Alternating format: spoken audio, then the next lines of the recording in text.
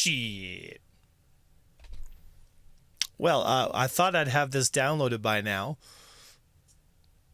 but we're not going to have that luxury today. We have to wait and load for the PTU. And I finally have ordered the 5090 because they canceled my order because I ordered on a VPN and I thought it was suspicious. So now I had to resubmit the order, which makes me sad because I bought that on Cyber Monday, so it was cheaper on Cyber Monday, and now I had to spend a couple extra $100 just because Amazon is being a bunch of goobers. So that was fun. Nothing like a little bit of incompetence to make it cost you a couple $100. You know, no problem. You know. So we're gonna try the PTU today. I just want to test it out, see what kind of changes are on it, and then probably go back to live. You know. But how's everyone doing this morning? You guys having a good Christmas? Having a good Christmas? I'm not gonna lie, man. We did 4 hours of AC last night, and we were on fire. Like, we were absolutely on fire. So they wouldn't give you the sales price. That's fucked up, right? Yeah, that's... good old mega corporations, right, guys? Said shocking. No one submitted a ticket. Where's the worst that can happen? A discount? I've already I have a ticket already in. I just don't want to wait for them to get back to me, so I just ordered a new one and said, hey, you know, it's fucked up, right? So Sig has no idea what a few. Well, why would you say that, Flood?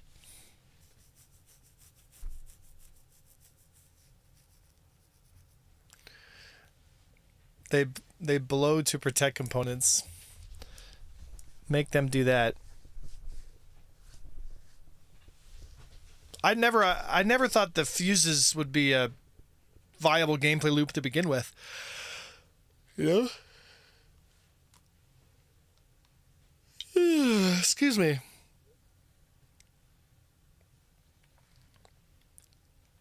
No, it's been ordered there, Dio. Regicide said, thanks for doing this combat instructional stream. So incredibly useful. Yeah, man. I mean, I'm a resource for you guys, right? So just ask questions and I will pull up all the graphics that you need. My intention is to teach. My intention has always been to teach. Hi, Sam. Hey, buddy. You coming to say hi? Hi. You're messing with the green screen, bud. Excuse me. Here we go.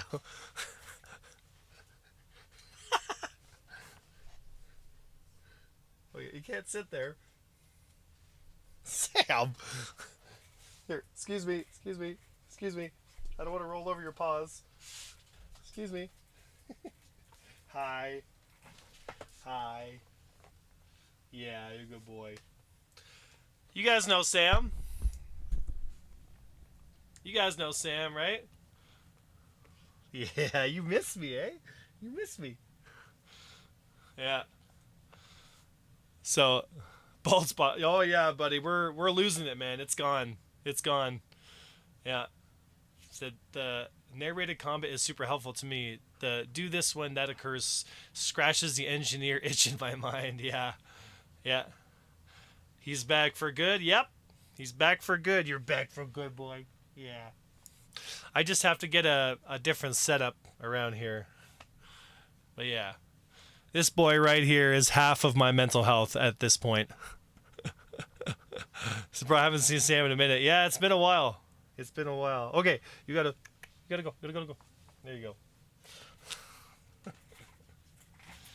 And you know what I don't do, guys? You know what I don't do to Sam? I don't treat my dog like shit and put a shock collar on him like a fucking asshole. That's what I don't do. Sam! You know. Here, excuse me. I gotta move the little stick here. There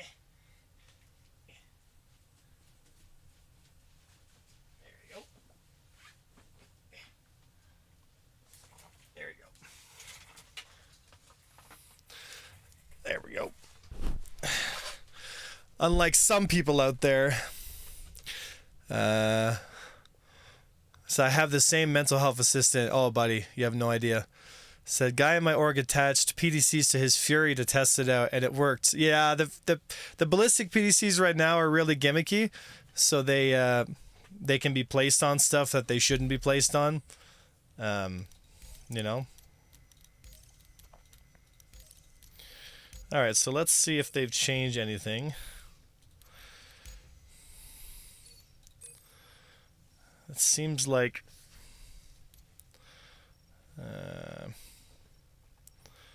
FR66s. There we go. JS300. All right. Stupid motherfucker.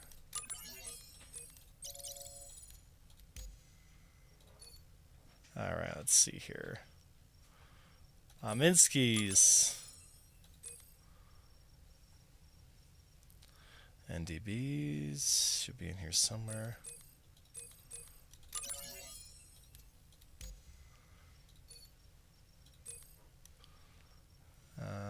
Oh. There we go. Omnis. I need to grab some Omnis.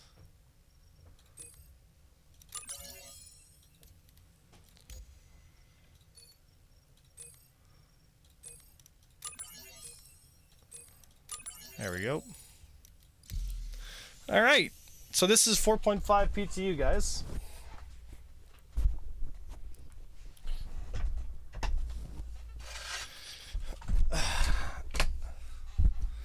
There we go.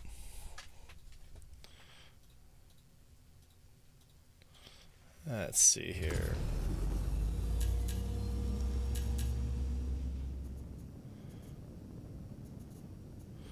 Oh, let's see if the cooler can handle this.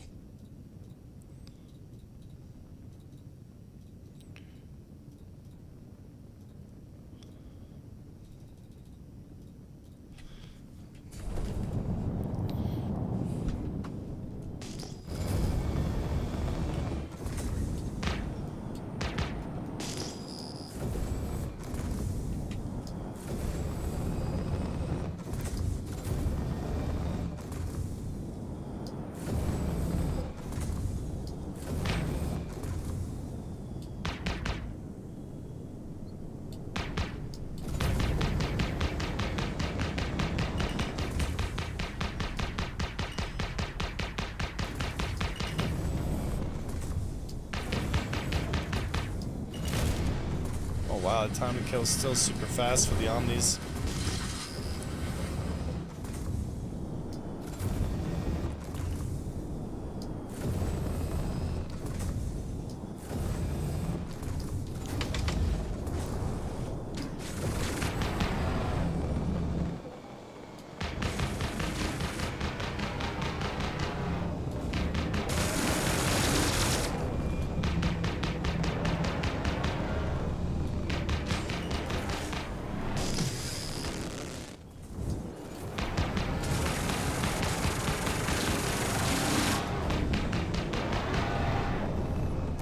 Time to kill is longer than I thought with the Omnis.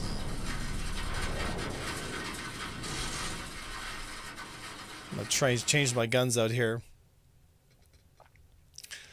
What's going on, Janny boy? Put the bulldogs back on. I just want to try something here.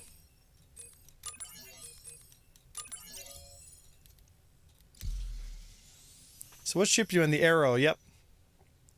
How you doing, pigs? How you doing, buddy? Said now the bug is still there. Loadout cautiously, gentlemen. Yeah, I heard they fixed the AC loadout bug. Yeah, I don't trust that loadout bug, so I just back in until it works.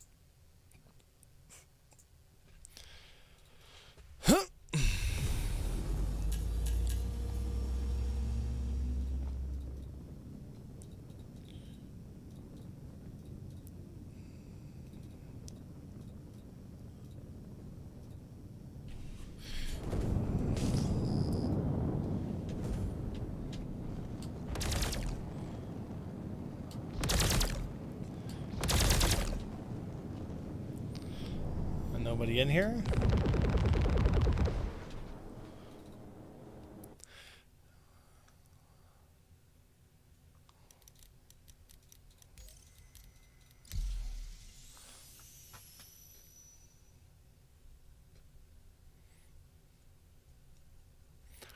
I've adopted 2 pitties in my life.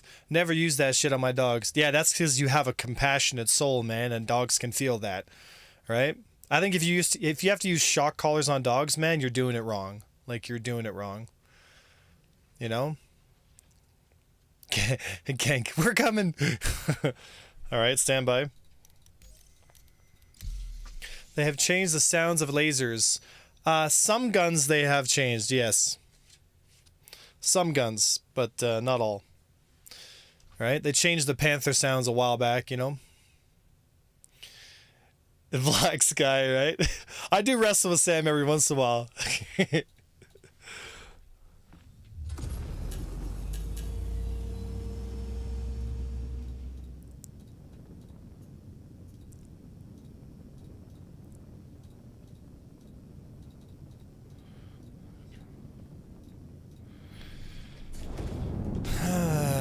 I see you set the Lego bricks by mouse. What you used to hit the hats on the joystick? It's just habit.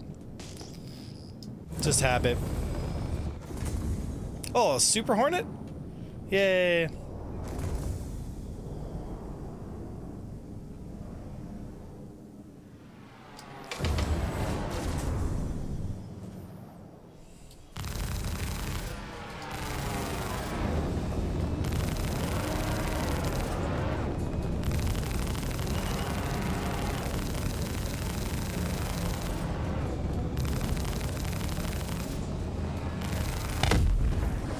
That time to kill feels pretty normal.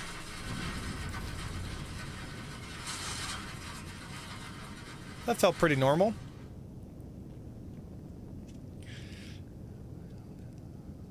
Dog trainer. If you use a shock collar, you need perfect timing. If you have perfect timing, you don't need a shock collar. Oh, brother, that is a great quote. That's so on the money, dude. I have no idea how to. That's like so on the money, man.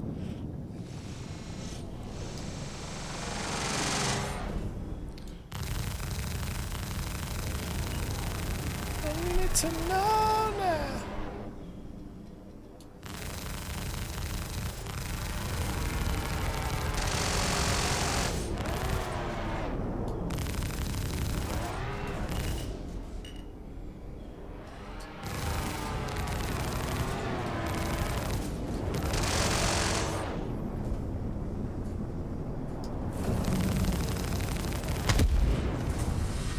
And you love me again.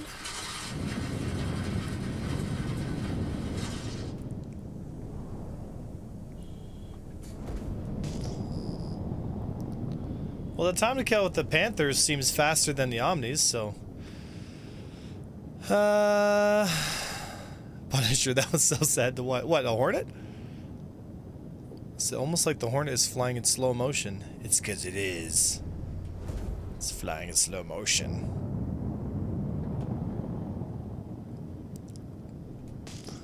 I wonder if he's got CF repeaters now.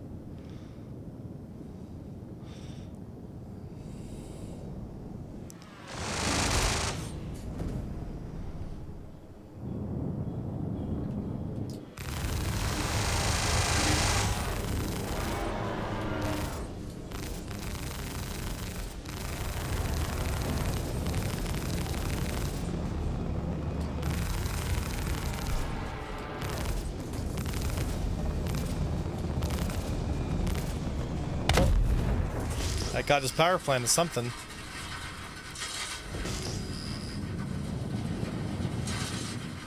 Is that a clipper?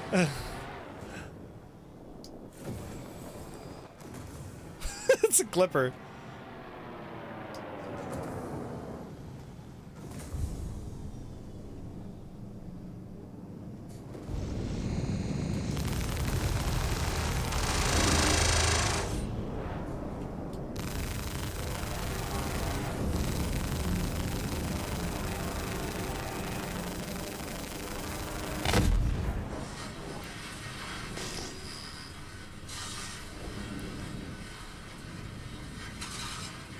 Cool apple pie.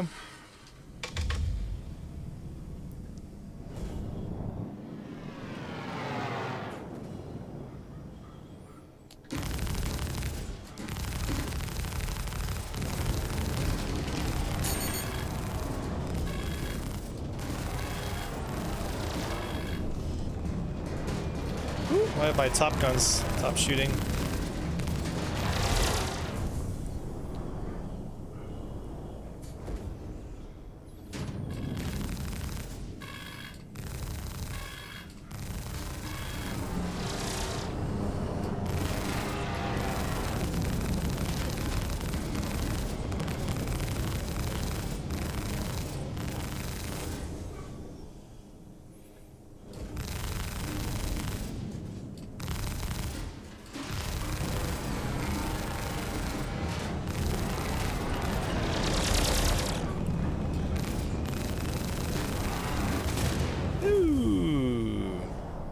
Closer than I would have liked, to be honest.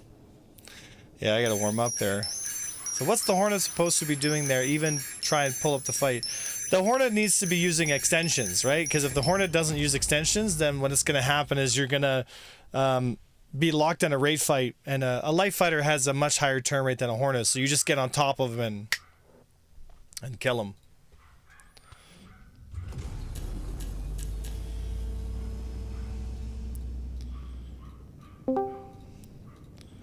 Good morning, sir. Morning. Oh man, I got 12 minutes of reps. 12 minutes. 12 minutes of death-defying reps. Oh, this Hornet's trying to engage.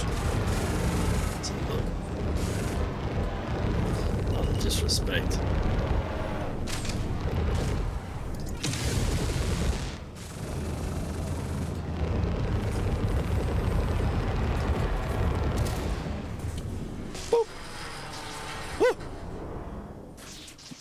Nice. 07 boys.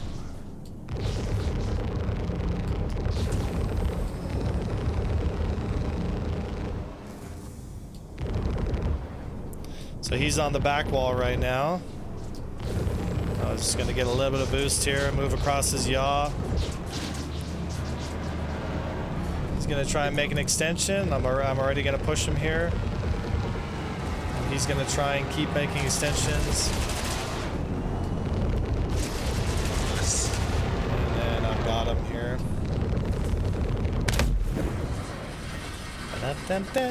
Slowly, just like pushed, like just slowly, like it's like jujitsu. You're just slowly working it in until like go to sleep, go to sleep. Sit down. Nice. Go to sleep, Hornet. Go to sleep. Dude, I think I think the friends list is bugged. It's PTU, right? Are you in PTU? Yep. Ah, fuck. Get the shit updated. No, that's alright. So look at this shit. Okay.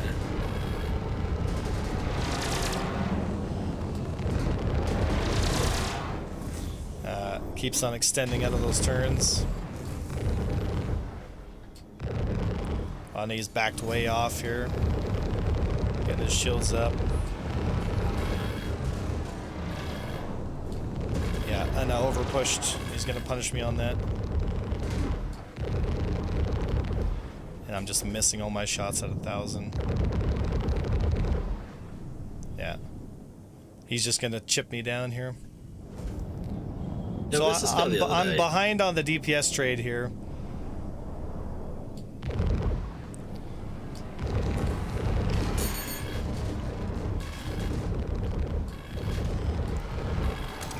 I just side strafes the fuck out of me. So they can chaff and burn away. I gotta that pissed me off. That dogfight pissed me off. I don't really like those kinds of dogfights. Too much mid-range travel shitting.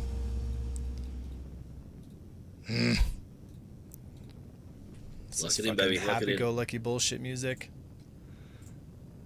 Give me some Star Wars battle music. It's just a lot of mid-range side strafe. Like, I got punished because I kept closing distance. Where is he?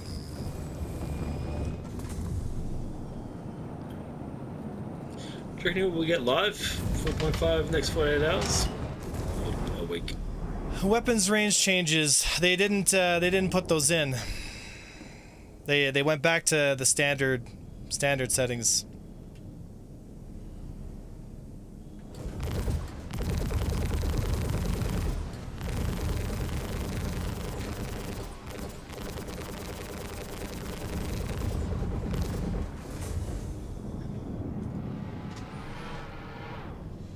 I think the bro lost his radar or something. Oh, so why is the green screen? Oh, for fuck's sake.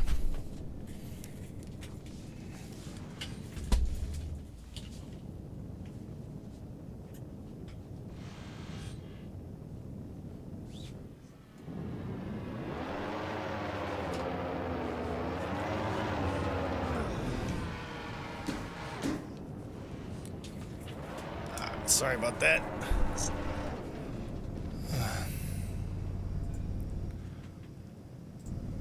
Sorry about that, guys. I have to change the lighting on things, and it's still all fucked up. I like it. Reminds me of a 90s music video. I like it. There we go. That's... Alright, where is everybody?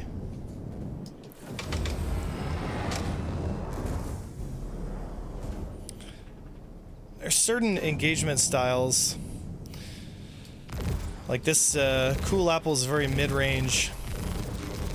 And I'm I like closing, like he's like just... He's nitpicking at 900 meters, like he's not closing distance.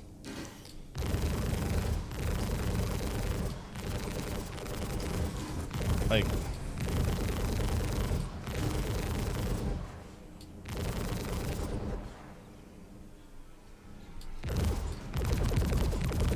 I hate these kinds of fights, dude. It's like, it's very hard for me to close distance.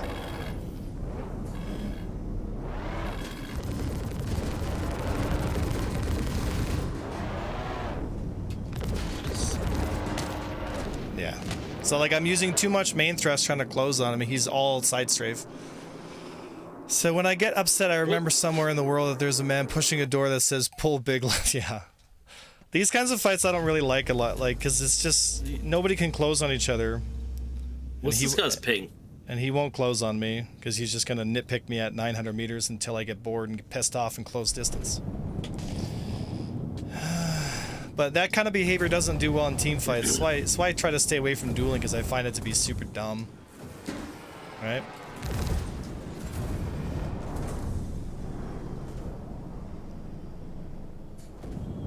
Let's see here.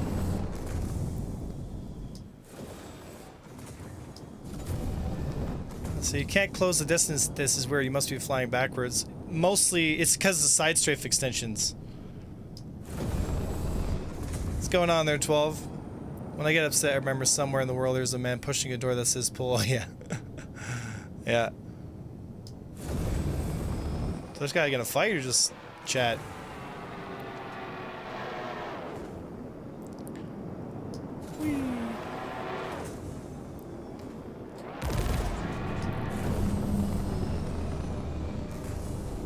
Really gonna back strafe the fuck out of me for 2 fights in a row and then not fight? Cool, buddy. Awesome. GG's. Fucking these fucking guys, dude. Ah, these guys piss me off. That's why I stopped dueling, boys. It's just a bunch of fucking horse shit half the time. Some shit.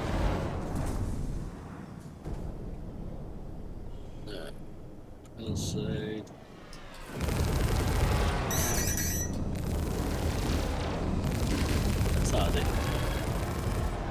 Yeah, see, I overpushed again.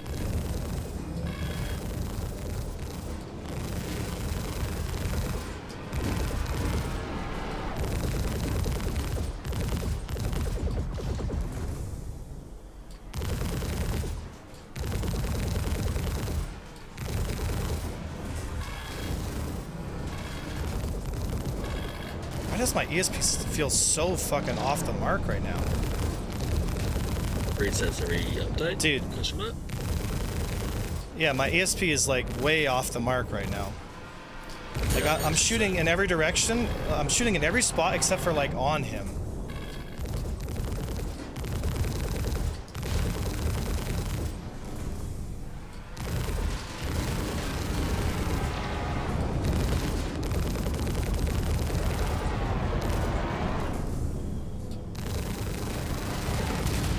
Yeah, my ESP is fucked right now.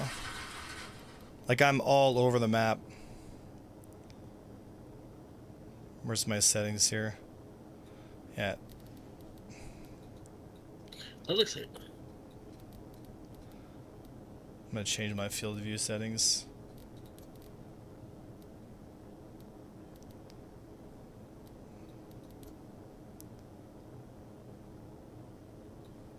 Graphics. Where is it here?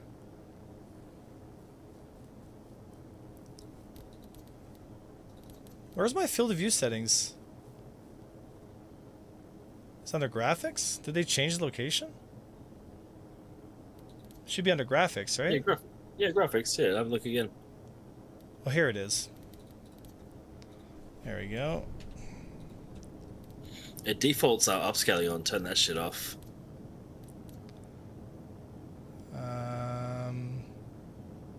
Man's got a 5090. Don't need that shit. There we go. Yeah, it's weird. Like, I'll get on to... Dude, what the fuck are these pings? Okay. Am I on a US server or European? US, man, it's the pings. It's the pings. It's delay, hit reg on higher pings, it feels like.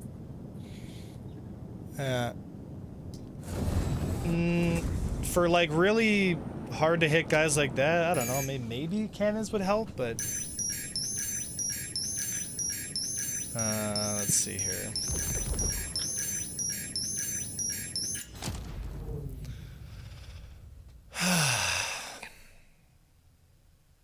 So I'm new to the fighters duels because I play more FPS, but at least I don't run from the fight. Time to get out of here. All right.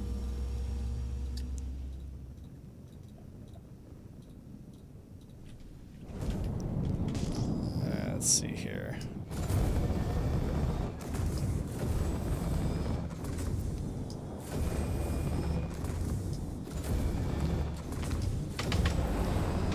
It's like a John Grimm 2.0 situation we got going on here.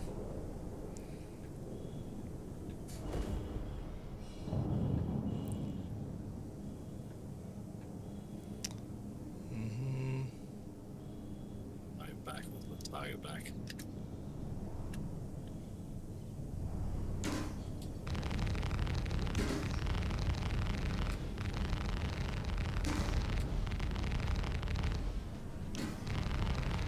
Smoke with the smoke. Missile like me.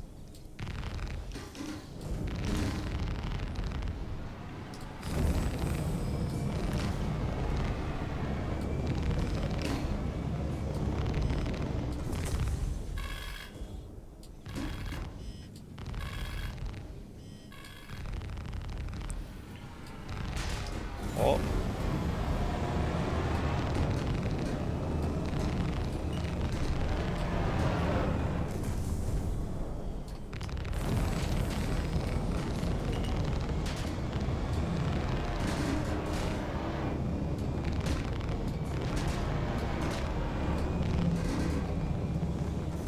Dude, these fights suck, man.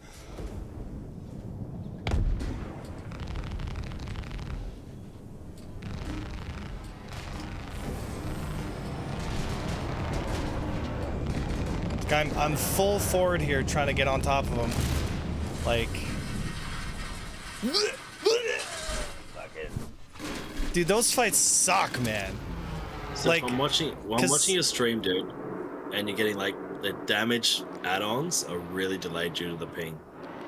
I don't care about that. Like, it's just, I don't like those kinds of fights. Like, I don't find that to be enjoyable, and I don't find that kind of style to be effective in team fights.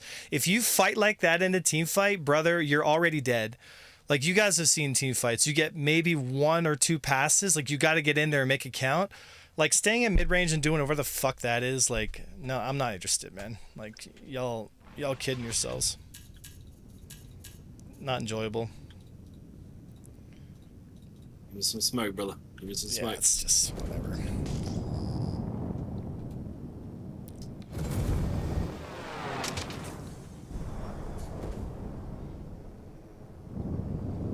Yeah, shut on out. Lock in.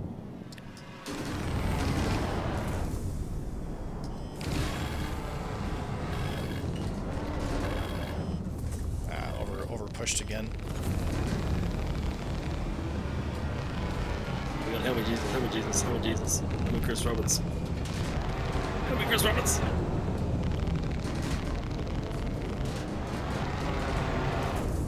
That was an over push on your side. Yeah. You gotta be careful. Yeah, you're pushing way too much, making like very long. Like you just gotta push a little more carefully here. Yeah. What?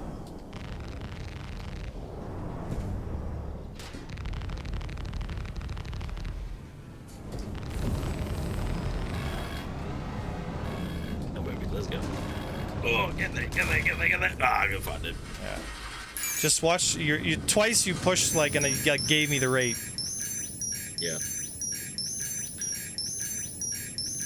Yeah.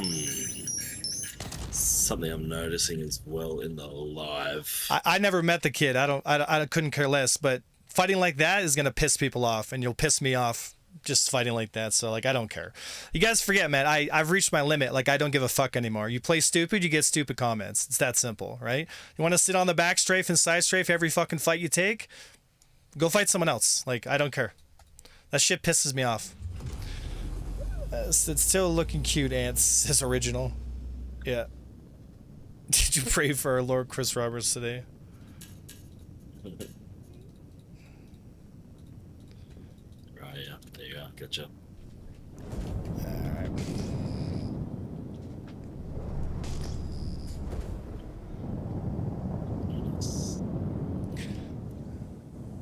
It's crashed. No, not today. It's Cabulon again wants to fight me. Easy.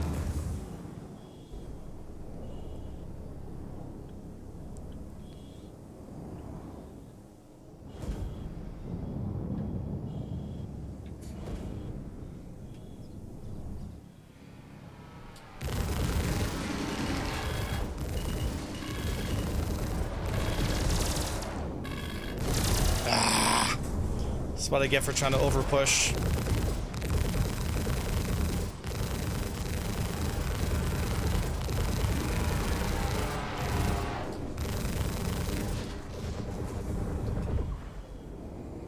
Yeah, I overpushed twice and got lit up both times. He who pushes first dies. Yeah. He just side strays out of my shot. Yeah, he'll get me here. He's above me on the DPS race now. So it's not even about like pushing, it's just punishing the guy that like I pushed twice and like almost lost the fight because of it. So now you come to me. You come to me.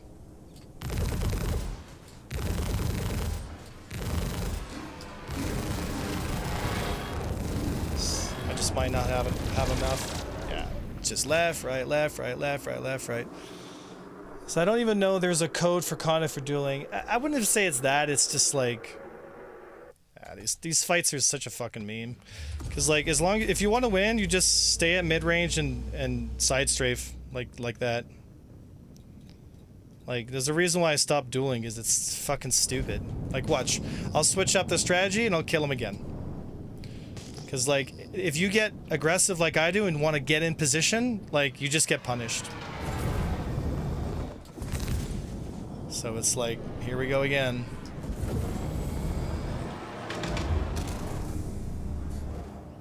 You never killed.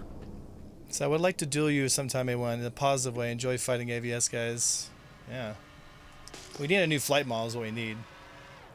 I'm not fucking fighting cool.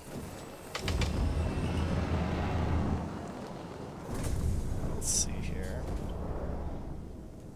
Who's this here? Oh, it's Cabalon here. Let me fight Cabalon. Look at him, baby. Look at him. Alright. You can push me, Cabalon. I pushed you, gave you the fight. Now you can push me. Oh, I'm getting fucking angry DMs from people.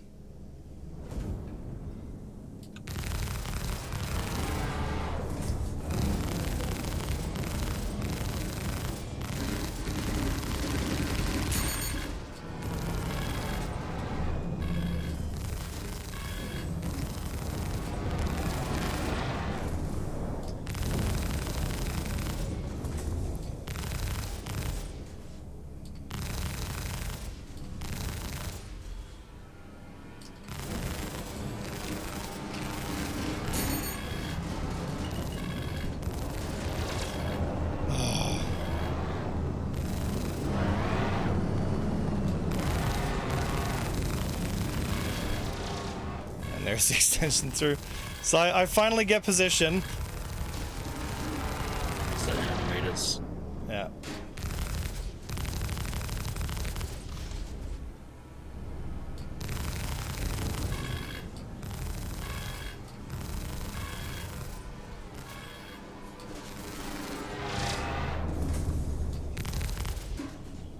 Yeah.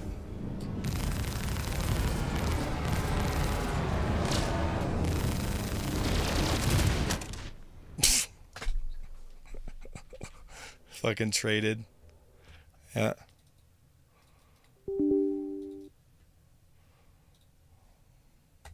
And somehow that crashes me to desktop.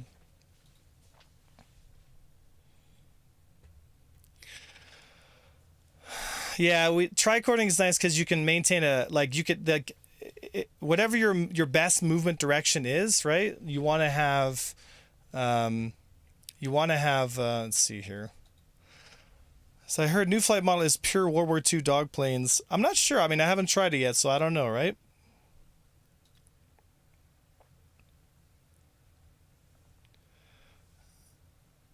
I've heard new flight. Yeah, talked about that. All right. Man, I don't like the way the Panthers play though. Let's back out.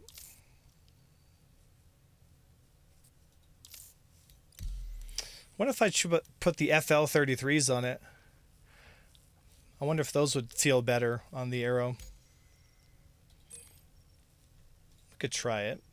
I could set a second arrow up and put FR-66s, JS-300s, and a vapor block.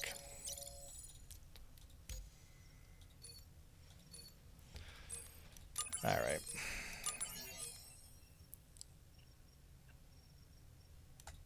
I need to look at these new stat changes on components. This patch, I've not yet. I gotta rent some FL-33s. So they kept the penetration stats for the FLs. Is that correct? As far as I understand, they kept the pen stats for the weapons, but they changed the velocity changes back to, like, they reverted them, right?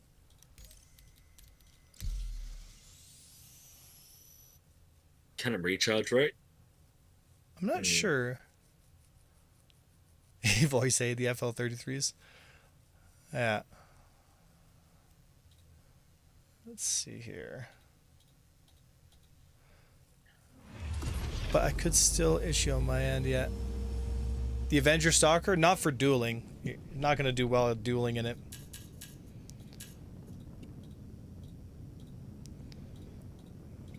Let's see here.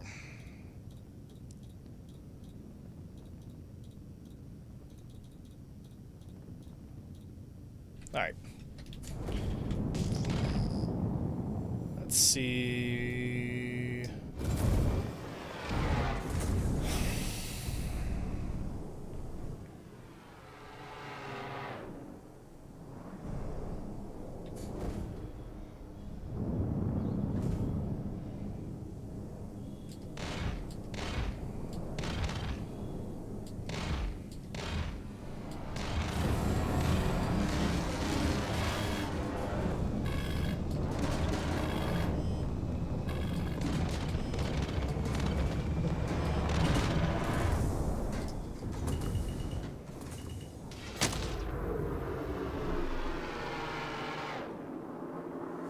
Okay, that's a station. One thing about it is the lower weapon range is like 1k, yeah.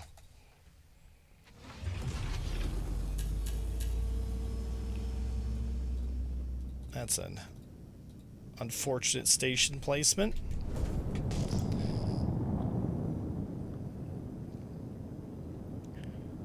Yeah, fighters would feel a lot better if they just stayed at 1 kilometer, right?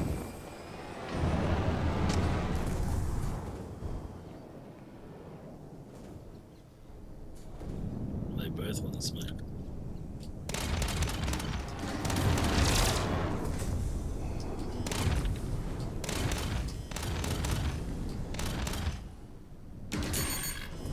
What is that noise? What is that noise?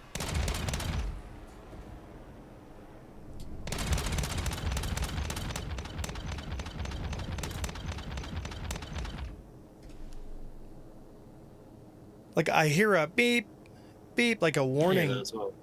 Did you hear that too? Yeah, I know where it's coming Okay. from. Okay, cause then it can't be me then, because if it was me, I thought it was like my computer like doing like a overheat warning or something. I was like, what the fuck? Yeah, it went away. Okay, it's in my ship. I thought that was like my computer, bro. Like I thought it was like a BIOS warning. Like I was hearing it. I was like, it sounds like a BIOS warning. Yeah, I know. Fuck, Jesus.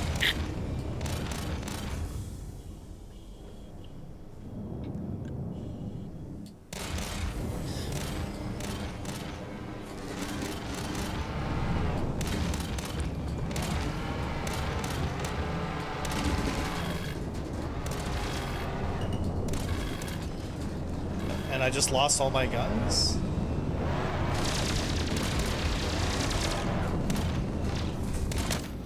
Dude, the FLs don't stand a chance. Like they're out of ammo immediately and they never recharge. Like, like, and I hit them a bunch of times, but it just, yeah, like the FLs suck. And I think there's some netcode issues as well at the moment. I don't know what it is. Yeah, those guns are useless. Wow, they're like really bad, really bad. Okay, so NDBs might be still a viable loadout. I call that bar, run it back. Let's go, baby. Alright, let's see here.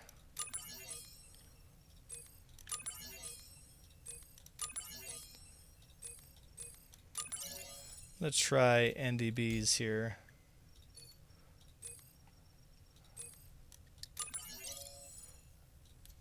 Alright. Let's try NDBs. Did they nerf the NDBs? It's not that I'm aware of. Unless they did. There it is.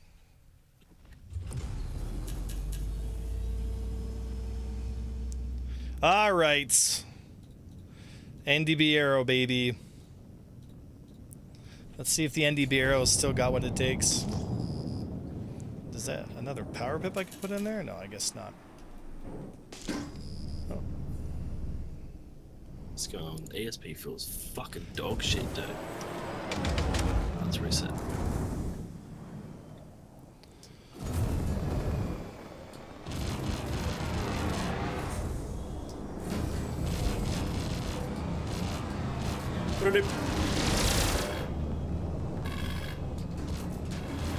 I don't even know what that noise is. Is that low? Is that a heat warning? Yeah, maybe. Oh my god, pick a fucking direction, man. Like, he's got me here. I can't hit him for NDBs for shit, dude. Yeah, it's fucking pointless. So I appreciate that you test stuff constantly. I tend to stick with something until someone beats me with a different weapon. Yeah, like NDBs are not the answer. They don't have the velocity, right? It all comes down to velocity. So you need a like you just get shit on by things that have higher velocity, right? So yeah, so it's back to the same shit. It's the same arrow with the same loadout. like it's all the same shit. Like it's the same shit. Yeah.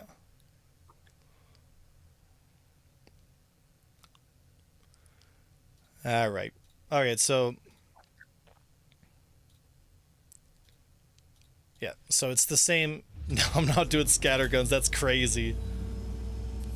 That's crazy. Just cut it 1K. All right. There we go. Try to reinvent the wheel? Question mark. Yeah, I know. Eh? Yeah. You know.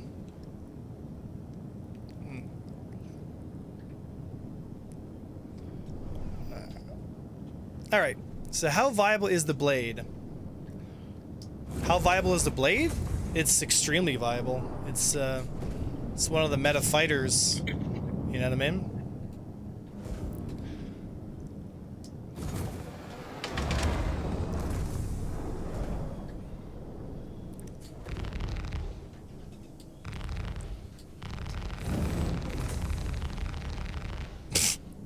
Didn't hit a single friggin' shot.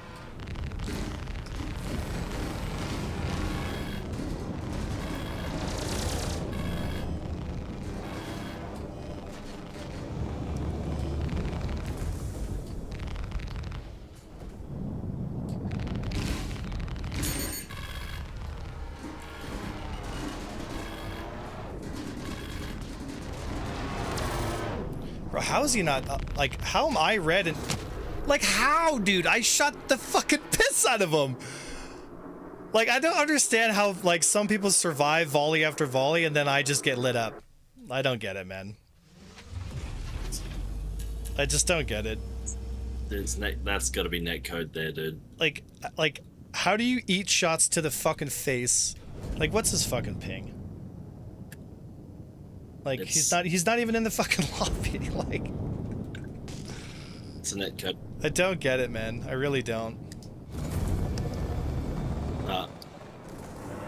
Yeah. I barely hit him at all. Man, shut the fuck up. Like, are you even paying attention? Dude, I shot the piss out of him. It doesn't take a lot of shots to kill an arrow.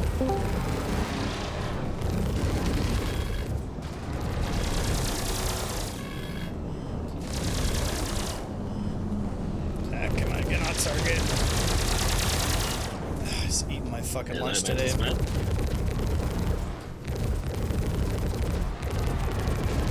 It is literally 8 a ping for straight up. He's got me here. He had 2 really good strings, and I got nothing on him here.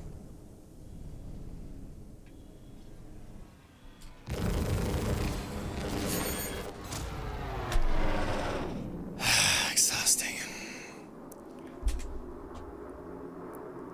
Alright, Brandon. Go sit in the corner for a bit, bud. Fucking gaslighters today, man. Can't stand them.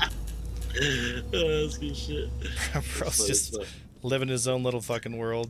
Frustrating. Oh, turned off here. Very advanced strategy. Get you. Yeah.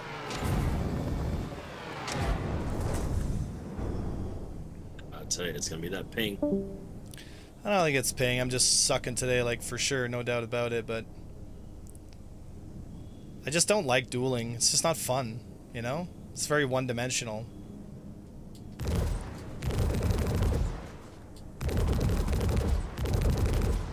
Oh, that's the station, bud.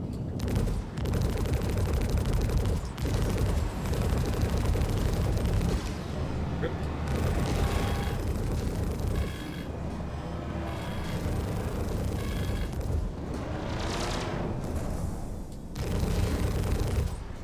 Damage, mag dumped. 42. It's like such long-range fights.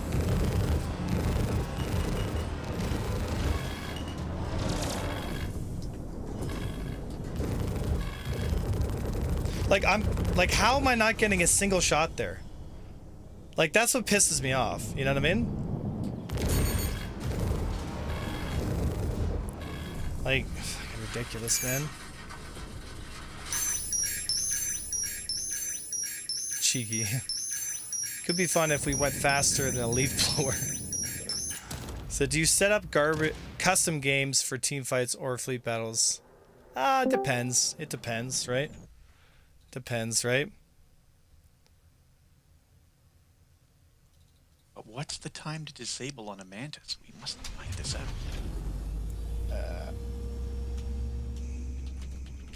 Oops, I was trying to phone.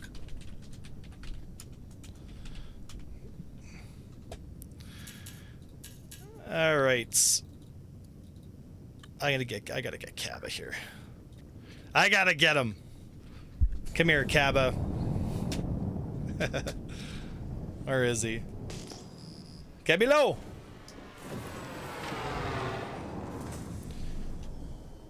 Let's start 1 sec here.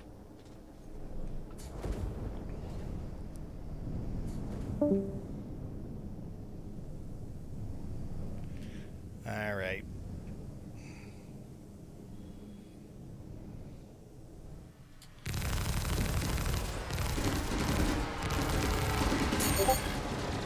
Oh my god, dude. Does he ever miss?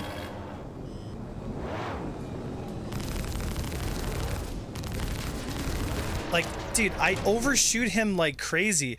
I'll like get on him and he'll go like 1, 2, 3 directions before my nose even can track the first direction. Like, what the fuck, man? Like, I don't understand how they feel so hard to like move. Like, their movement is so much faster than mine, and I don't understand what they're doing that I'm not doing. Do you know what I mean? Since 4.0, I felt like lag clip has gotten worse. Well, it's definitely not gotten easier, I'll tell you that. Right?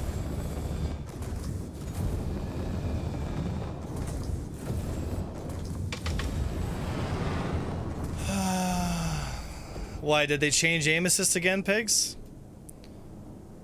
Like, yeah, I could go lead pip here, but... You know what? I'm gonna get him the...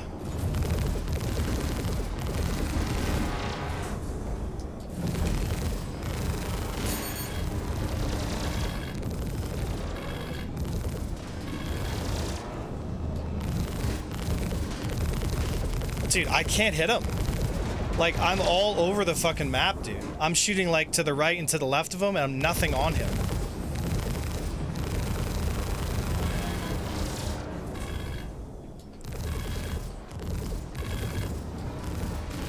Like, look at all my shots. Like, they're going friggin' everywhere except for on the target. And this, too, here, look. Like, my ESP feels totally fucked right now. Those are anti-ESP. Like, yeah. Like, I'll be on him, but like nothing will register on him, and I'll shoot right at him. Magnetism of the ESP or some shit. No, like I don't know. Like, I can feel myself missing, but the problem is, like, when I play on the live servers, the precision on my nose is there. Like, I don't know why it feels like I feel my nose is way different on this build. Like, it feels different.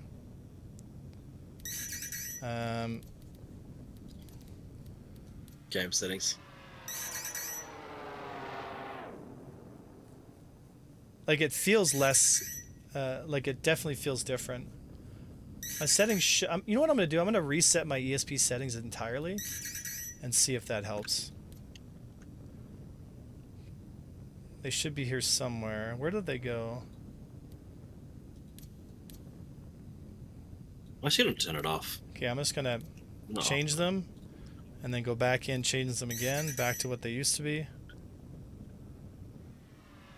Because all my muscle memory is totally fucked. Yeah, like, look at this.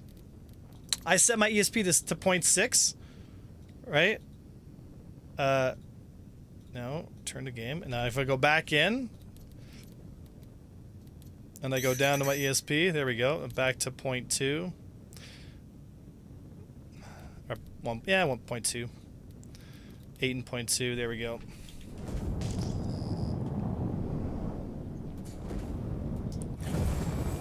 I'll do lead pips here. Did I not change the turret? Hold on, one sec. Did I do pilot? Pilot ESP strength. Oh, you're right. There we go. Sorry. Thank you.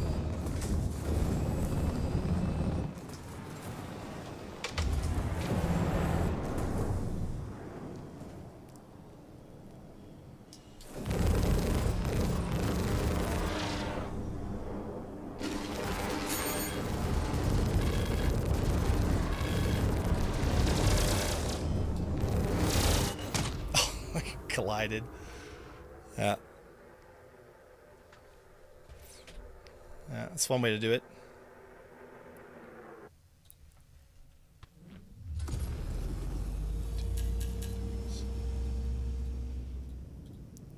All right.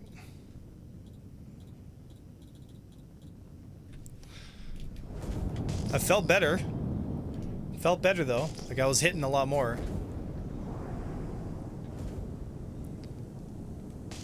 I could feel myself hitting more.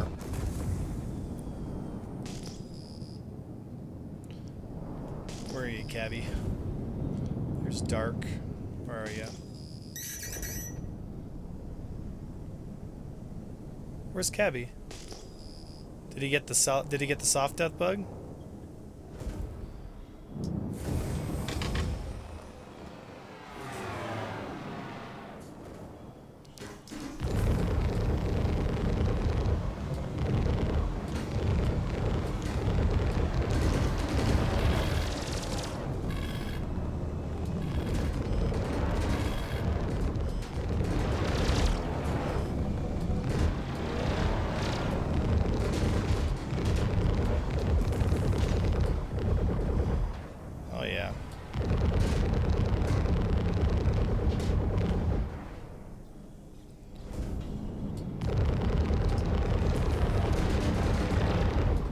What a difference, holy shit.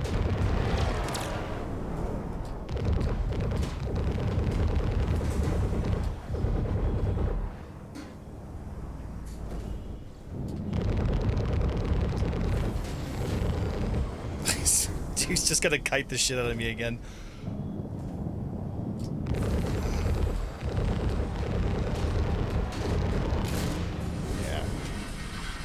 No offense, cool, but that's the last fight I'm gonna have with you today, because it's not fun fighting you. Yeah. Said, hi, Keg. Nice to meet you. Who are you again? Yeah. Give me one, motherfucker. I'm gonna go pass out. I don't know about you guys, but that's like I was hitting a lot more than the last fight. Like, so I don't know what. You know, I bet you any money it's like the field of view thing. Remember, where like. Oh, yeah. It's like you have to like refresh the settings because I put my user folder into the PTU, and then when I like, so it's something gets lost in translation because I could feel it hitting more. Like I was much more on target. Do you know what I mean? Yeah, like the ESP bug shit. Yeah, like. Yeah, 100%, dude.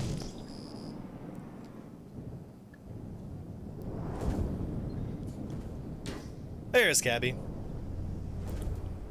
Oh, once I'm gonna set my...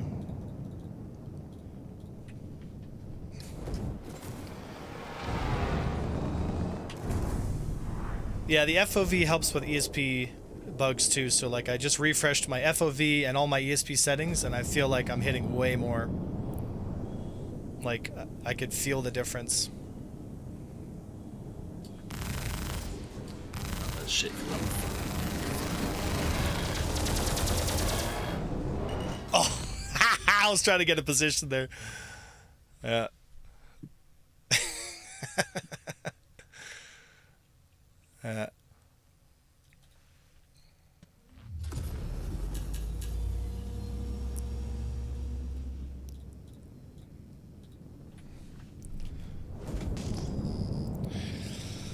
Maybe if CIG didn't make us fight inside a phone booth, we'd actually have a little space to move around each other. You know?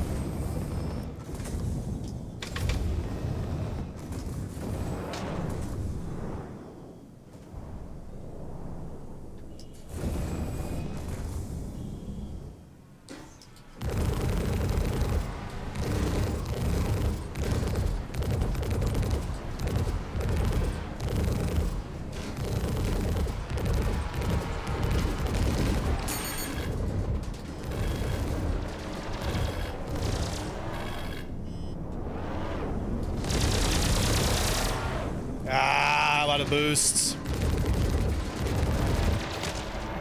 Fucking out of boost, man. As soon as I ran out of boost, it's like, oh, that's the fight, you know what I mean? So I didn't use enough side strafe, I pushed too hard, and I dumped my boost. 3 mistakes to get an easy win.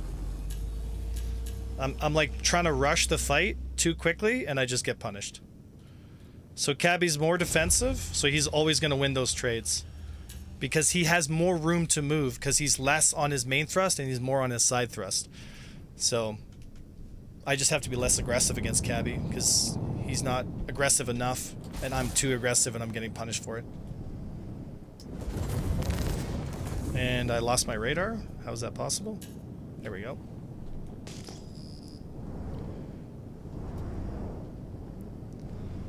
There we go. So I just have to be less aggressive and I'll get him. Oh, Iron Run. When you're in a glad deal, I thought you were still in the man. Let's go, baby.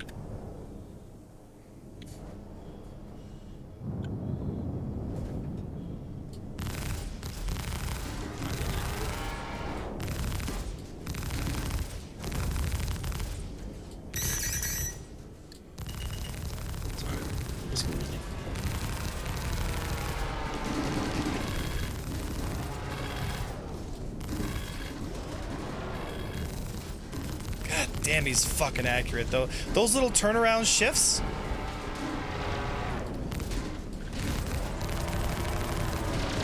Dude, he just shakes it right off, man. Dude, what does Cabby play with? Because his movements are friggin' instant, man. Oh my god. Dude, he just walks right around my nose, man. I can't track him.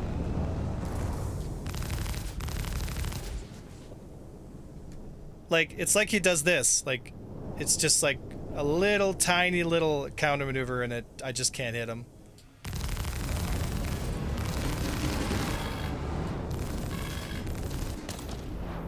Not a fucking chance, dude. Yeah. Is he on sticks or is he on mouse and keyboard? Because he's got mouse aim for sure.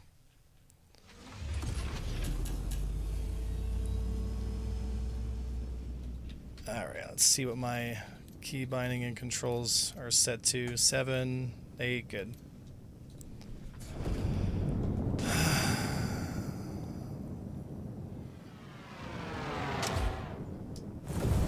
Actually there, Rise?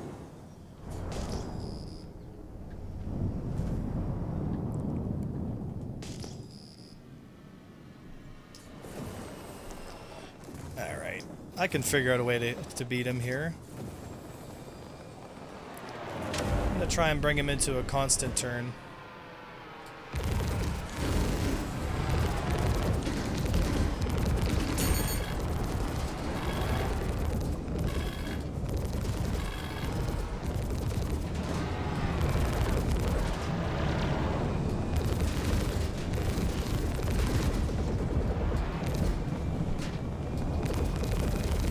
Run me out of boost.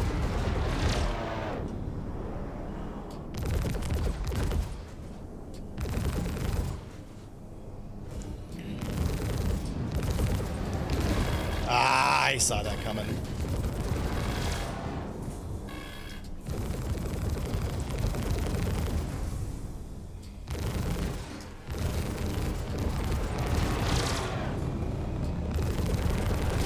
There it is. So he's weak to that style. Yeah, I think I know how to beat him now.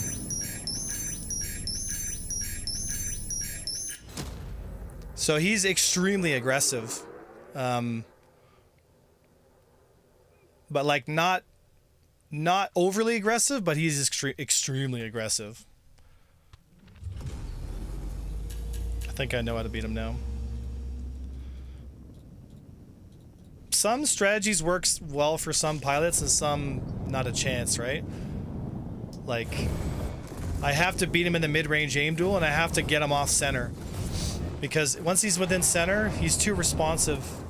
He's just gonna shake me off the target angle.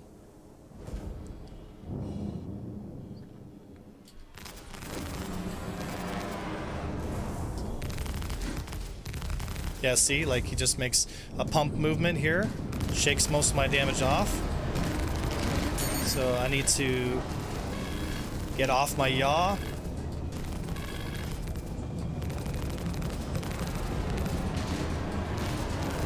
Yeah, does another pump. Yeah.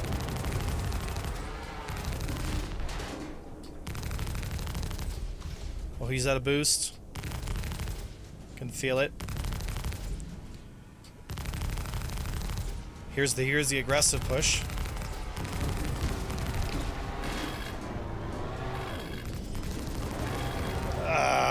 There's the aggressive push, and I can't win the trade because I didn't win the mid-range. Almost had him though. He's within a few shots. I think CIG will fix the flight model by making any ship to... Yeah, at least I'm hitting the target now. Like, I definitely feel like the ESP settings were fucking super janked and borked. At least I'm hitting now.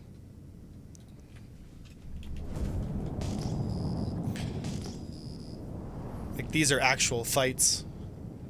Not me fumbling around with settings because I'm like, what the fuck? Yeah, he's red nose. He's almost dead. He's not missing many shots. No, and most of the top level guys won't miss very many shots. I'm not missing a lot of shots either, right? Like, it comes down to like a very few, usually down to the last 10 to 15%, right? And sometimes it depends on the day too. Like sometimes guys are just dialed in that day and they're not missing, and some days like you're fucking missing 15% of your shots, and that's enough. Because in this flight model, like 99% of the fight is just who's got better aim in the movement. Okay, I'm not gonna play with you dudes, so stop shooting at me.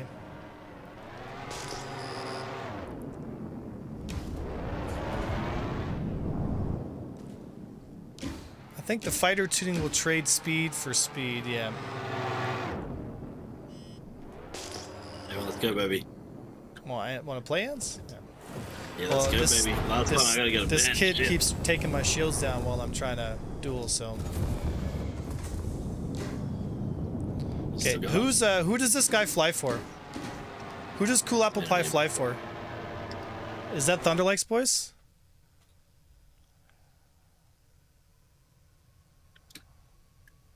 Okay, I'm gonna text him right now.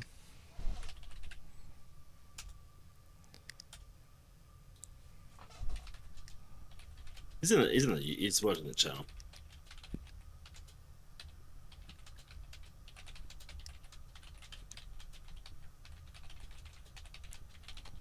Okay, I'm bringing it up to their chain of command. All right, where are you, Ants? Brother. Yeah.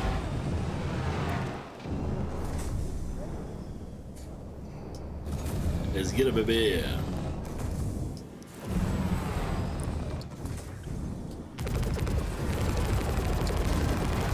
Jesus.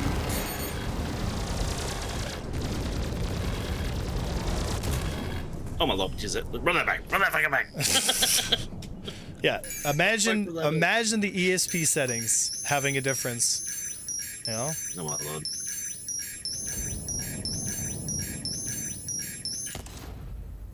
One more, I promise, then I'll sleep.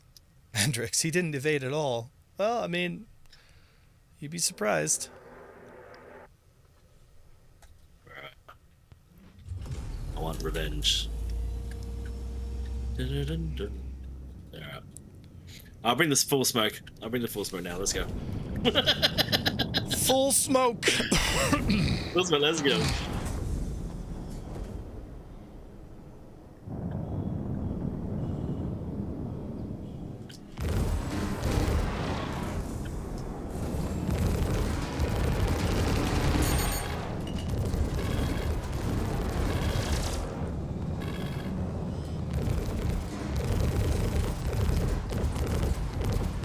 Why did I aim over the top?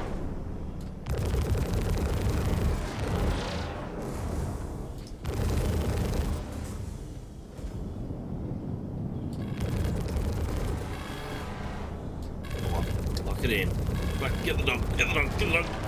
Found it. Come on. This is not good. Dude, I hate target pop. It's such a bad feeling. Ah, good find it. You almost had it. So it's a lot harder to avoid fire at close range. What A1's G's to see him counter.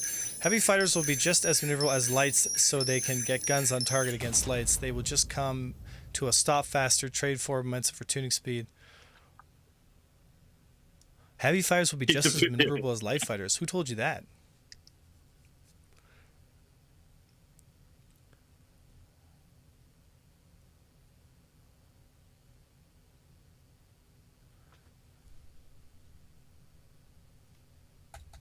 Wow.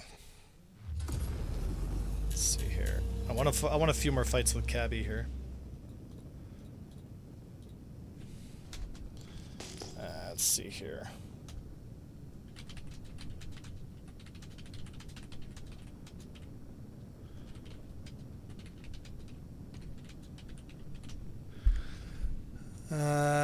It's a lot harder to avoid fire at close range. Yes and no, right? So good to see there's still people willing to push and find openings for position/turn rate. I vastly prefer like positional fighting, but Master Modes basically denies 99% of positional fighters, right? Unless it's a disparity in ship tuning. So for example, like you can get a position on a Hornet, but like 2 arrows, there's gonna be no positional fighting going on there, right?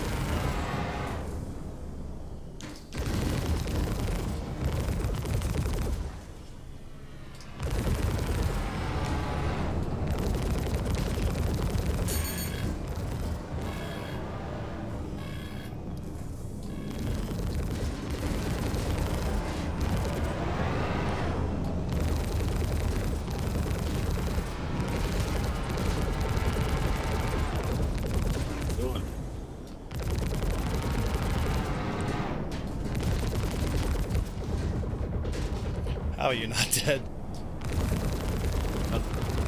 Help me, Jesus. Instruments.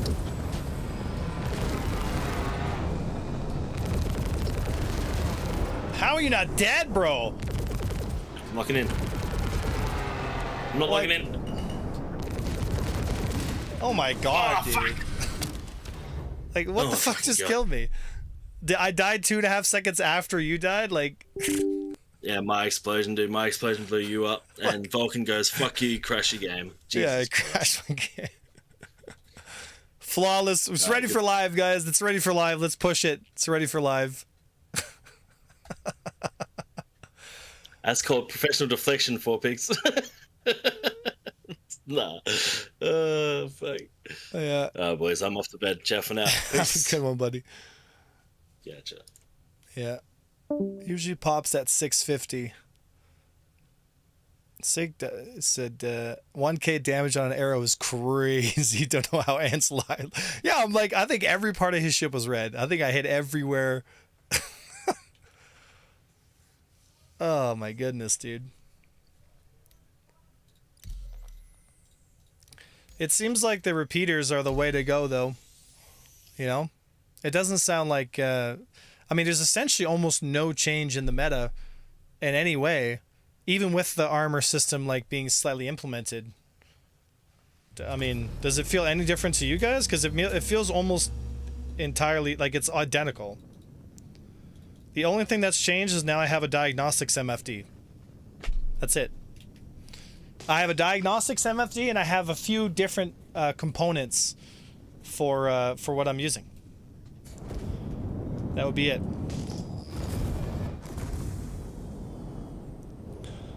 Oh, folly, dude. Because of different pen values, yeah. So he's on that guy then.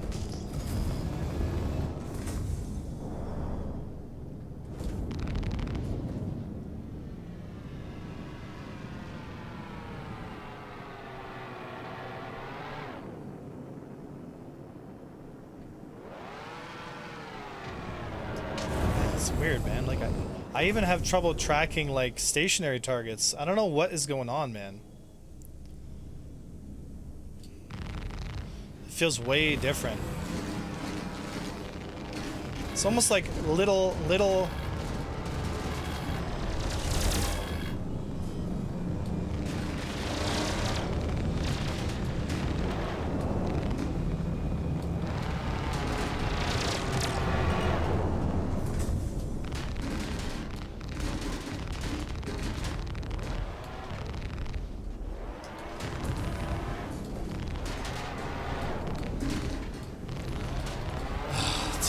so much shaking, man. Like, these dogfights feel so atismo. Like, I'm on and then I'm off. I'm on and then I'm off. Like, it's never... It's almost like there's a center spot where, like, as I pass over the target, it like speeds through the target. Like, it should be the inverse. Where, like, it slows down as it gets to the target, but instead it's like it's inverted. You know what I mean? It's like it throws me off the target instead of like pulling it on. Like, that's what it feels like. Like, I don't understand how that's possible. Like, how massive of a shift in ESP it feels from live to this. Do you know what I'm saying, Pigs? Like, I get on target, and then usually it slows down as I get onto the target, but instead I get on and it just snaps over the top. I'm like, oh, okay. Like, and I don't understand how can you fuck with the ESP that hard? Like, I'm gonna drop the ESP strength more. I'm gonna drop the zone to 1.0.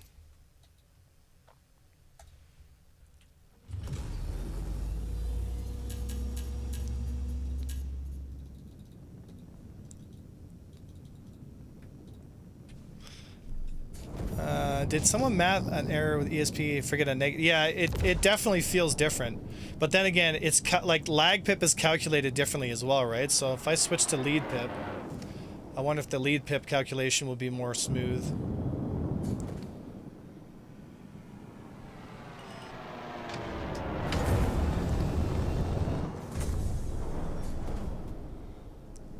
I'll stay on lag here.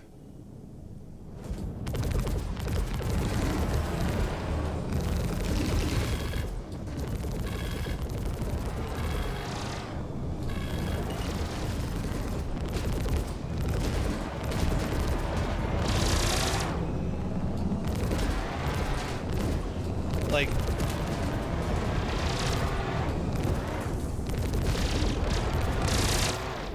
yeah, DSP is so fucked, man. It's so fucked. Like, it's so fucked, man. Like, it's like, okay, let's try this again.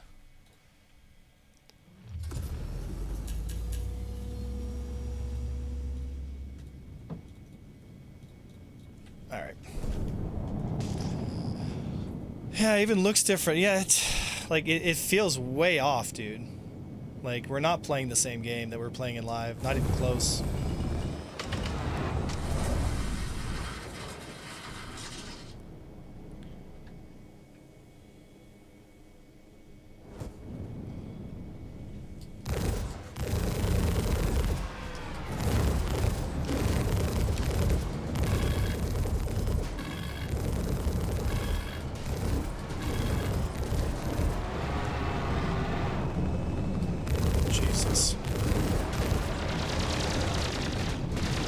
Okay. Like, I can't even get on the target. Like, it's just like like all the way up. Like, it's just terrible, man. I can't even get close to the target. Like, it just feels terrible. Yeah, it just feels terrible. Yeah, it like pushes me off the solution, not on it. Like, it doesn't gravitate towards it. It like, I have to like fight to try and get it on. Like, it's just too much.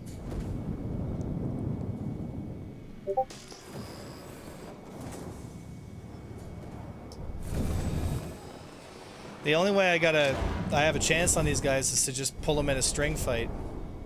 It's the only way to do it.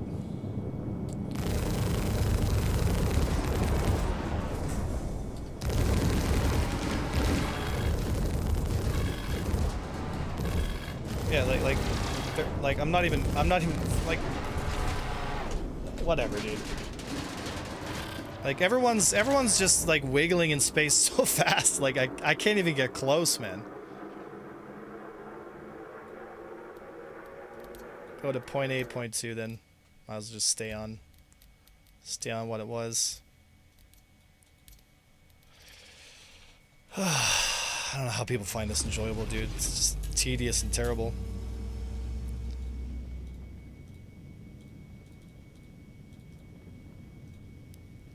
There we go. Try zero dampening. Check your DMs. Yogi was speaking on this earlier. Speaking on what? What did Yogi say? He said, in general, the approach changed from having a fixed amount of assists with a circle to reduce the amount when you're on target, so you have a bit of control where the shots land. Not sure if we kept it, but we're trying out this build. Oh, so they did change fucking aim assist. So that's why everything feels totally fucked for me. Now I'm not surprised. Yeah, it feels terrible.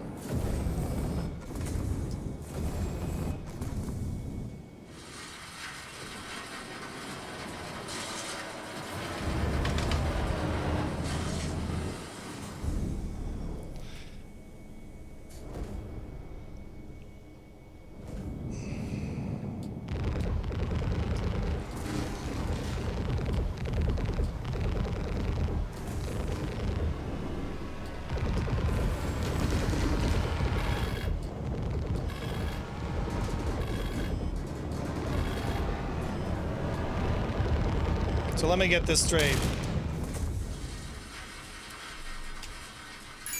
I don't know about you guys, but that seemed super laggy. That was some shit. I don't know what the fuck that was. That seemed a little laggy.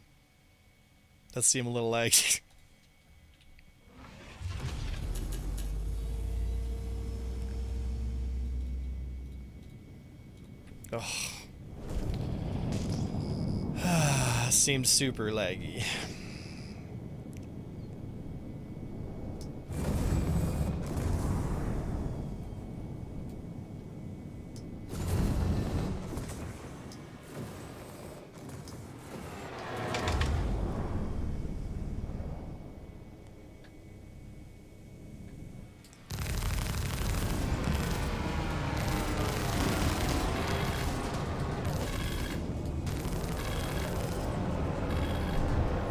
What the hell?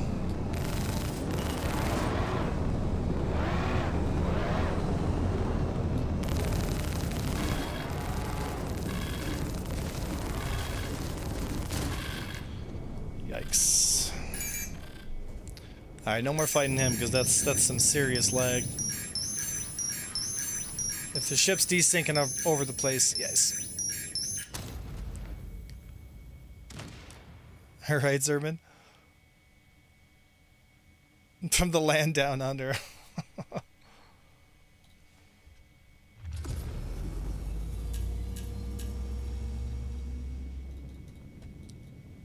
All right.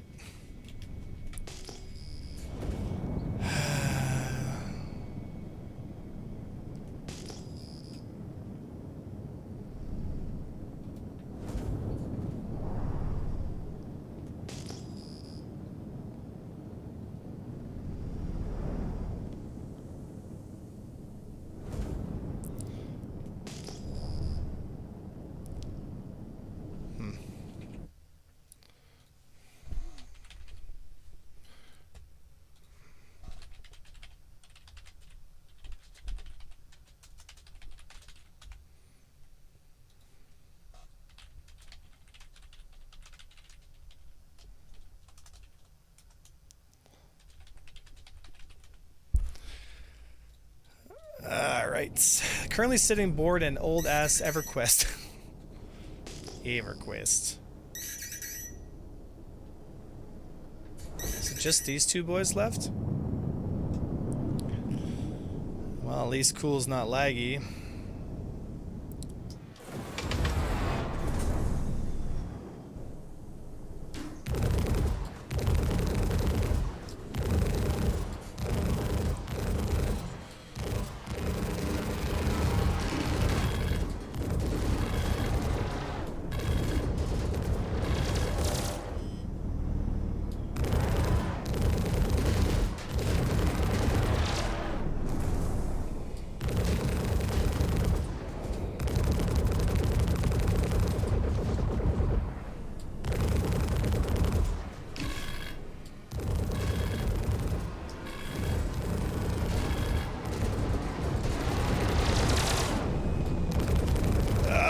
Come on. There it is. So when you said so long ago that you would be seeing more quote-unquote ace pots and master pots, did you ever think it would be this wiggly aim trading nose bullshit? I mean, you're gonna get no argument from me, man. I don't respect master modes. I think it's not a pilots type experience. It's an aimer first person shooter kind of game, right?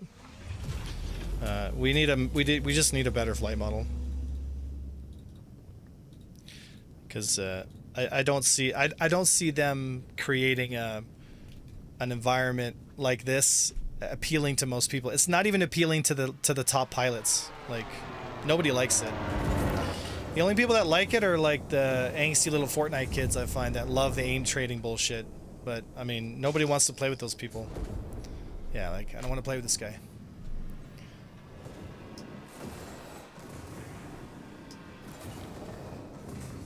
That's why I like interceptors.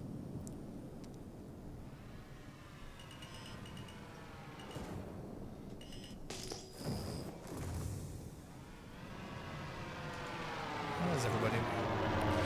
Engineering is a fail? Zermus says, I hate aim games. Every game that is about aiming first I never liked. I want some strategic planning ahead stuff. Yeah. Your fights are elegant to watch. I still have a lot of things to learn. I am not flying elegant today, man. It's like I'm relearning how to aim, because like everything in the PTU feels totally fucked. Strategery. Yeah. Well, it looks like everybody's gone, and it's just these folks left, so got better shit to do. Yeah. Ugh. I'll be honest, guys, I did not enjoy that. It's not fun to me, like the just getting in someone's face and like alternating left and right. It just doesn't feel like the kind of game I want to play. If you weren't dueling in the Arrow, Gladius, or Wolf, what ship would you pick? If you weren't dueling in the Arrow, Gladius, or Wolf, what ship would you pick? Buccaneer. Like, are you asking as a dueling ship? Compelling gameplay, right, Wortho? Yeah, man. I mean, how do you like the flight model, dude? For dueling? Oh, Fury. Fury's insanely overpowered. Fury is wild, you know?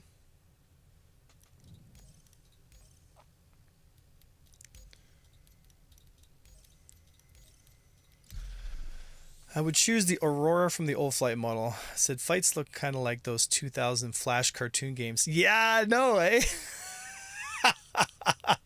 Right, Waffle?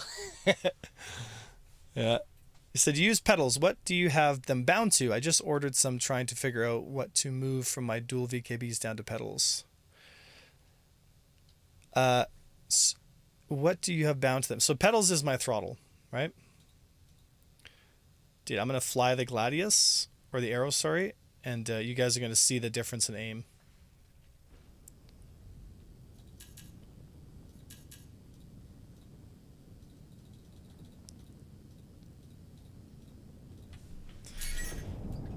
Alright.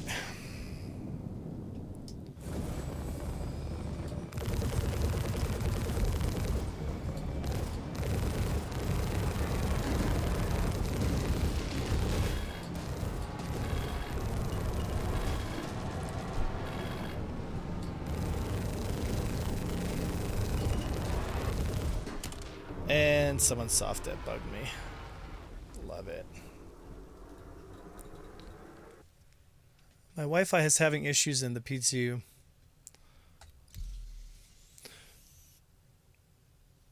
You had to run a cable up there? Well, whatever you're running, it's got some huge packet loss.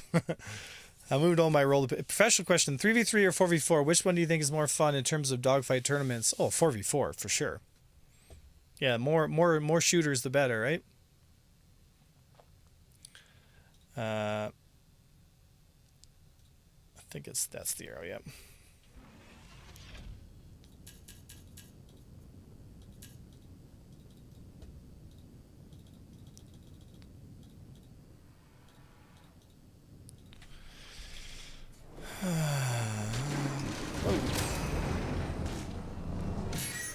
What is on me? XP.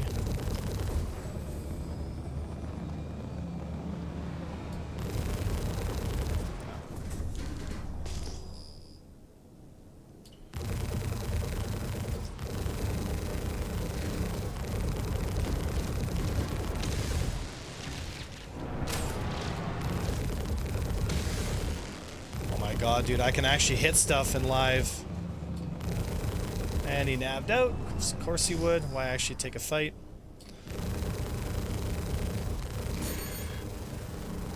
Am I 3v1 here? Bruh.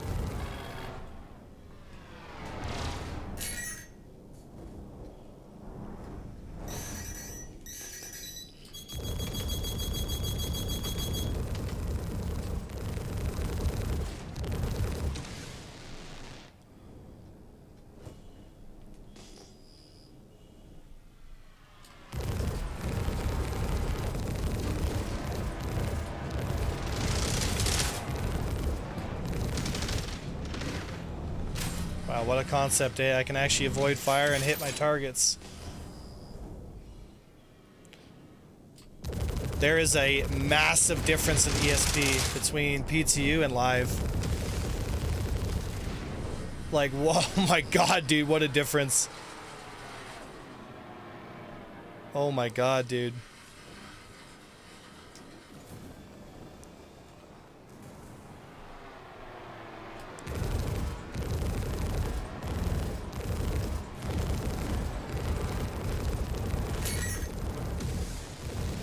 Ah.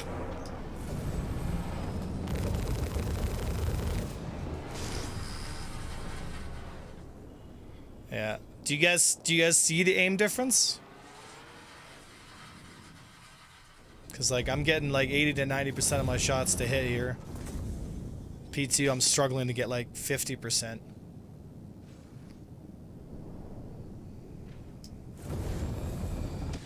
What a difference, dude. Like it like sticks onto the target, man. Like, dude. Oh my god, dude.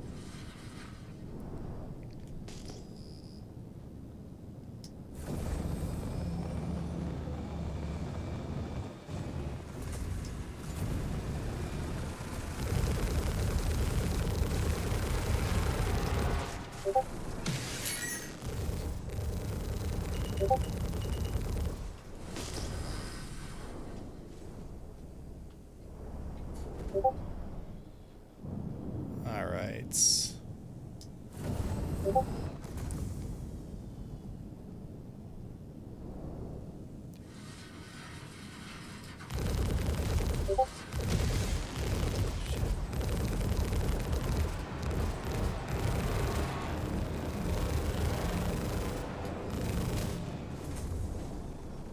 All right.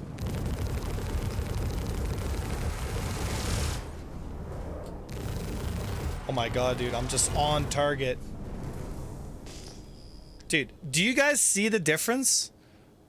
Like, it's a night and day difference, dude. Like, on live, I'm like super dialed in, you know?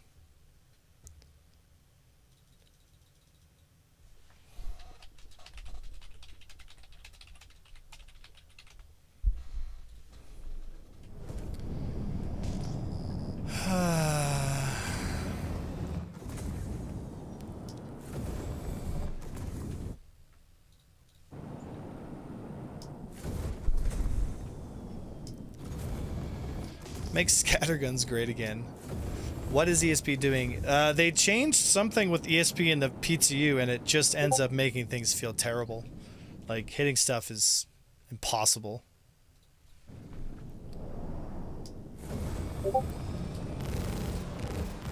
Compared to live, like, it's so much smoother.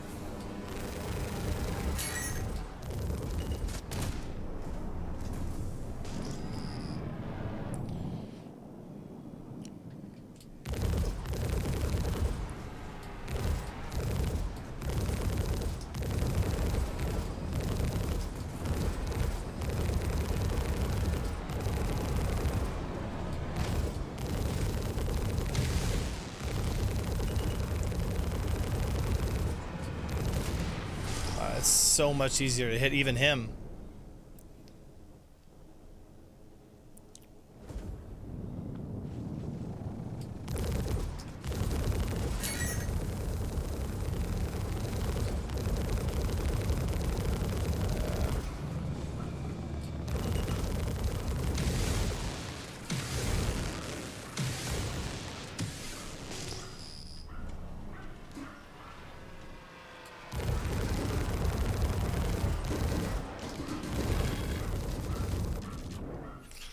Makes sense. They had ESP was an issue in the patch notes. Did they actually? Oh, well, fucking there you go then. Because I'm telling you, like, like taking those last 2 fights, I'm like, there's no way I'm this bad. There's no way I went from like hitting every single one of my shots in live to basically being a complete fucking rookie and not hitting shit. Like, they obviously changed something, and there you go. Another reason why they should keep PTU in the PTU.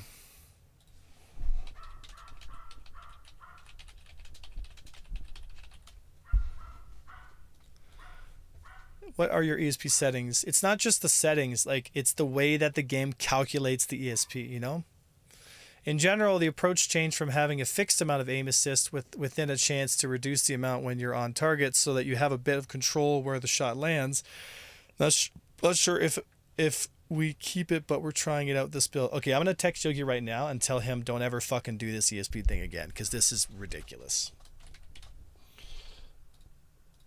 Okay.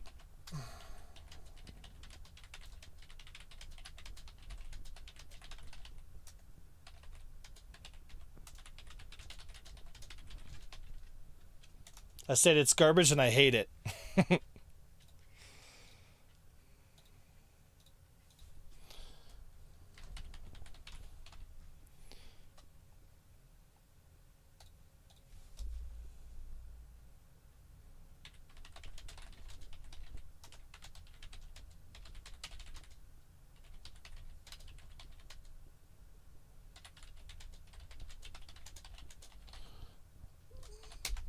Yogi now knows that I fucking cannot stand the PTU ESP. Yeah. This song hit in the moment that's kind of funny. I don't feel so bad now about losing all those fights, because like I'm like, there's no way ESP's this fucked. That makes total sense. I think A1 is the bug. Yeah. Because I'm saying, like, how can I go from playing live to like, because like you build muscle memory, right? So you know, like, okay, I know I should be able to move my stick here, and it should respond. Like, I have enough time in the fighter. Like, right away, I'm like, the nose doesn't feel normal here. Like, something is off, you know? That makes total sense now.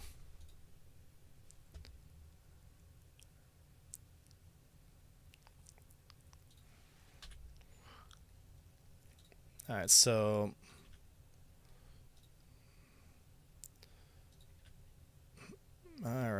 why is my I had to end the task. It was still loading. Yeah. If you want to beat the bug, you have to become the bug. All right. Let's see here.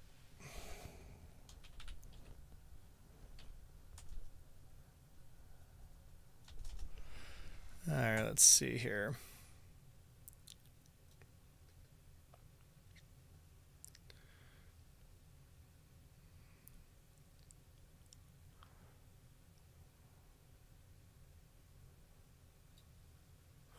I have a lot of trouble finding them and relocking people after they drop chaff. Yeah, so if you have your control on your stick set to target what's under your reticle, it'll give you a much faster retarget, right?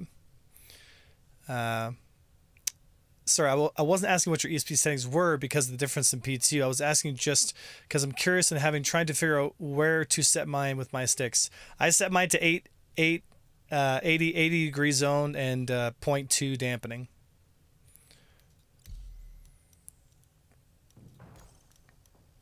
Pigs, if you have Cabulon's number, tell him I want to duel him in live, because like the PTU shit pissed me off.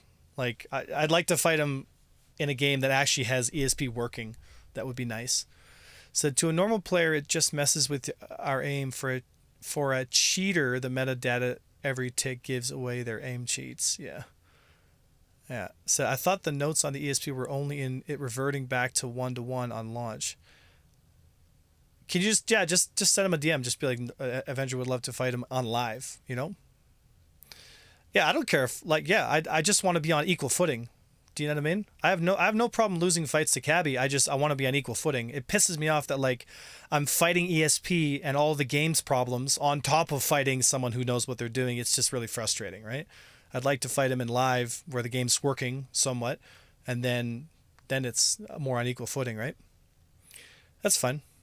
Said this is how Vanguard and Riot detected their aim cheats. Oh yeah.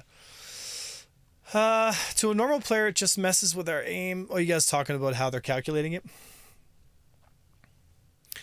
I thought the notes on the ESP were, yeah. All right. I guess we could just go into SPK free flight. See if there's anybody who wants to fly around here.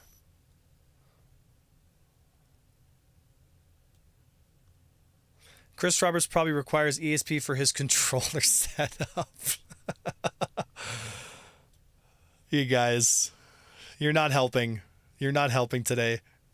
You guys are not helping today. You're not helping today.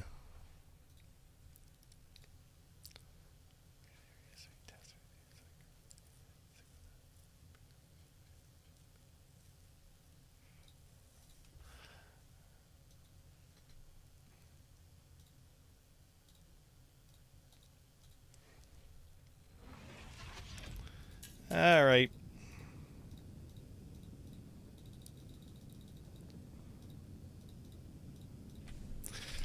All right. Oh, working ESP. Wow.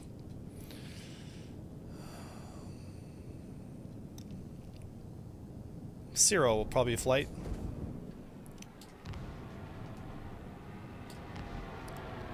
Unless he's looking at someone else.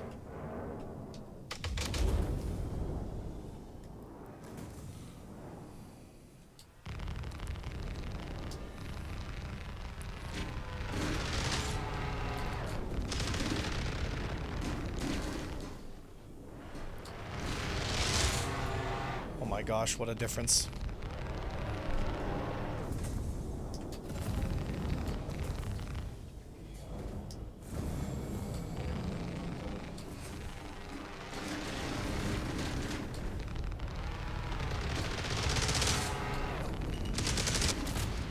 Oh my god, what a difference, dude. Holy smokes. Do you guys see the difference? Tell me you guys saw the difference there. Tell me I'm not crazy. Tell me you saw the difference there.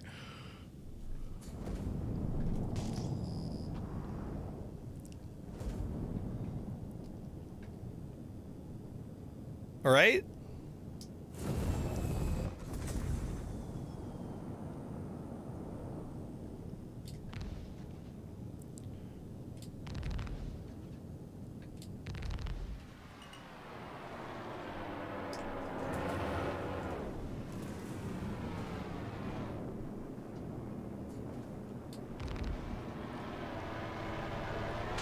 Who's fighting who?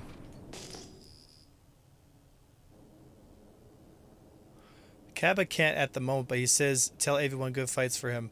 Yeah, good fights for sure. I want to fight him on equal footing here, not whatever the PTU has given us today. That was miserable. Miserable.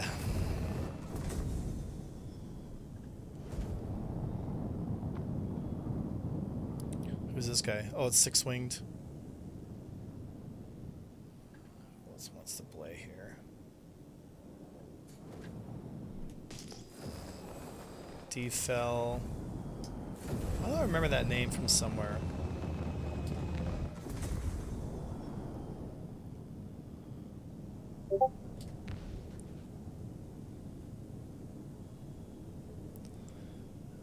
So what did you change? What's different? I went to live because live calculates ESP differently.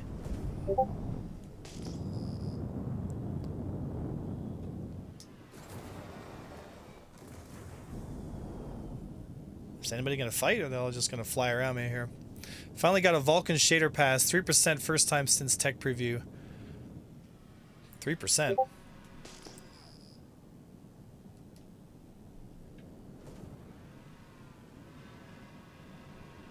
Does this Grim guy want to play?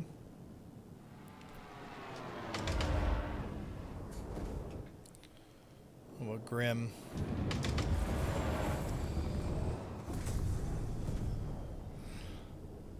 Oh.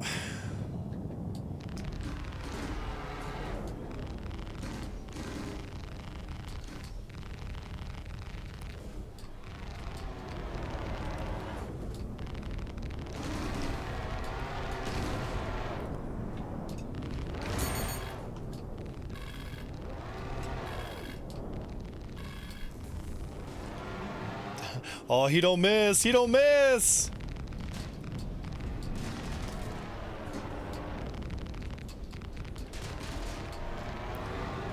I'm gonna have to 1,200 damage. Bro. So was the P2 not equal footing? No. No. I don't think so. Because I think he uses different different control setups, right? So ESP will affect sticks much differently than it would a mouse, right?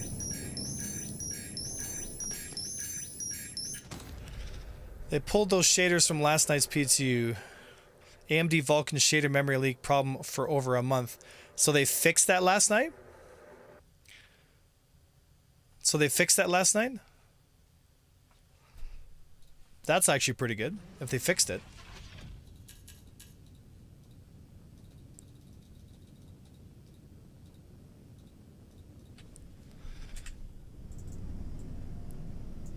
How should ESP set up a mouse in your opinion? That's a good question, actually. For any of the guys in AVS that are mouse pilots want to answer that question?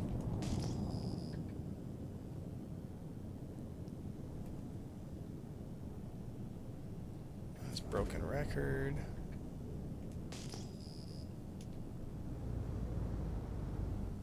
Okay, I'll just sit here until someone tries to pick a fight.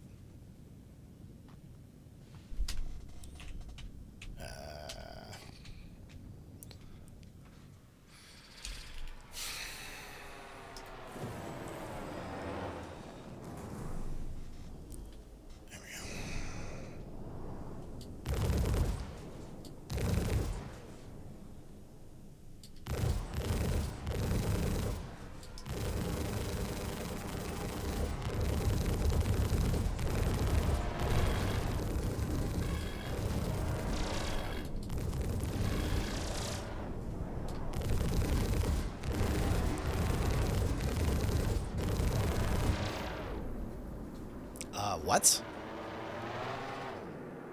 Like, I went from full health to nothing? Like, excuse me? I thought I had plenty of health.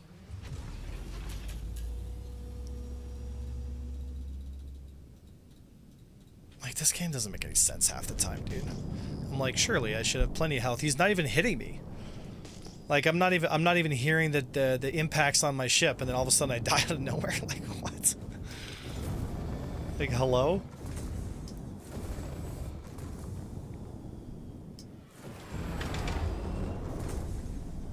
Alright.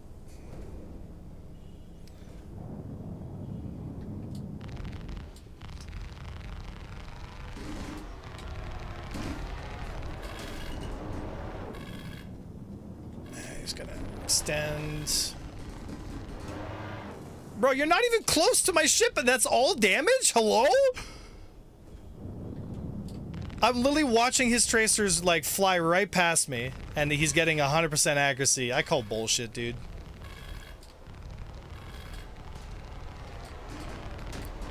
That's some fucking bullshit.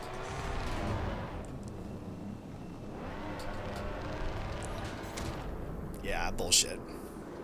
Bullshit. Bullshit. So this is what it feels like for the rest of us. It's a visual bug, spin around for a few patches. Like, he's not even getting close to me. Like, his shots are like way to the right or to the left of me, and then it's like... like, what? It's his fucking ping. Like, he's not even in the... Like, he's not even in the match. Oh, here he is. 230 ping? Well, that's why. Holy fuck. Well, that's fucking why, then. Okay, so if that's the case, then I'll have to stay super defensive on him.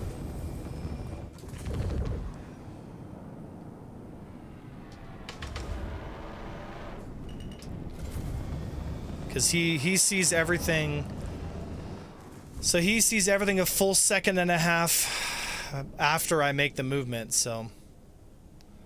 Everything he does is delayed. Which means everything I do relative to him is delayed. So if I move based on that timing interval, so he will always be just a bit behind my movement space. And he's getting, yeah, he's realizing he can't. See it, like, he just passed me here. And he just extends through, back strafes out of it. Why actually take a turn fight, right? Gets his shields up and stays at range. Boring! Boring! Boring kinds of fights. Boring.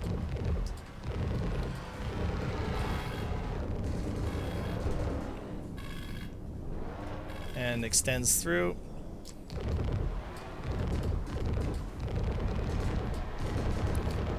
Like, he's not even fucking close to me, dude. He's not even fucking close to me. He's like shooting way over here, way over here. Yeah.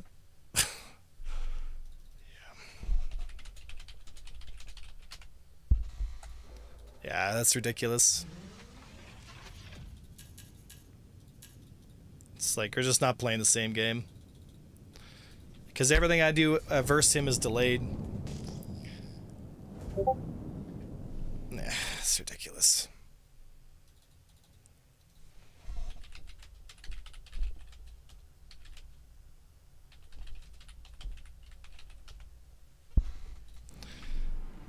All right. Ridiculous, dude.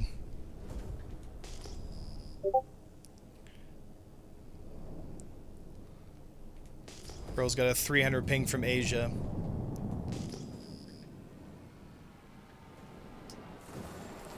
He's a 15-year-old kid from Asia on a 300 plus ping. And he flies right into me. All right, we're done. We're done playing with this kid.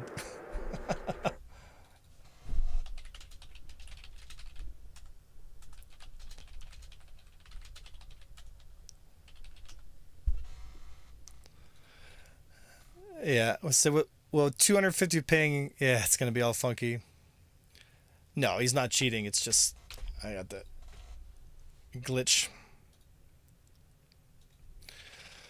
That's the thing, right? Like, when you make a game like Star Citizen, and it has to be, like, if it's super responsive and twitchy, angsty teenager kind of gameplay, like, you're going to get these 15-year-old kids with 300 ping, and they're just going to be doing Dance Dance Revolution on their keyboard, and there's not a fucking thing you can do about it.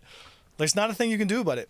Now, I don't know about you guys, but that doesn't sound like the kind of game that I'm interested in. And I think for the majority of players who play Star Citizen, who are between the age of 25 and 50, are probably not interested in that demographic either, right? So, like, why CIG would design a flight model that benefits that kind of behavior is just beyond reason to me.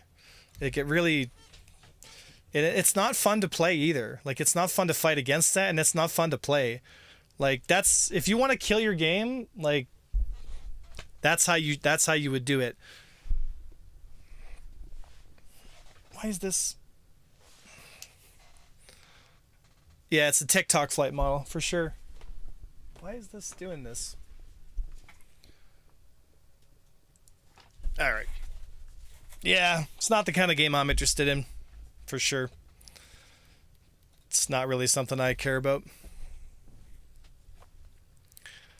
All right, so squadron battle. I'll play an actual fighter interceptor. I have twist on my left stick. Right, Volk? Yeah. Yeah, it's just super frustrating.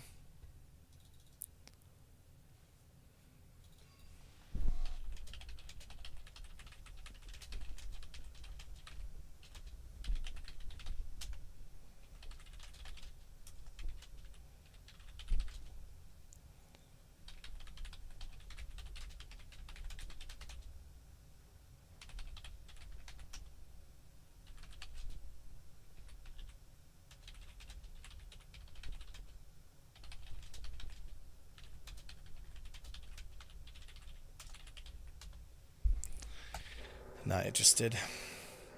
Time to fly an actual fighter, the Buccaneer.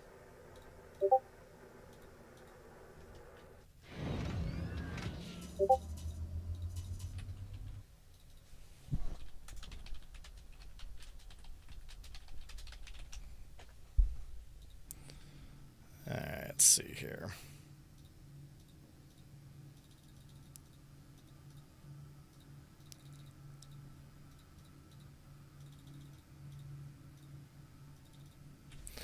Alrighty.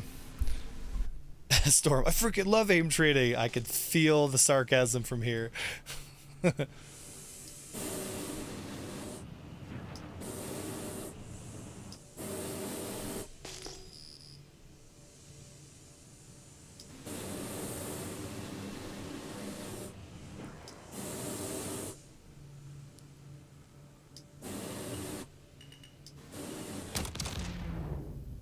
Oh, a nice invisible rock. That's nice to know. Fun, fun. Right there, Banu. Classic.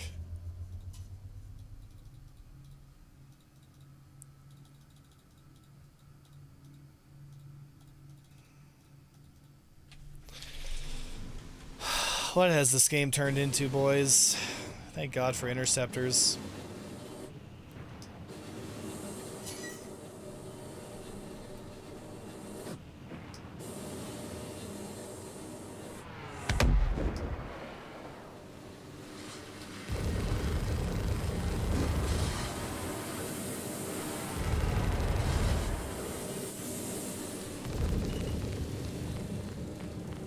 Yay, nav mode.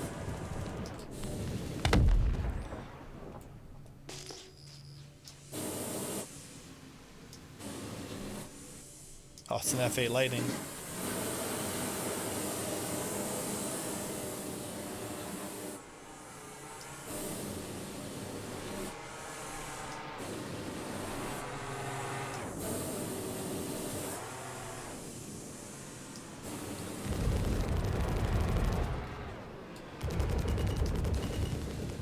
Whoop! Well, that's a rock.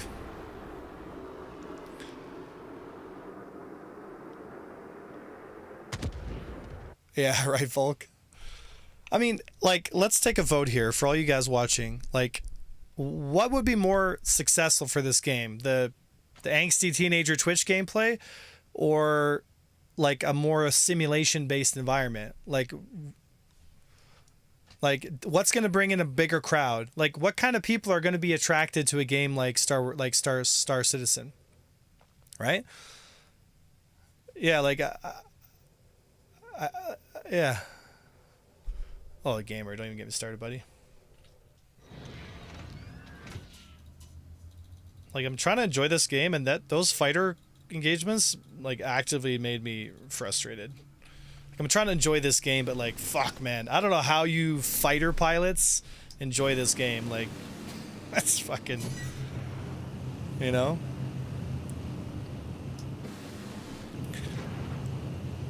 Right, 90s? Yeah, buddy, I miss it so much, dude. Yeah.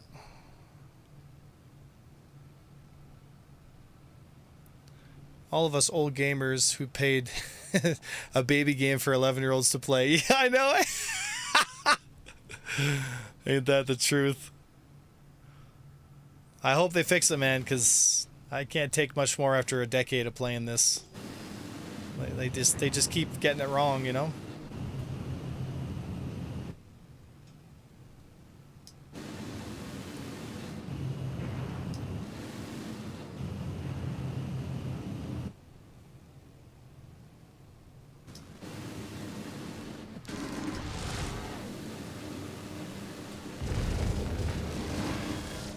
And that's the fight.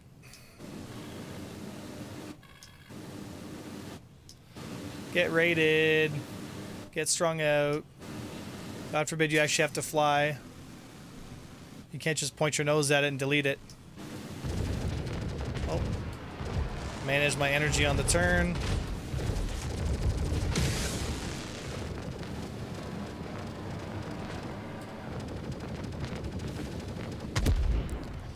Woo!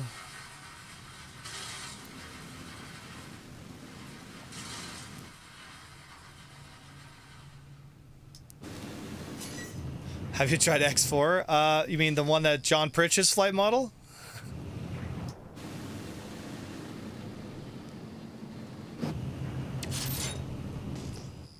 Alright, let's see here.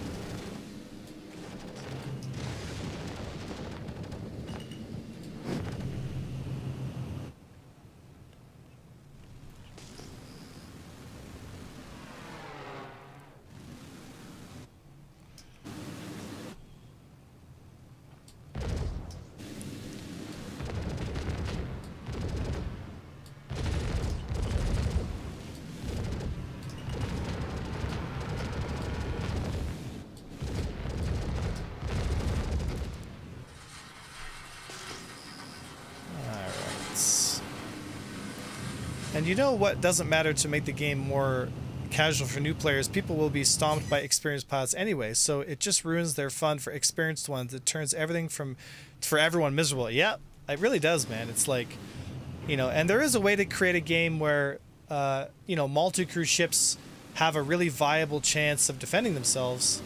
You know, but, you know, yeah.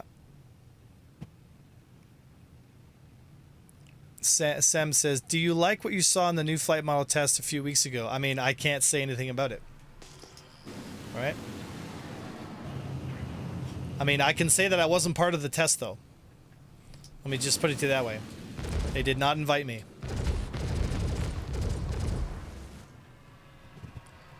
So either my group wasn't chosen or they intentionally excluded me from the testing. I was not part of the testing.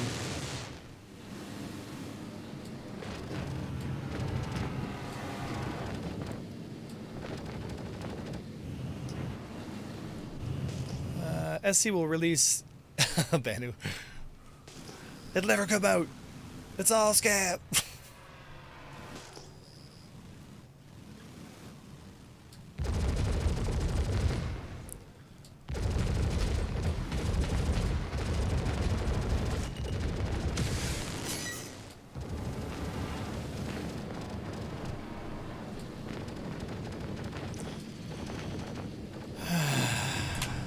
Navma, what a great mechanic.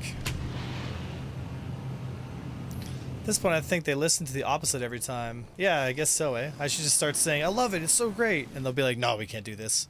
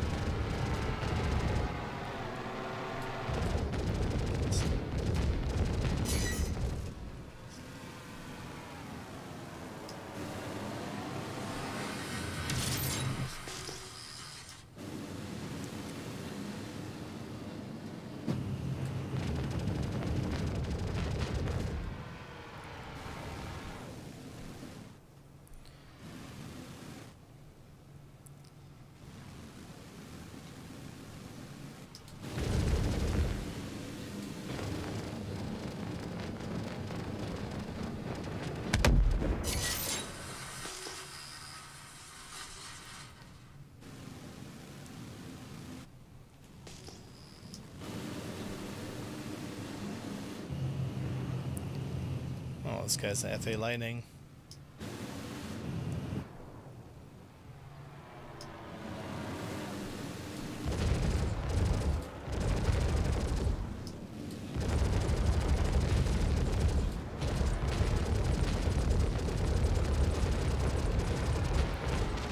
I have to aim at his oh.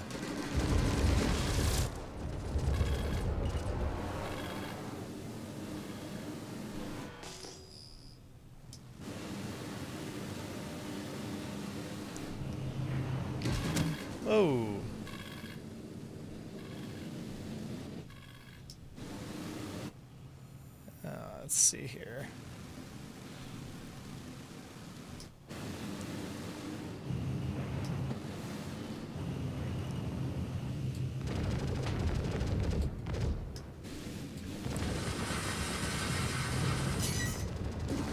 Ah, shit. And really, this already knows on me here.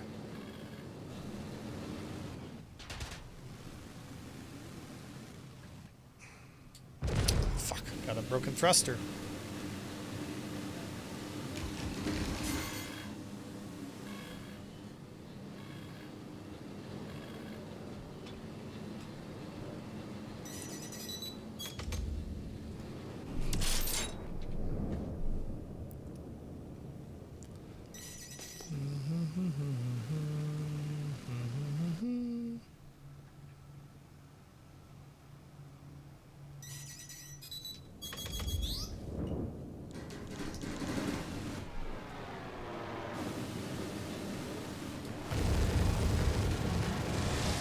There we go. There's the rate turn, but it's not enough.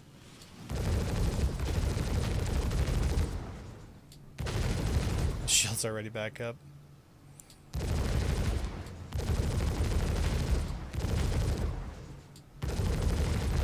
Duel this Hornet forever.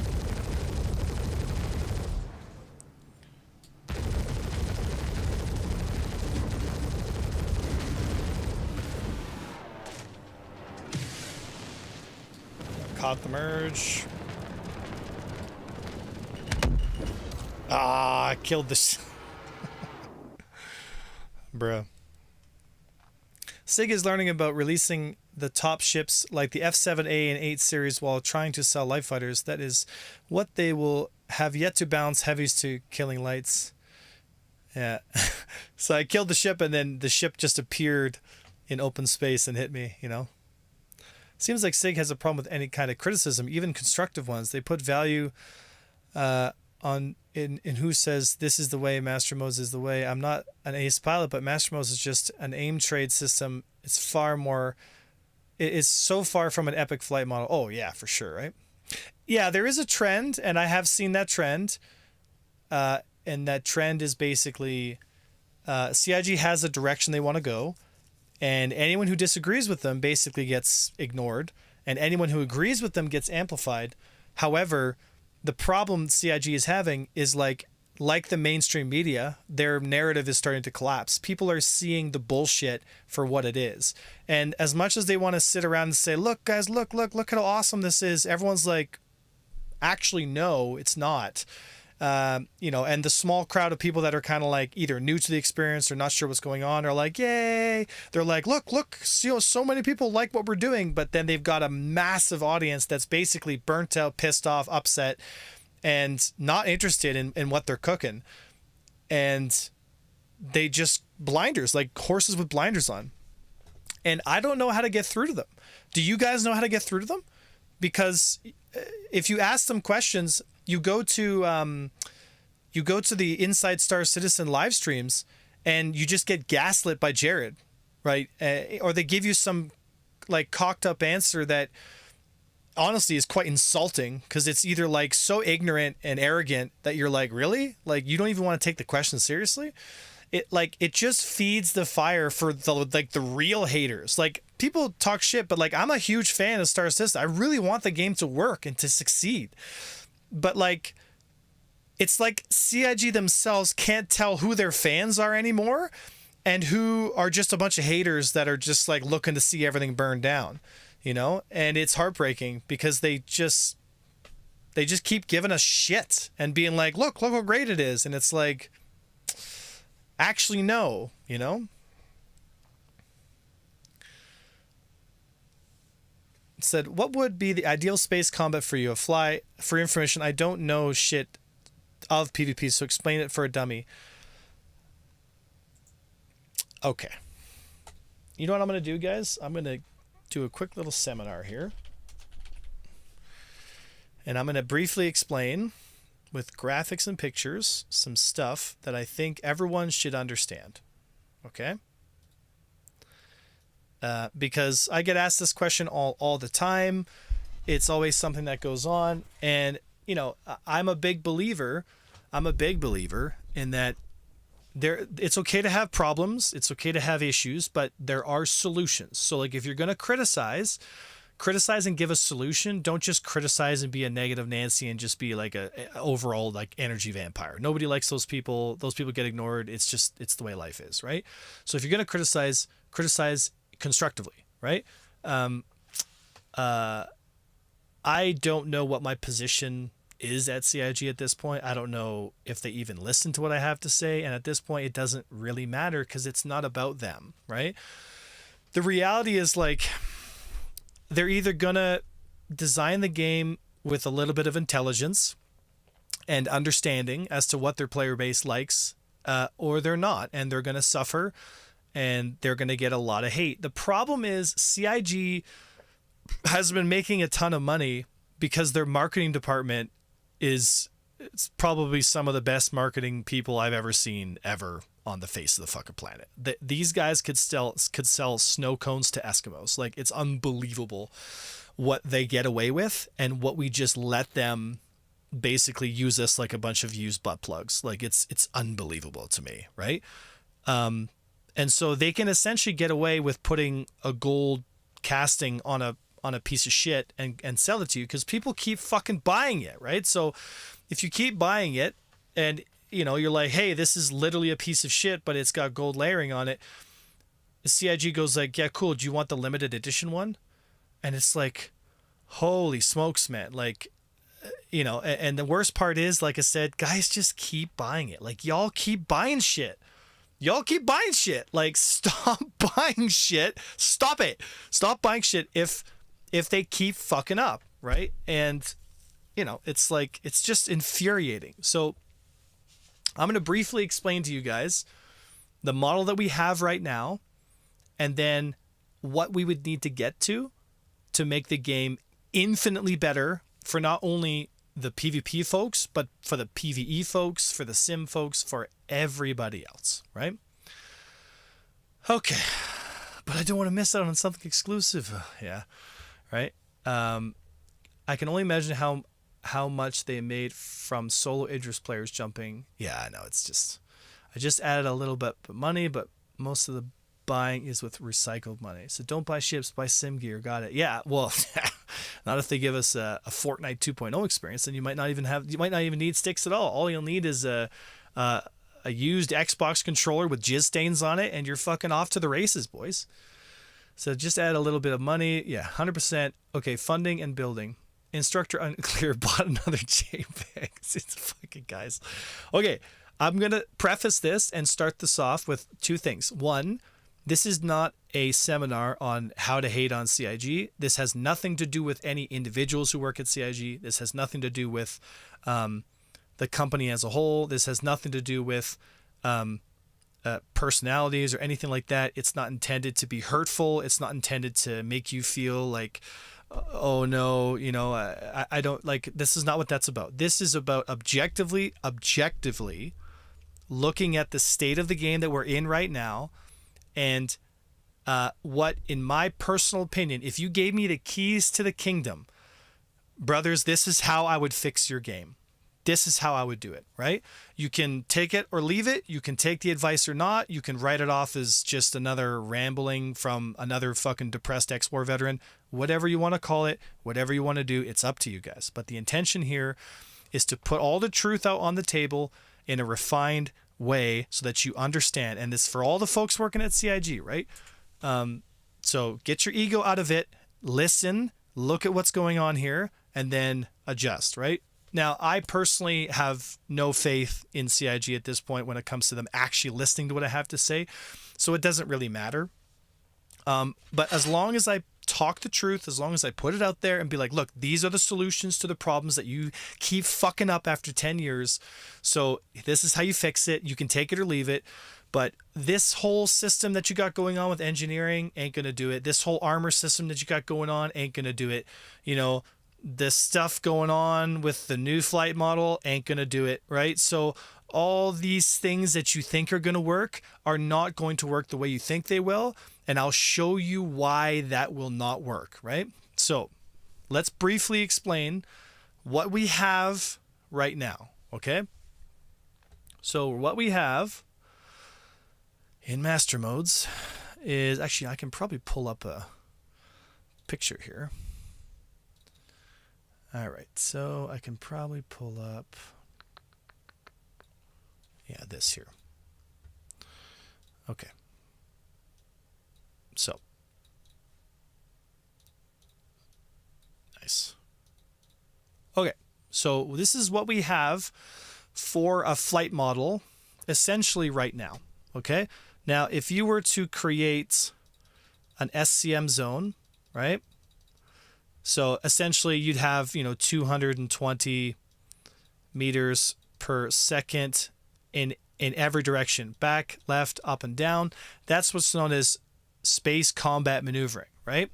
The fact that it's speed walled at around 200 meters per second, we'll get into later, but that's currently what we have, right? To access everything outside of that speed wall, you have to go into what's known as afterburner, right? And that afterburner is located behind your boost meter, which charges depending on how many power blocks you put inside your system, right? This is essentially the heart and soul of the flight model, okay?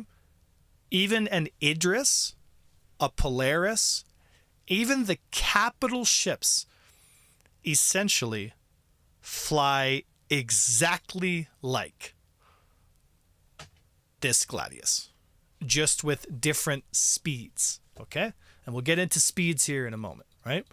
So essentially all ships in Star Citizen behave, act, and function like a Gladius. An Arrow and an Idris fly identically the same. It's just that the Idris has significantly slower turn rate and it's quite large and it has lower accelerations and speeds and blah, blah, blah. But essentially it's the exact same thing.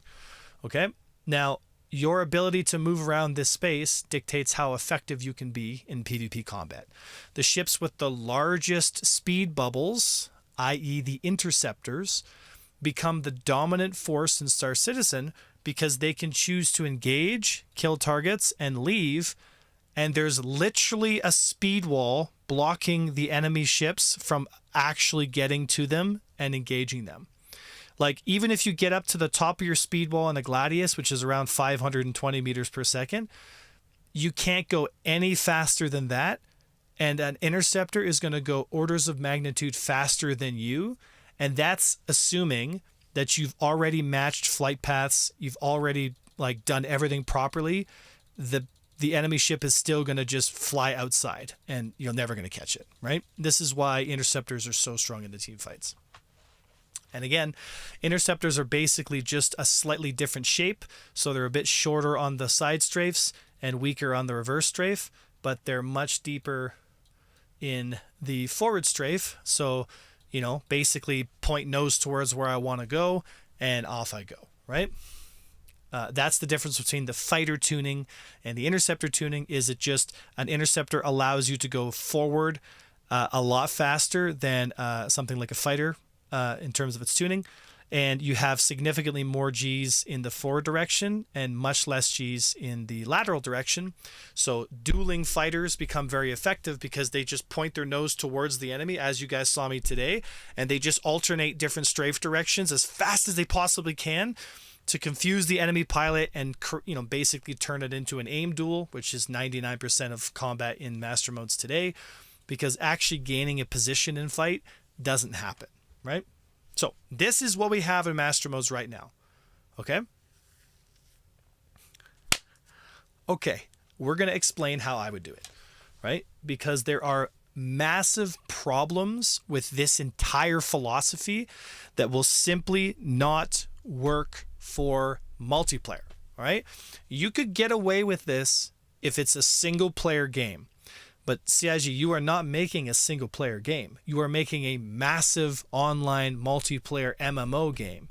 So you have a duty to make a good product, and that means you have to make something that is good for multiplayer first before you start making a single player flight model, right? But this flight model is geared specifically for single player because this flight model does not work in multiplayer. It just does not work, right? You guys see it all the time in my stream. It doesn't work. There's lots of reasons for that, right? And we haven't even started talking about nav mode, which is another mechanic that is just brain dead to me as well, right? So it doesn't fix the control issue. It doesn't fix the fighter meta issue. It doesn't fix the skill issue. It doesn't fix the jousting issue, which is actually the biggest problem with the previous flight model compared to master modes, right? And it doesn't fix the fact that, I guess you could say like multi-crew ships are still not effective or viable in this environment, right? So it doesn't fix any of the top 5 problems. So big check mark on CIG. You wasted 3 years of development and thousands of dollars of man hours, and you could have just come to the community and asked us because we would have explained it to you plain as day. But I think there's some ego involved, right? So we're gonna go and find out how to fix that. So if you hired Avenger 1 for a consultant, or you just listened to this YouTube video, right? This is how you would do it. So this is a ball in space. Okay. This is another ball in space. This is a big ball in space. Okay. Okay, Pash, it's not mega ego, first of all, and that's like gaslighting like crazy. Right? I'm literally trying to explain this to you guys. It's been 10 years. CIG has failed to fix 5 critical problems with a flight model. If you want to call that ego, dude, you probably should find another channel. Because people like you, man, don't make it here. Because it's too frustrating. Like, if the truth hurts your fucking little brain hole, if that's too hard for you, then maybe you should find somewhere else to go, right? Like, if you want to get personal and start calling names to someone you don't know on the internet, like, honestly, dude, God bless you. You need Jesus in your life. Like, truly, right? But don't come in here and start gaslighting and expect me to just sit there and be like, yeah, totally cool, bro. No, don't ever say that to me again. And don't ever come into my channel and just be a total dickhead for no reason. You probably should find somewhere else to go, right? There's plenty of streams out here. This ain't the one for you, buddy. Right? Just crazy to me. So, yeah, you guys can chat it up, right? So let me explain to you the balls in space theory, right? So here's your light fighter. Right? Light fighter, medium fighter, and heavy fighter. Okay? So we're just going to talk about real quick the fighter category, and then we're going to talk about the multi-crew stuff, right? Because the fundamental nature of how a fighter combat engagement plays out and feels is very different to something like I guess you could say a multi-crew engagement, right? Like, there are fundamentally different ways to play the game in those 2 different types of ships, right? Okay, so in space, you can go in any direction, right? Up, down, left, right, forward, back. It doesn't really matter, right? Now, if I move this little ball in space, right? If I move him at 10 Gs per second, that means that I can go from this position to this position in a second, and I move 1, 2 entire ship lengths in that 1 second, right? Yeah, that's what I thought, dude. That's what I thought. All right, let's get rid of this guy. No time for these people. You got some posting on Spectrum to do. Yeah, fuck off. Okay, so if we move the same distance, let's say 10 Gs a second, right? We're going to put ourselves on a bigger ship, right? Because again, 10 Gs is going to move us the same amount of distance, right? But the distance moved to the light fighter and the distance moved to the medium fighter, you'll notice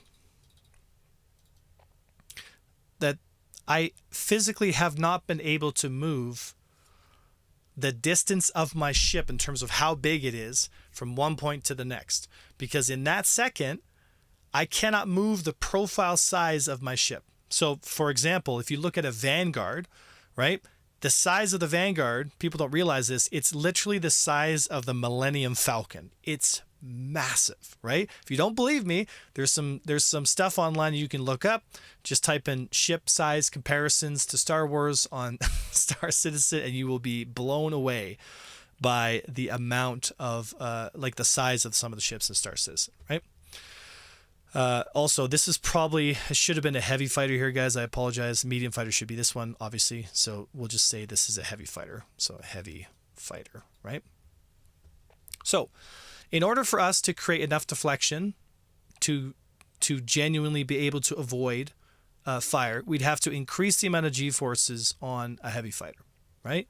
Now we can do it one of two ways. We can do it via main thrust, so that the only way to create that distance from one position to the next, right? So if he wants to create that distance and move his entire profile, right?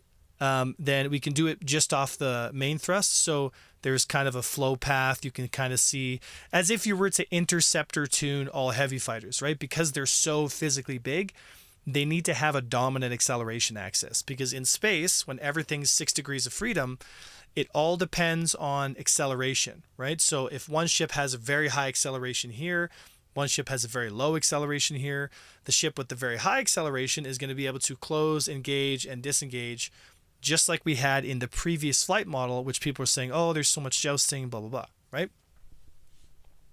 I could figure this out easily. Yeah, but we're not doing AI, right?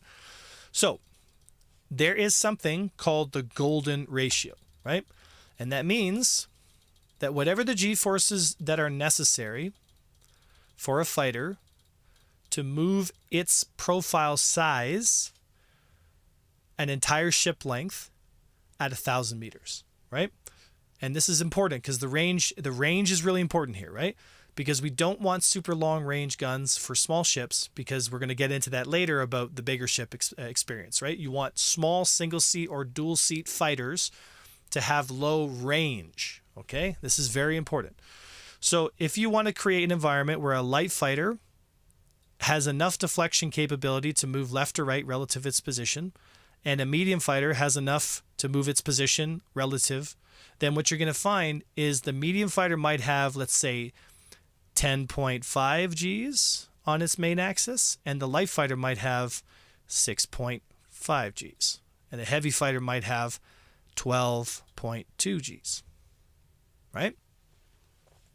This is really big. This is important for you guys to understand, right? Because the higher accelerations for the bigger ships are necessary for them to create distance on it, right?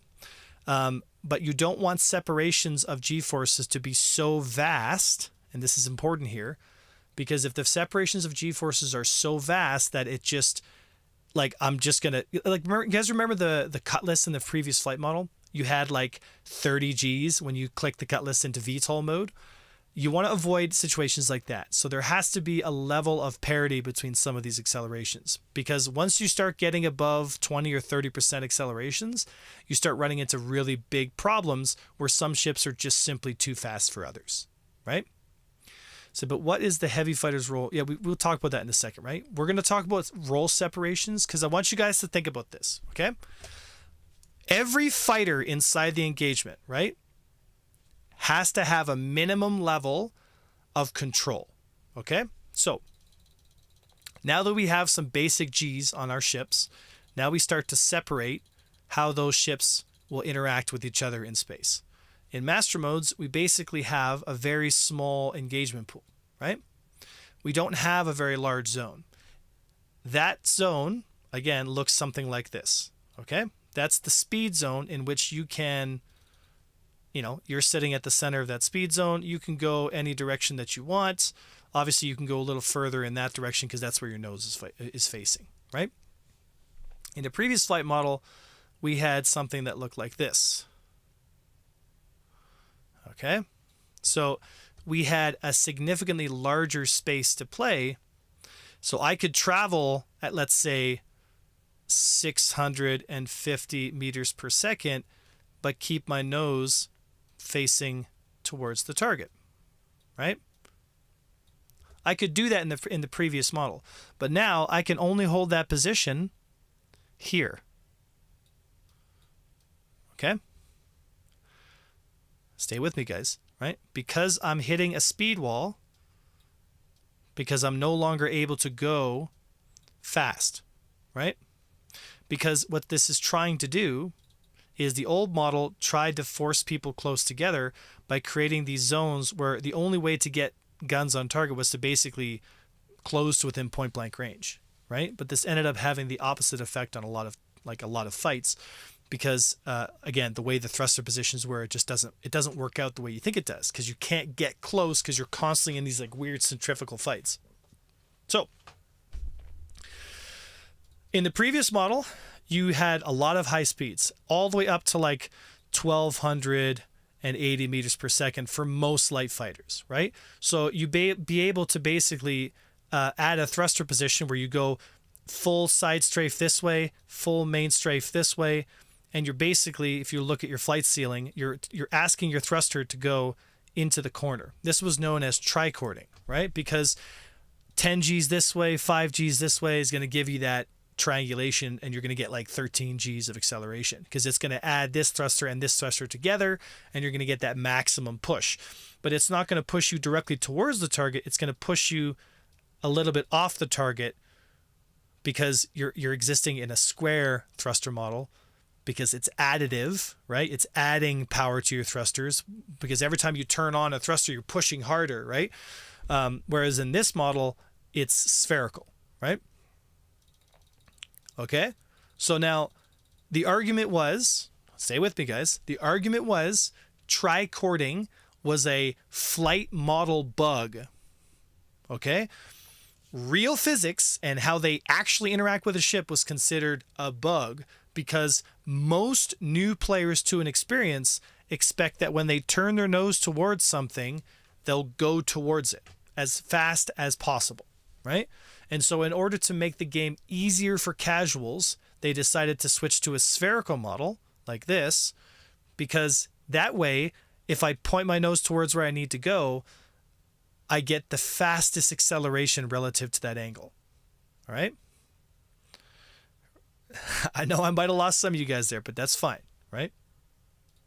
So, in my personal opinion, I would still keep the spherical model. Stay with me, right?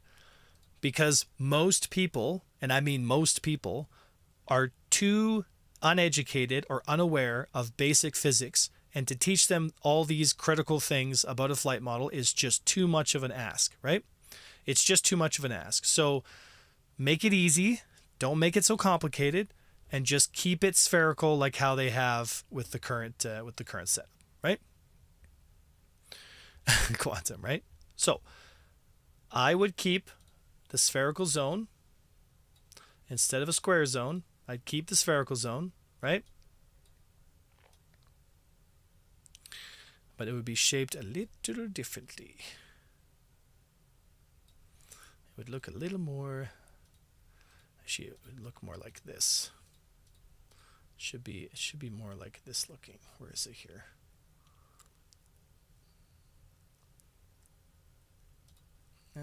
Sort of, no, I'll have to use a different tool. So it should look something like this. And I'll show you.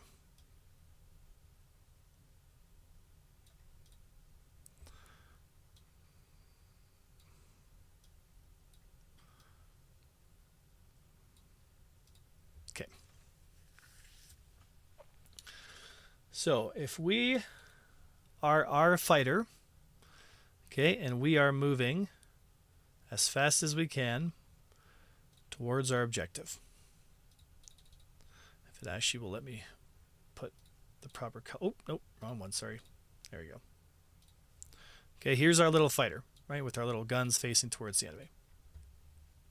Okay, I'm going to be able to go 600 meters per second forward, and in reverse, I'm going to go 500 meters per second.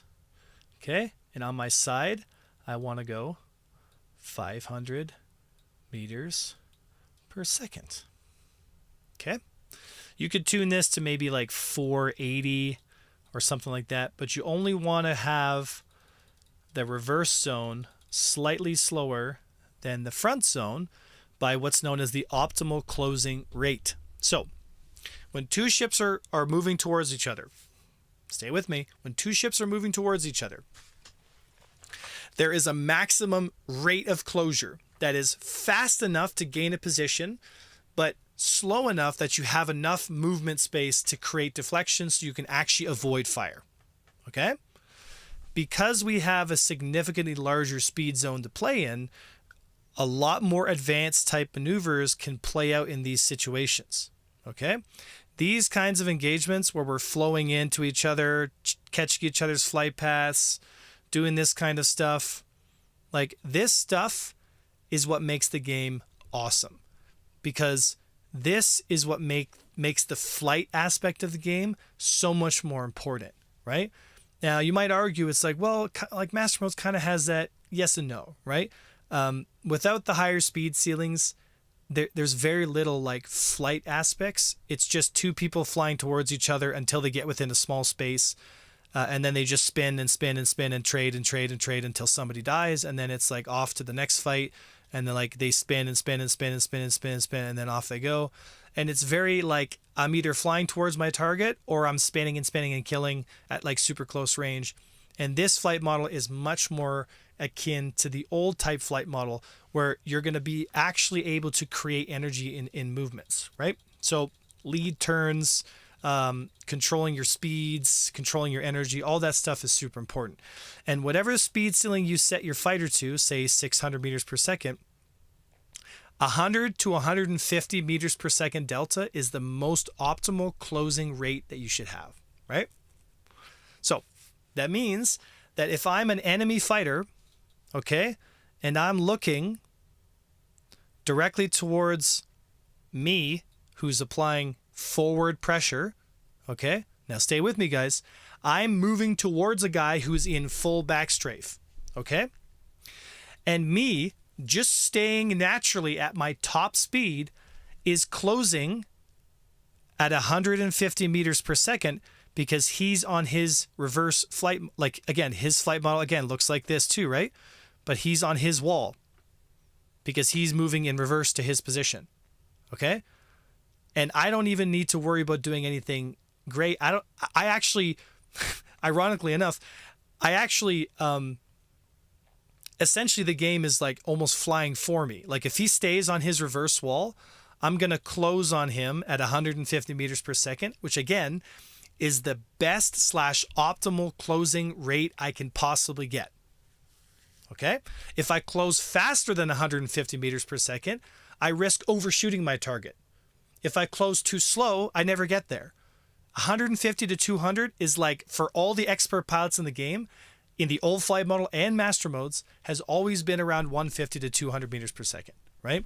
So when you bake that into your flight model, when you bake it right in there naturally, you actually assist rookie pilots with throttle control because they just point their nose towards them and go, and they're always going to close at the optimal speed, right?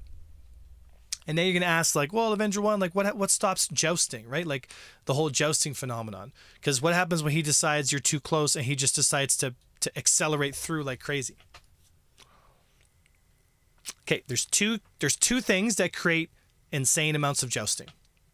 One, having too much disparity between main thrust and mav thrust.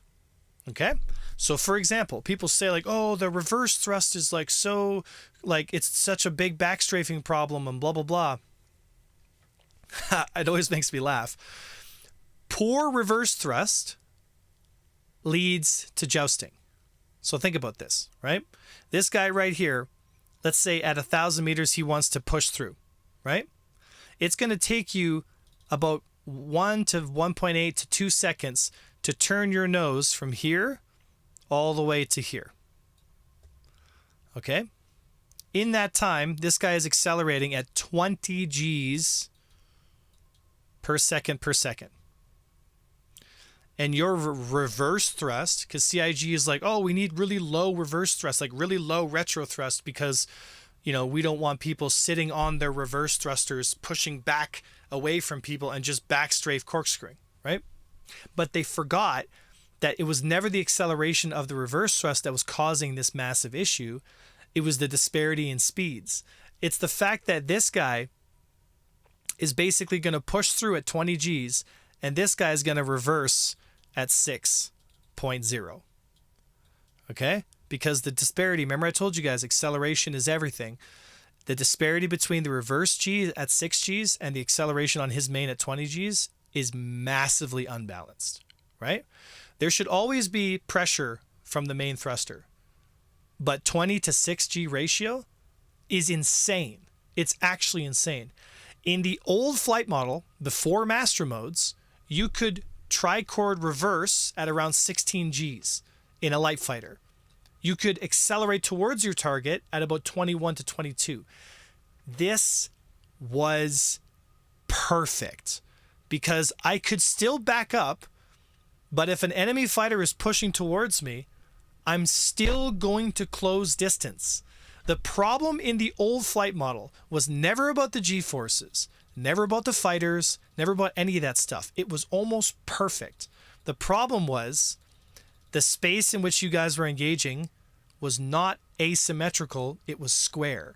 So if the enemy fighter was able to get up to his speed wall here, and he would travel back at 1,200 meters per second, and I would accelerate towards him at 1,200 meters per second, am I ever going to get a rate of closure?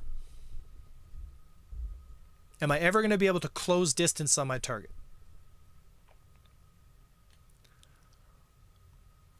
Do you guys think you close distance? Definitely not, right? So if you change that one thing and you gave us an asymmetrical zone and you made it so that when he spins his nose towards you and looks at you, now he only goes 1,000 meters per second. What's my rate of closure, guys? How fast am I going to close distance from here and apply damage to my target? 200 meters per second, which is the optimal closing rate. That means I'm just fast enough to close on top of you, but I'm not fast enough to overshoot you, right?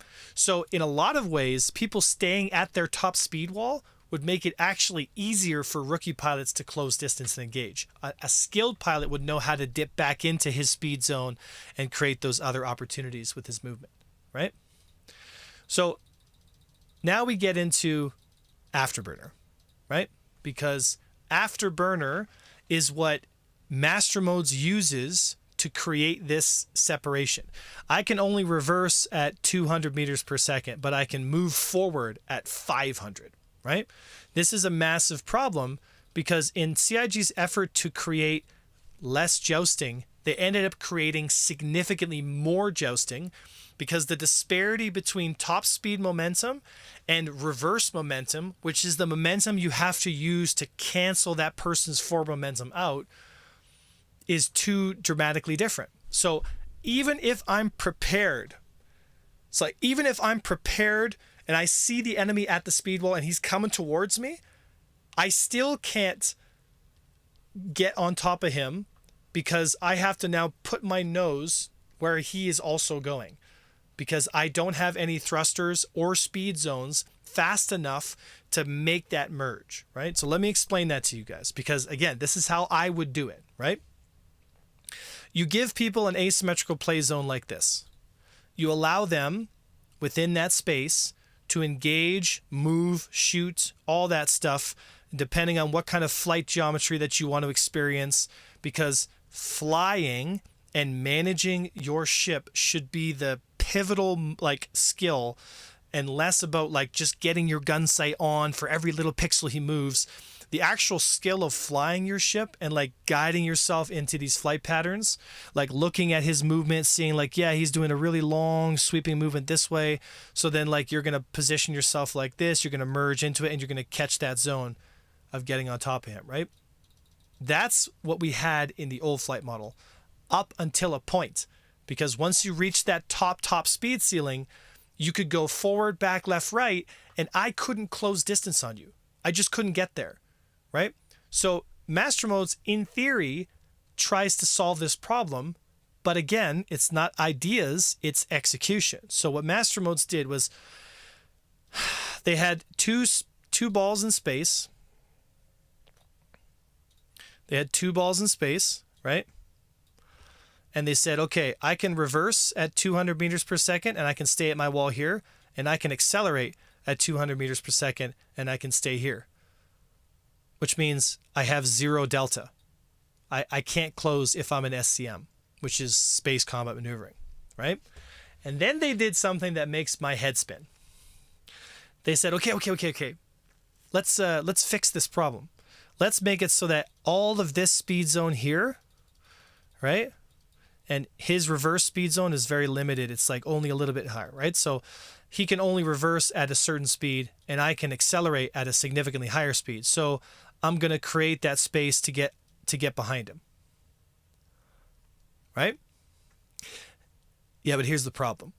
And this is why speed walls are what you want to avoid as much as possible, or make your speed walls much wider, right? If I get into this turn fight with this guy, right, and I actually get behind him, and I'm now facing towards my target, and my momentum is pushing me this way because I just pushed through him, am I now backstrafing, guys?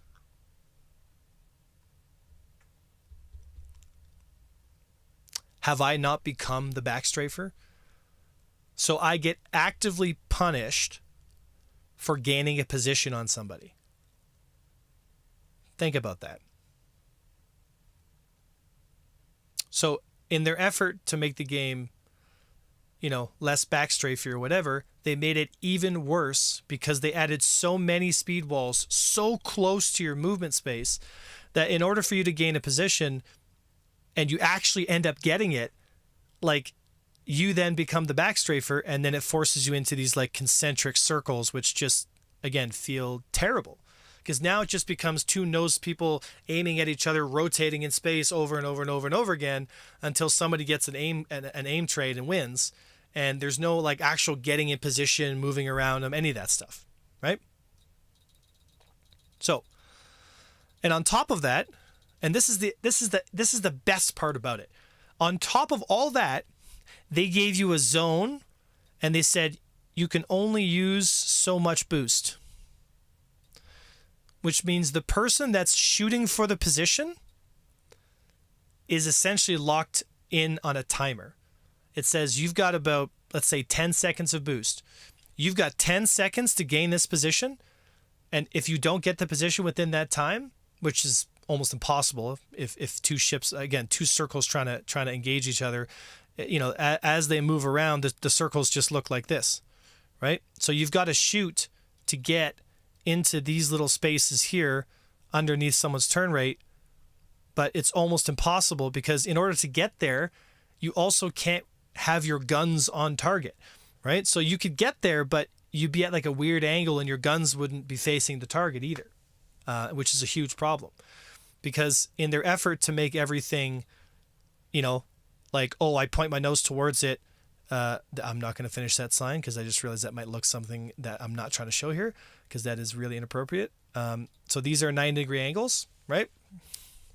So you're shooting for these spaces here, but in order to get there, to get the distance on the enemy, like, you're also not going to have guns on while you're doing that. You know what I mean? So that's why bubbles in space with that stuff is really frustrating, Carl was on the edge of my seat. Yeah. That's a spicy moment that's not intentional. So you need space for people to play, right? Because in order for people to have good skill, let's say somebody is flying really fast, they got their speed, and they're looking in, there's a couple people flying down, and they look at these different flight paths. He's moving in like this, and you're going to assume, okay, he's probably going to go one of three different ways, right?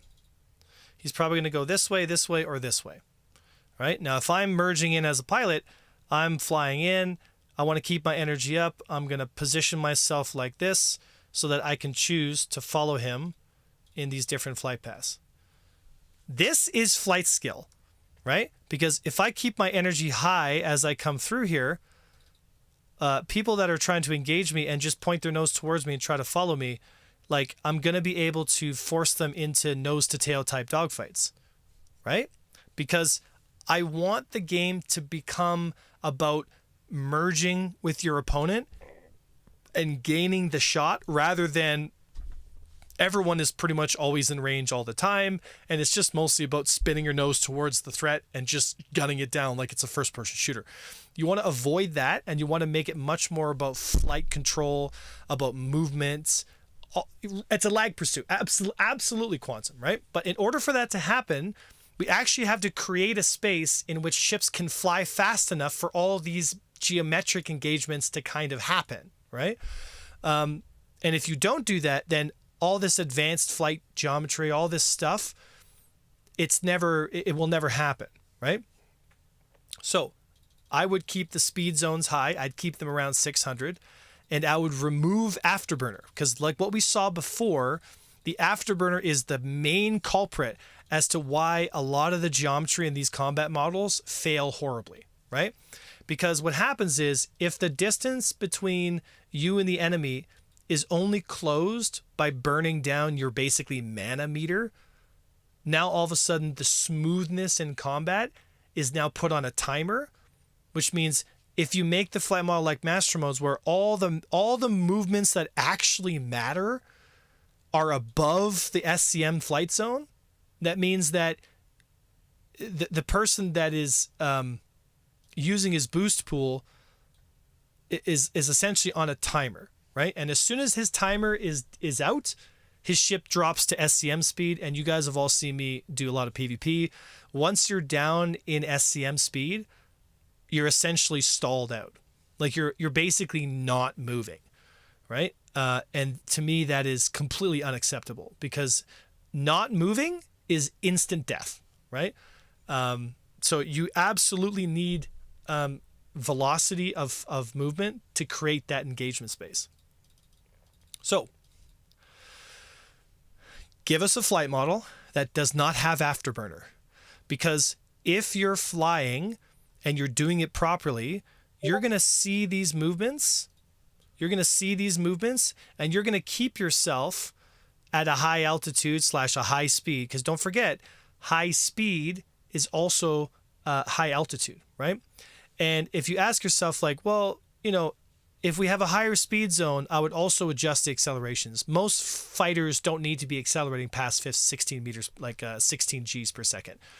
Like a light fighter at 16 Gs per second is very fast.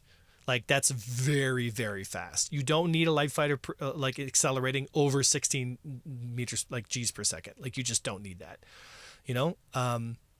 So drop accelerations a little bit and give us a larger play space. From my experience over the 10 years of playing this game, the best / most fun Star Citizen ever was around the 600 meter per second mark. That's where the game feels the fastest, has the most, I guess you could say, geometric flexibility within the ranges that are cinematic, right? So let me explain that. Weapon ranges in master modes are significantly longer than in the previous flight model, right? Because it's not so much your position. So think about it this way, right, guys? If I'm right here in a circle and I'm heading this way, okay? And I have an enemy over here and he's headed this way, okay? And the distance between us is around 3,000 meters, okay? If I have a gun that can hit him from 3,000 meters, are we now in a rate fight? Think about this for a second.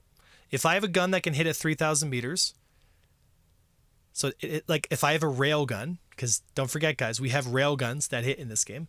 If I have a rail gun that hits at 3,000 meters per second or 5,000 meters per second, the Strife Mass Driver 2s at one point had 5,000 meter per second velocities, which meant that I was pretty much effective at hitting people at around 25 to 3,000 meters, right? So if I'm in this position and he also has a 3K per second gun, then he's going to point his nose at me, I'm going to point his nose at him, and we're going to be back into an aim trade at 3,000 meters, right? That's because velocity is what dictates distance to target, not lifespan of projectile. Okay? I'll say that again. Velocity to target dictates the range to the target, not the lifespan of the projectile. Okay? So if I have a hit scan phaser, like if I have an Idris phaser that has has infinite velocity, it's the speed of light, that means that as long as I have range, I can hit him. So you're essentially locked into a turn fight against an Idris at 5 kilometers, right? Think about that for a second. The amount of speed that you would need to build to be able to outrate him at 5 kilometers is into like 800 to 1,000 meter per second range. Okay? Because in order to get around that nose, I have to move faster than he can pull his nose onto me, right? But the closer I get to him, the less speed I need to orbit him, right? I don't need that much speed to orbit him if I get within 500 meters. I don't need to go 800 meters per second to orbit him, right? Just something to consider. So velocity equals distance to target. So if you're going to create a dogfighting experience, if you're going to create a fighter cinematic combat experience, then what you need to be doing is you need to make weapon ranges 1,000 meters, okay? Because 1,000 meters is within the space that the human mind and the human brain can identify, see a target, and actually see what it's shooting at and engage it. You don't want to be engaging with what's called beyond visual range. You don't want to be engaging targets strictly based off your indicating system without actually looking at your target. And in master modes, you can hit from 25 to 3,000 meters away, which means you're a lot of times using precision mode, which is a zoom mode, okay? Which to me is insane because the velocity at 3,000 meters against these big ships, like we all wonder, like, why are big ships so like struggling so much against fighters? This is why. Right? It has nothing to do with the fact, like, we brought all the fighter speeds down, right? We brought all the fighter speeds down, and still fighters are literally flying circles around these bigger ships, just shooting the absolute bejesus out of them, right? So it doesn't solve the geometric problem. So the speed of a fighter does not equate engagement distance. The weapon from the fighter engages the engagement distance. That's what decides it, right? So here's what we're going to do. We're going to make a flight model that has no afterburner at all, okay? The only boost that's being used is going to be the acceleration that you're going to apply to your thrusters, like how the old model used to have, right? Because that worked. It felt good. It was smooth, and people liked it for PvP. So that's what we want to do, right? And then what you're going to do is, instead of having a spherical or a square zone, like in the previous flight models, we're going to have essentially like, I guess you could say it's like a strawberry, right? It's fast in the front direction, but also fast in the lateral directions, and a little bit slower, not a lot, but a little bit slower by 200 meters per second in the retro, okay? We're going to make accelerations from all fighters 80% of the main thrust. So if I'm main thrusting at 16 Gs, that means I can up strafe at around 12 Gs. Follow me, guys? Stay with me. The reason for that is because when people start to joust through, you actually have enough thruster capability to turn around and merge with their energy. Because if he's moving at 16 Gs, but I am stopping, I'm moving against him here at 10 Gs, he's only separating 6 Gs per second on me. So he's still going to get some distance, but if I'm fast, I can engage him and stay with him. And if I'm good, I'm going to position my nose laterally so that I merge with him as he's running away, so I get that nose to tail engagement I'm looking for. This is what's known as a lead turn. A lot of times in combat, you'll see me doing this where I'll point my nose towards the direction that they are going, and I'll merge our flight paths like two parallel lines getting closer, and then I'll bring my guns on target and I'll get the kill. This is why interceptors are so much more fun, because you actually have a space to do it in, right? So then we get to the really fun part. Turrets and multicrew, right? Because the multicrew and turret experience cannot be the same as a fighter experience, okay? I am not going to be flying in with a constellation merging fighters. It's not going to happen, right? But there's a problem, because if we create weapons like CIG has done, where every ship can fit Panthers, and the Panthers have the identical stats of every ship that's put on them, that creates a problem, because that creates a geometric problem, okay?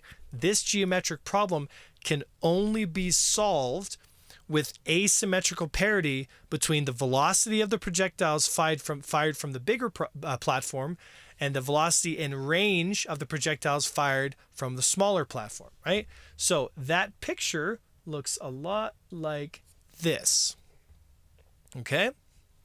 And what this means is that instead of engaging at 1,800 meters, now we close to within 600 meters, because I can't create enough deflection at that range to offset the velocity of the projectiles fired at me from the bigger ship.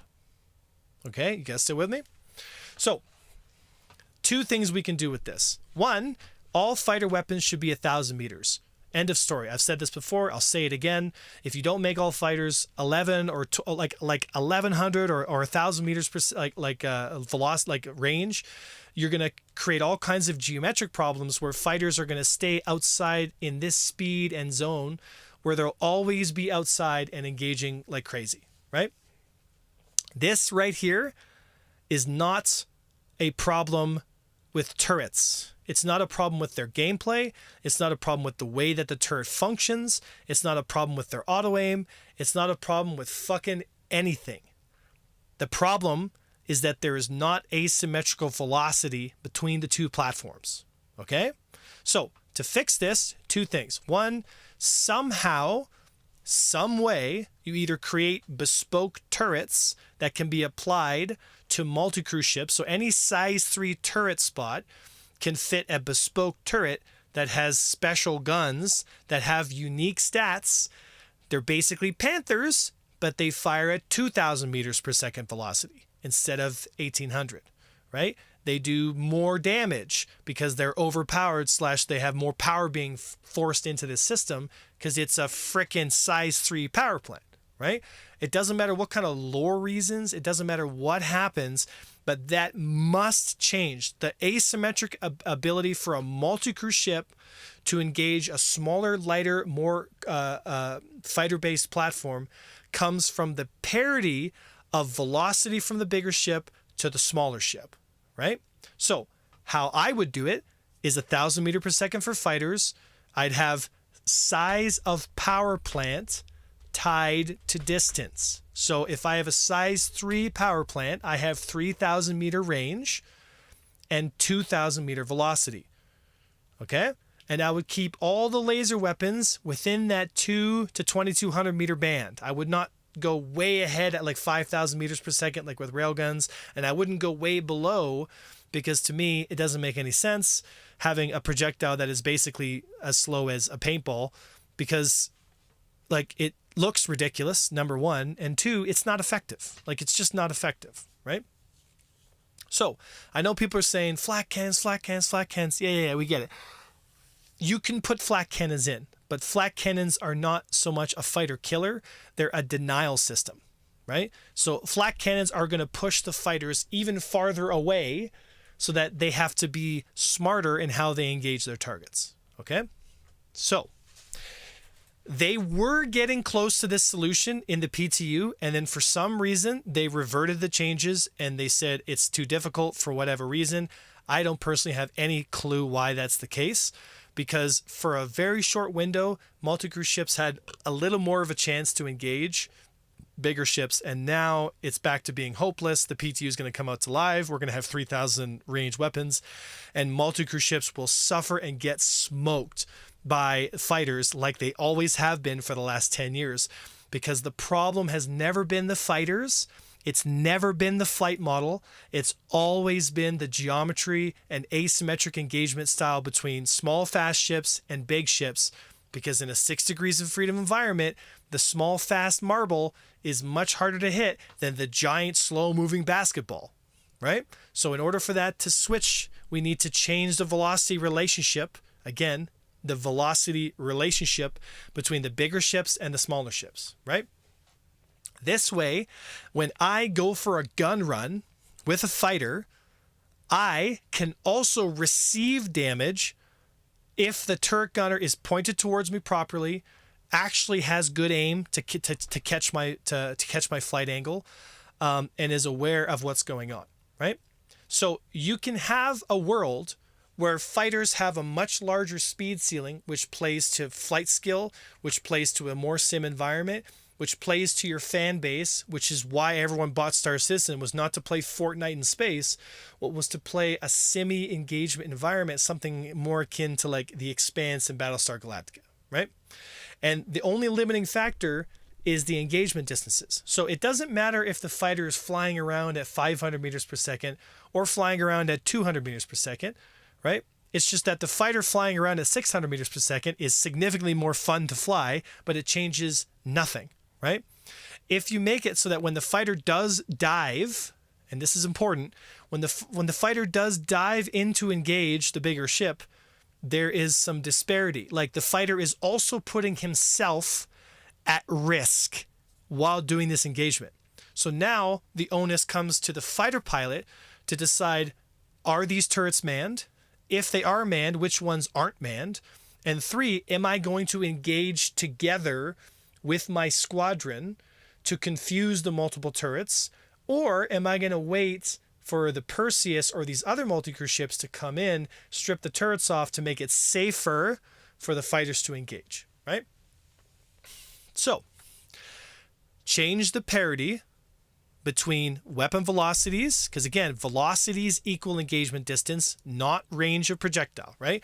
You could have 10 kilometer projectile ranges with low velocity. It would equal, like, it would just be ridiculous. Like, you would never hit anything. But if you have 2,000 meter ranges with 2,000 meter velocities for these turret guns, now you've got something really cool and interesting, right? So that's how I would solve the situation. As for the flight model for these bigger ships, I would essentially interceptor tune the bigger ships, right? I would make their accelerations strong on the main axis. So for example, a constellation here should have almost the same degrees of acceleration that an arrow has. So if an arrow has 16 Gs of acceleration, a constellation should be sitting at around 13. Like, it should be a sharp margin. The margin is there, but it should be a sharp margin. The fact that some of these bigger ships have like 6 Gs and the fighters have 20 Gs, it makes a really terrible engagement, because nothing you do matters. Nothing you do matters. And that's the frustrating part about this flight model. And the one that I would create would be a lot more main thrust heavy on the bigger ships, because the bigger ships are much more dependent on main thrust power. So obviously MAV thrusters are going to be somewhat powerful, but instead of being 80% as powerful, I'd keep them around 50%. So if you've got 13 Gs of acceleration on a Connie, okay, then you've got around 6.5 Gs of lateral acceleration on the MAVs. So up, down, left, or right.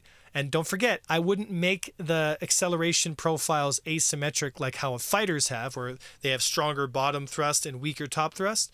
I would make the bigger ships omnidirectional, so you could strafe up, down, left, or right at a relatively high speed. Okay? So, in one swoop, we have fixed multi-crew, and we haven't even started with engineering yet. Because don't forget, guys, engineering is important to this, but engineering has no impact on a geometric problem. Okay? We'll talk about engineering here in a second.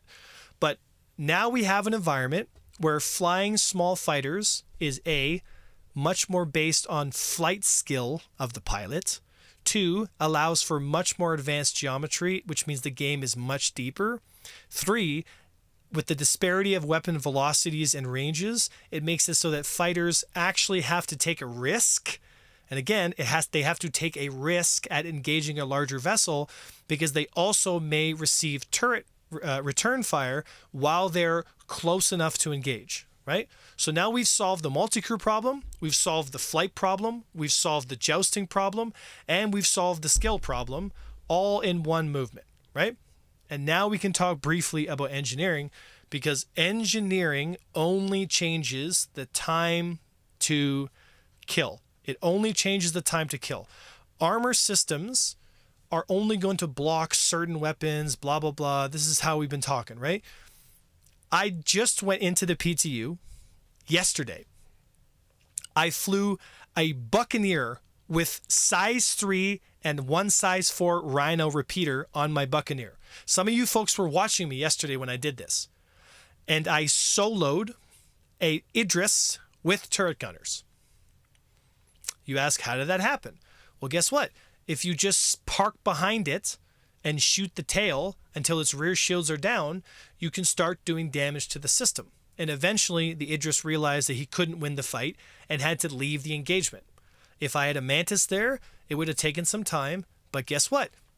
I would have still won the fight against a crewed Idris in a solo fighter. Because again, it's a geometric problem, because all I did was stay outside of his effective range in a fighter and slowly peck at him. This is why armor doesn't mean dick fuck all, because armor is not going to solve this geometric issue. It's only going to make it so that the type of ship that you bring to solve the solution will be in question. So for example, a Buccaneer with a size 4 projectile on its top has enough penetration and firepower to destroy systems on an Idris when the shields are down. The more Buccaneers you bring to the solution, the faster the Idris will die. The chance of the Idris defending itself and winning against a small gang of fighters is 0 against a trained group of fighters. It is 0, right? No amount of capital armor will stop this from happening, because armor only changes time to kill. It doesn't change the fact that he is outside of your engagement range and you can't close that difference. The difference is multi-crew ships now have more to worry about, less to defend themselves with, and more things to go wrong, which means they're actually easier to kill faster than how they were in the live release of the game. So we now are moving to a game that has multi-crew in a worse state, that hasn't fixed any of the geometric problems. Jousting is the biggest issue in dogfighting. Weapons haven't changed at all, and they reverted the only change that would have mattered, which is the weapon velocity and parity changes, because they said it was too difficult, it would cause too many problems. And this is what you're going to get for Christmas, all tied up in a nice bow tie, and they're going to sell it to you and say, look at how great we did, guys. How much better is the game now?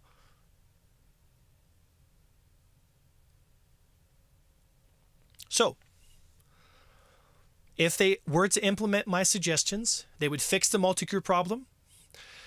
They would fix the engineering problem, because naturally, once you actually are able to engage fighter groups that attack you, it would force/make engagements more thoughtful, because now a small gang of fighters can't just absolutely dominate every engagement and every type of tactical situation.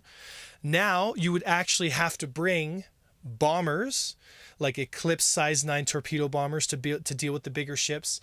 Now you would actually have to bring heavy fighters with larger weapons to help with these engagements. Now you would actually have to bring capital ships to engage capital ships. And fighters would now have a role to play in defending the bigger ships from other small attack fighters like bombers and other stuff. And they would have a role to play in shooting down enemy torpedoes coming in. And fighters would have a role to play without actually also being the capital attack, right? I have, and always have, argued for Star Citizen to be a combined arms engagement space.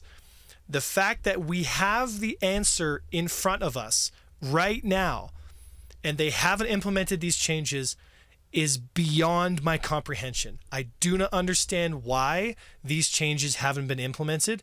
I do not understand why we continue to circle the drain over the same problems over and over.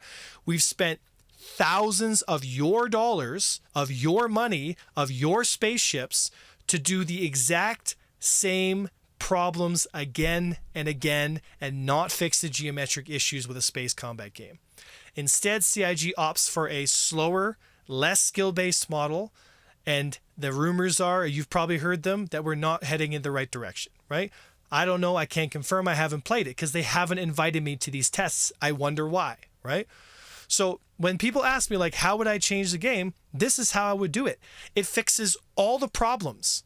It makes the game way more suitable for multiplayer engagements. In my personal opinion, you would sell more ships because now multicrew ships, which should have always been the beginning level of engagement for a new player, you shouldn't send him straight into a fighter that requires tons of hours of training.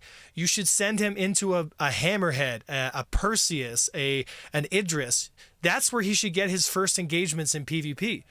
And that's where he would have the most fun. You'd have fires to put out. You have all these things to do. And guess what? You would legitimately have an engagement and a gameplay loop that would make sense and work, because you wouldn't just get ganked by a small gang of fighters and everyone's time gets wasted, right?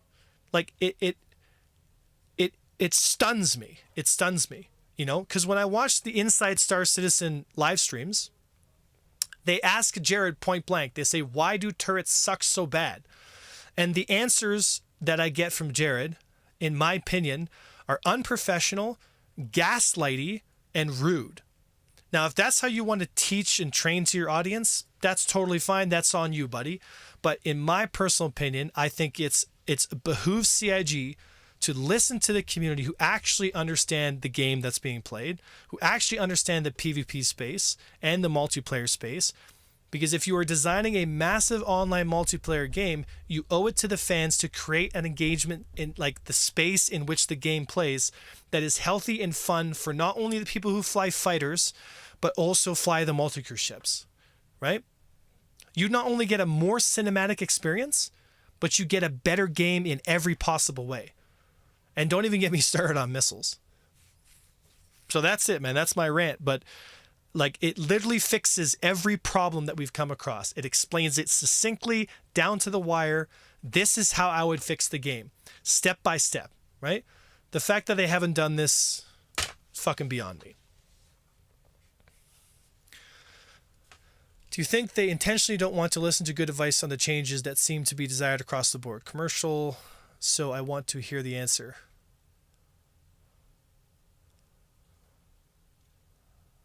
Do you think they intentionally don't want to listen? No, I don't think that at all. Yeah, I don't think they intentionally want to not listen. I think CIG has an ego. I think they have some people in positions who don't know what they're doing. And I think that we, as the fans, are getting screwed, and they're just gaslighting the shit out of us. Right? And I'll go on record and say that. I'd say that in front of 3,000 people in a live audience. Like, you guys aren't paying attention to your fans. You aren't listening to us. And we're only trying to help you. And it blows my mind. It blows my mind. I'll never it doesn't matter. So I'm getting close to selling my main account. Yeah, don't do that. So fidelity, visuals, and gameplay. Yeah, so you can have an incredibly good looking game, but you would sell more ships you would build more goodwill by creating a better game that you could implement tonight. Like, you could remove the afterburner mode and do these tunings that I'm talking about in a week. You could do all the things I've suggested in a week if you wanted to. You could do it in a week because it's only changing numbers and some basic things, right? As far as flight model goes, that might take a little more work, but the reality is it's very doable. Do you know why? Because we had it before. We literally have the code from before. You just need to adjust it a little bit more. Like, it stuns me. It stuns me. Like, you would actually have to put such little work. The problem is somebody somewhere, whether it's Chris Roberts or it's somebody at CIG, somebody somewhere is a game designer that doesn't know what the fuck they're doing. That's the sad reality. And I don't know who it is. It could be Chris. I don't know. It doesn't matter. And for me, who cares, right? Nobody has to wear the blame. The problem is you have to start fixing it. Like, if you keep pissing people off and making a substandard product when the answers are clearly in front of you, like, it's just very surprising that, like, as a multi-million-dollar, almost billion-dollar company, like, you can't see these basic gameplay elements that everyone else is, like, screaming at you guys to implement. Like,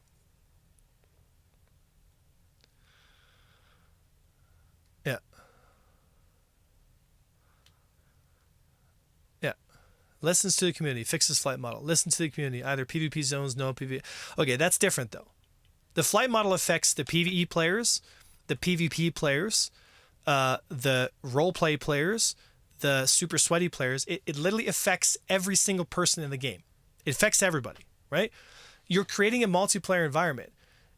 Like, for example, at some point, maybe they do get private servers. Who gives a fuck? As long as you give us a good flight model. Like, the game has to be good. It has to be good. Said, so I have a better flight model, and if I want to get better, I will just need to train more. So have a better flight model. Is this explanation going to be on YouTube? I will, but I'll tone it down and I'll put some graphics in it. I'll pull out some of the extra spicy stuff because people's feelings get hurt, right? And this is the thing that's frustrating for me as a fan, right? It's like, you're not listening to what I have to say, and you're going to write me off because I get a little spicy sometimes, but I'm so exhausted with the incompetence. Like, if you can't get past a little bit of spiciness after 10 years, if you can't have a little bit of, like, awareness to be like, what is he really saying? If that offends you, if that makes you feel shitty as a person, I've already stated at the beginning, like, this has never been personal to anybody. I'm not asking for anyone to get fired. I've never asked that on the stream here and been like in this explanation to say, like, oh, this person specifically should get fired and this and that. Like, it blows my mind. Like, I can't be the only one who sees these. Like, you know what it means? Do you know what it feels like to me, dude? It feels like the fucking Epstein files. Like, you know, we voted for all these people. People asked for stuff to get done, and then all of a sudden they're like, "Oh yeah, the files don't exist." What? They don't exist? Okay, cool. You want to gaslight the shit out of us? No problem. But I see it. You guys see it. We all fucking see it. Like, you lied to us. So give us the files. Like, this isn't up for debate. You don't get to choose what we can care about, right? So in this situation, it's like, we've been around the hat for 10 years. We've seen cruise mode come in and out. We've seen 2.6 model come in and out. We've seen, ironically enough, the asymmetric model implemented poorly back in, like, pre 2.0 days.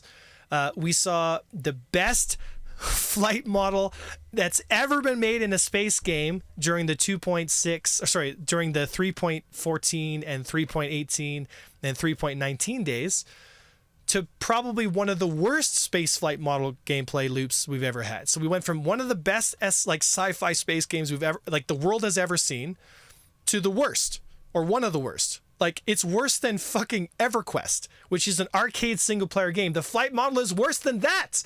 And this is a multiplayer game where thousands and hundreds of thousands of people are going to play together.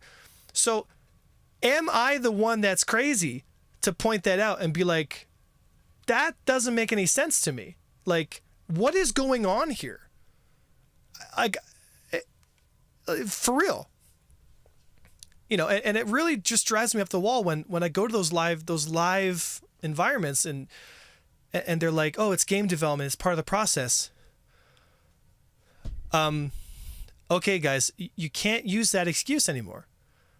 Because if you don't listen to your community and you don't take feedback, and for some reason you just go and do your own thing and you got blinders on, that has nothing to do with gameplay development. If you make poor decisions, you get poor results. Like, it's not... Like, I don't think I've met a single person who plays with multi-crew ships, Constellations, Perseus, that kind of stuff, and genuinely goes like, the game is perfect, like, it's in such a great spot, multi-crew is so much fun. Everybody knows. Everybody fucking knows. Everybody. Multicrew is a fucking joke. It's a joke, man. It's a joke, right? So, like, yeah, man, enough's enough. It's been 10 years, guys. Like, these geometric flight model problems should have been fixed long ago. Long ago. You know?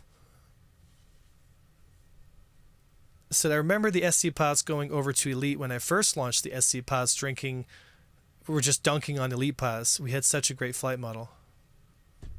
I think it's greed, poor planning, and scope creep. You know what's even crazier to me?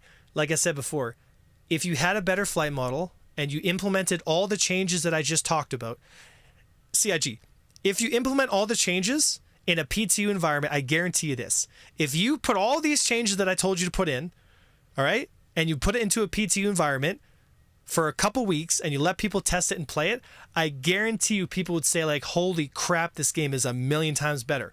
Your ship sales would go through the roof. They would go through the roof. You'd probably have to buy more servers because there's a lot more people that are going to want to play your game.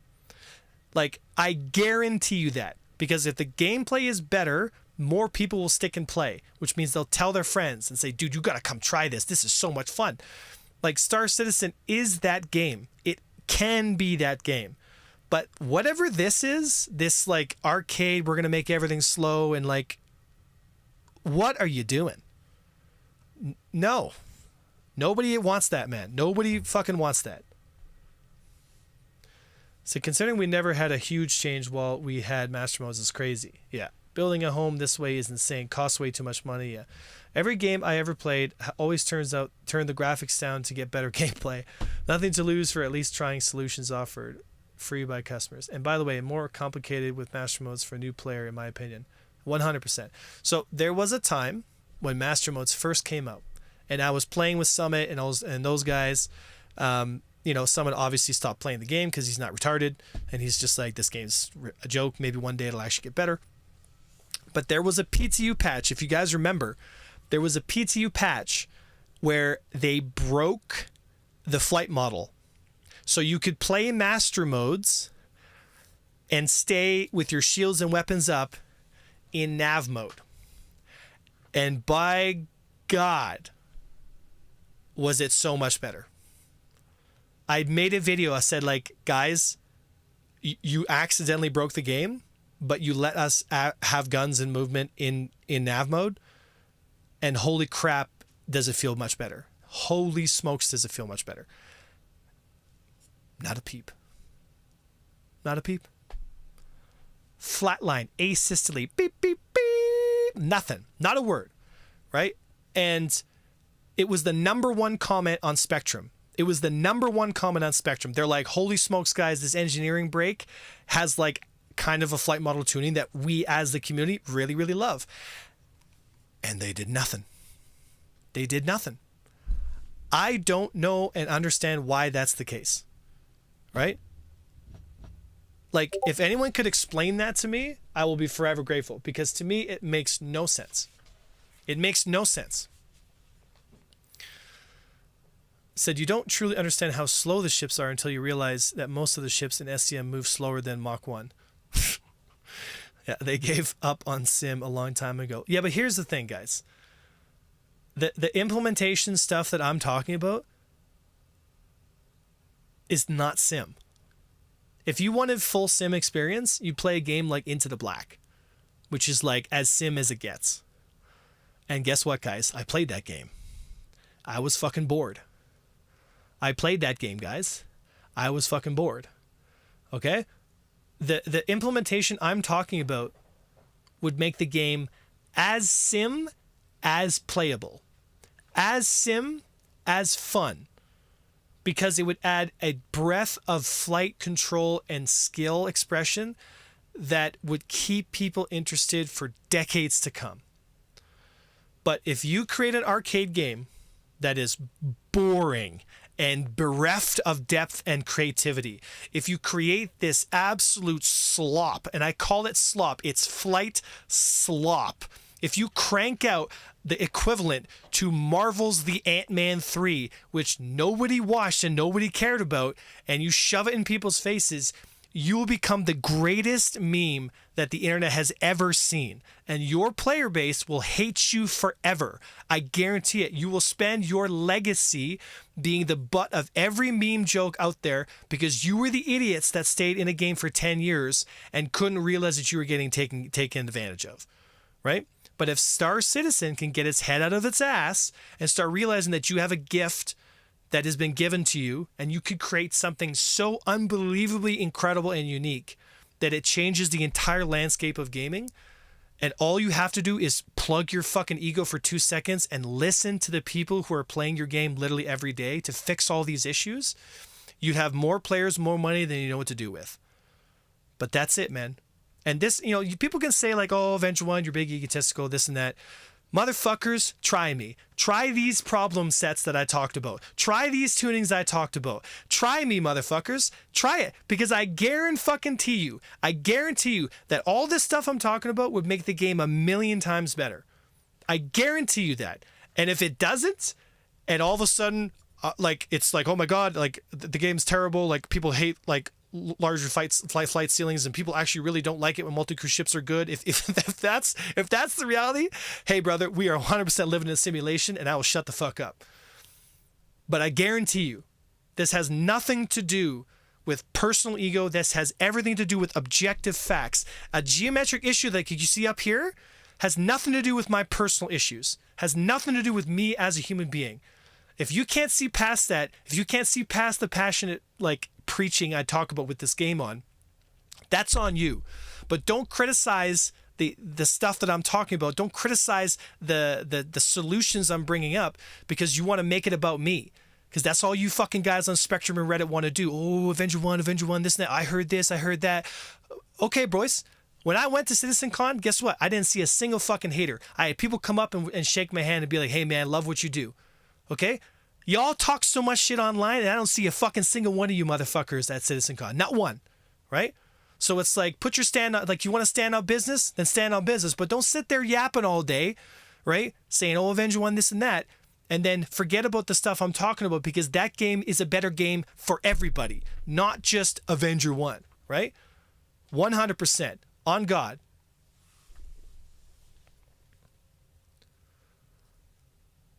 Another game company will do it and put CIG out of business. Yeah, that's the path that's going. 100%. Disney, if you're watching, hire me. I'll make you a Star Wars game. Hire me. I'll make you a Star Wars game. You'll make $1 billion in a year. I guarantee it. You want to hire me? I'll make a Star Wars game. I'm not kidding. If anybody from Disney is watching, hire me, motherfuckers, because I guarantee you, if you don't capitalize on this, Star Citizen, you are going to sink your own ship, and it's on you. 100%. Disney's too woke. I'd play one Star Wars game. Yeah.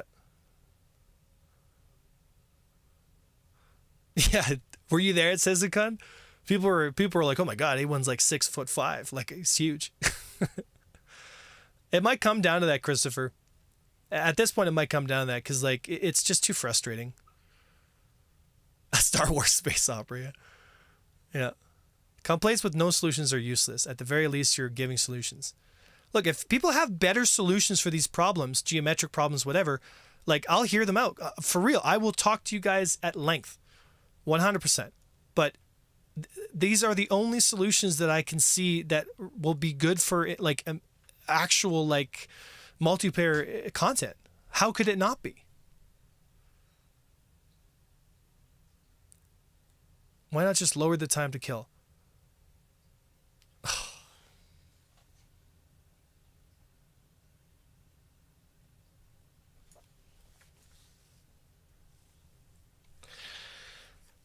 So the M50, which is the most meta team fighting ship in the game, has a time to kill of less than a second.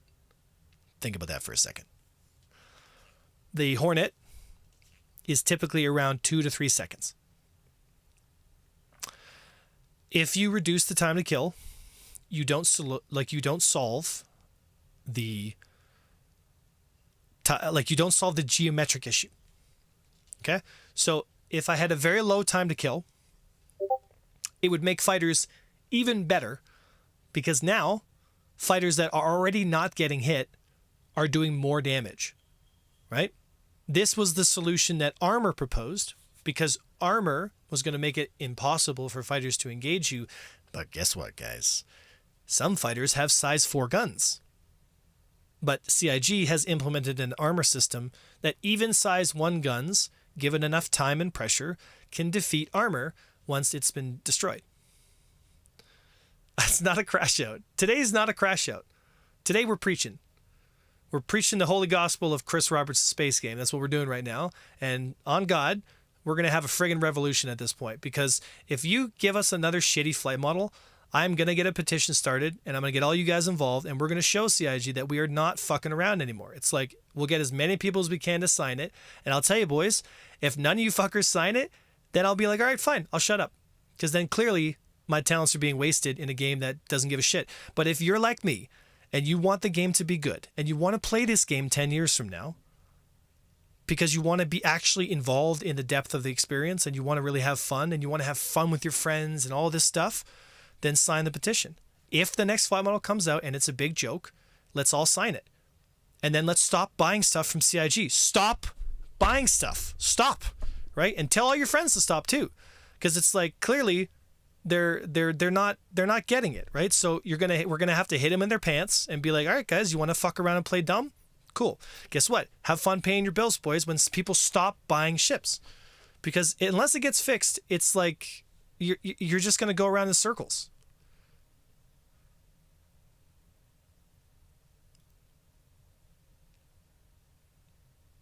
Right there, 12. Right, so now that engineering is on its way, and it's a big joke, like I told you guys it would be, right? Again, who's got the A1 bingo card? Here's the I told you so A1. Because what did I tell you guys? I said engineering is not going to fix this stuff. It's only going to make things more silly. Armor's not going to fix anything because it's not adjusting the geometric issue. It's adjusting the time to kill issue, right? Now that these things are implemented, guess what all those boys on Spectrum are doing? They're doing a lot of this, and they're going, why is Avenger 1 killing Idris's by himself in a Buccaneer? Oh, well, fuck, I don't know. Like, so there are so many new people, they buy ships and keep it going. The old people are just not spending much money. But this would be for them, too. That's the thing. Like, a better game is for everybody. Like, for the new players, for the old players, for the experienced players, for the inexperienced players. We are living in a fucking simulation at this point, dude. Like, I'm telling you, there is a world where we sign in and play Star Citizen with our kids, with our friends, with our cousins, with our family, all these things. And they go in and play Star Citizen and engage in the PvE and the PvP stuff, and they have an absolute blast. That is a very real reality that we could be living in. And the only thing stopping us from being pretty much the way there now is CIG. Like, they just don't get it, you know? And they keep selling us with, like, I call it toxic positivity, because enough's enough, right? Like, you watch the Inside Star Citizen stuff and it's like watching fucking CNN. Like, the world is exploding around them and they're being so unbelievably gaslighty and insensitive. and their own marketing team is like, oh, fuck, we gotta, like they can't even do a live stream without people like flipping out, because like this is a symptom of them not paying attention, right? And this isn't me like trying to take a giant shit on CIG. Like, I want the company to be one of the biggest gaming companies in the world. They have an opportunity to do this. Like, I want that. Like, I don't care, man. I don't care, Chris. I don't care if you got 20 yachts and you're doing blow every day. I don't care, man. I really don't care, right? Make a good game. Honest to God. Because it's not just your reputation on the line, but it's the company's reputation. It's the gaming environment. Like, there's so much, it's like so much riding on this to get it right. You don't have time to fuck around and make these ridiculous gameplay choices and just have the game be a giant flop when the solution is so obviously in your face. Like, you know, 80% of the Star Citizen flight base / the cast of Star Citizen. So if you take 80% of the ships in Star Citizen, 80%, they would be absolutely fucking useless for any form of combat, especially PvP combat. Drake Clipper, Cutlass Black, all these ships, like, yeah, you can do it, but it's a genuine joke. It's a genuine joke, right? There are basically 5 ships in Star Citizen that have a genuine chance at combat, and that's about it. And guess what? That's flight model related. You know? So if you make better ships and better gameplay, you will sell so many ships, it will make your head spin. Like, you want to talk about like a record-breaking year for CIG? Fix these issues like I'm talking about. Try these changes that I'm talking about. Try them. Try them. Put ships at 600. Get the reverse asymmetric wall setting at about 200 meters per second, lower than whatever their top speed is. Take away afterburner entirely. Only give us a boost mechanic, right? And how fast that boost mechanic recharges depends on how much power you put into systems. Bring back the power triangle and get rid of this fucking stupid engineering shit, like plugging little Lego bricks into your ship and then hitting damage control. Like, nobody wants that, man. Especially not in their fighter gameplay. Nobody wants that, right? You know what big ship guys want? It's not to run around the hallways like an idiot trying to plug fuses in. They want a guy in the engineering console managing power and fluctuations and keeping the ship up and running, and a really skilled engineer is going to get you a ton of power to the systems that need it at the right time. You don't want a bunch of guys running around, plugging holes, doing all this dumb shit. Like, it's not fun. But y'all didn't listen. Like, you didn't listen. So now we have fuse gameplay, which is boring as shit, but it's something we got to do now. Now we have engineering gameplay that's you stand at a console, basically go like, okay, what task do I have to do next now? And then you run around the ship like an idiot, you know, hit it with a little laser beam. It's like a little quick time challenge. It's not fun. It's not skill-based, and it's not what people want. But you didn't have the courtesy to ask. You didn't even ask. You just went and did it and spent everybody's time and money, and now you got to face the music and be like, oh shit, you know what I mean? Like, what the fuck do you expect was going to happen? Armor's being implemented. It's a big fucking joke, right? Fighters are still running around just taking giant dumps on everybody. So that's not fixed. Geometric problems aren't fixed. There's tons of jousting in combat, and you still got nav mode in. How many times do you have to fuck up? Like, let me ask you this, guys. If you're a company, right? If you're a company and somebody fucks up again and again and again and again and again, how many times do you have to do that before you go like, oh, damn. Yikes. Like, it's like CIG's a government job at this point. Like, are these people voted in?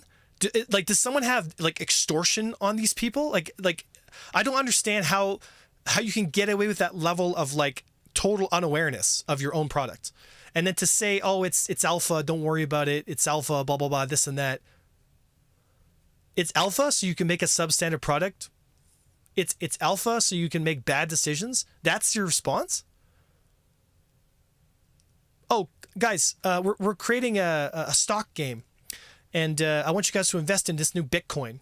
Oh, but it's alpha though, so it might fail or not. Yeah, okay. And then it just rug pulls right away, and the guy posts himself on Instagram, and he's like, haha, yeah, sorry, I rug pulled. Anyway, it's alpha though, so you guys kind of expected it. And everyone goes like, well, actually, that's like extortion and scam and all that stuff. You can be held liable for that. It's like, oh yeah, but guys, it was alpha. Like, no. Alpha does not cover incompetence. You know what other games were alpha? Other games alpha, right? Go try some of these other alpha products, right? It's like the ones that make it in this world, like ideas are shit, execution is the key. Like it's just that simple. Guys, I can't be the only one who feels this way. Like I can't be. And I'm done being nice, you know, being sensitive, being like, hey guys, this and that. No, it needs to get fixed. It needs to get fixed as soon as possible. You have the answers in front of you. Why aren't you guys, like, I want an answer, man. Why are you guys not doing this? Why are you guys not listening to the community? Why haven't you even fucking tried it? Like, why? Like, what is stopping you from trying these things? It just, like, it's totally unacceptable to me, dude. So it's literally how the game devs works. So enough is enough. Listen to the community. CIG and Weatherman are about the only people that can consistently be wrong and not get fired. They said 4 years, they are 4x over, and people are still spread. Yeah, said it's because they're too big to listen. How does that make any sense? What do you mean too big to listen? Like I want you to explain that to me. Problem is only a group of us care. Many players are oblivious who don't care. Yeah, I don't think that's an excuse.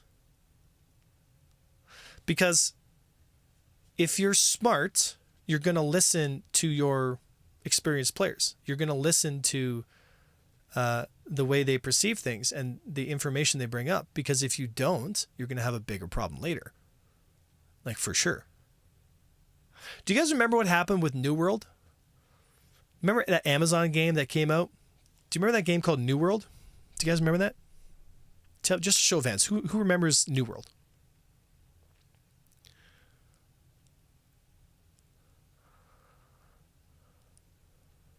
Yeah. Do you guys remember what happened to New World?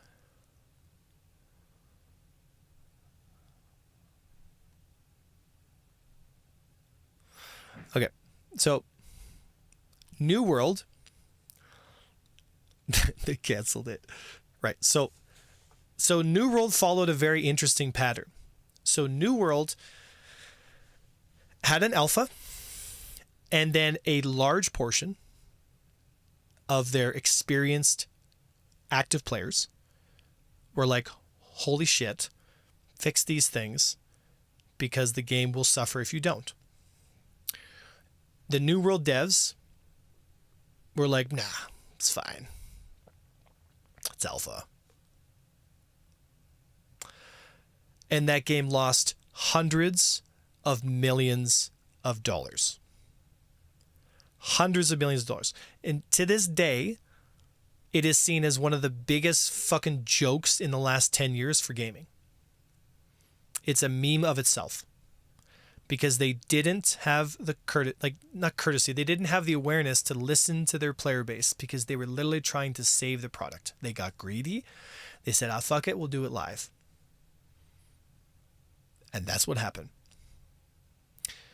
You could also say Dune Awakening had a very similar experience. And guess what, guys? Who are the players that consistently play your game after it's done its kind of boom and bust phase? Oh yeah, the PvP folks.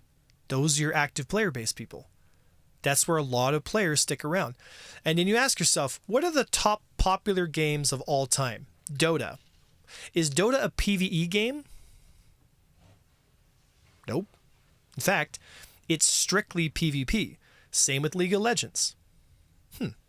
Notice a trend? Okay, well, what about Minecraft, Avenger 1? Minecraft, okay. Minecraft is multiplayer, okay? So you're going to realize that all the greatest games, except for the exception of, guess what? The Witcher 3 and like maybe Skyrim in the last 25 years, everything else has been mostly multiplayer games.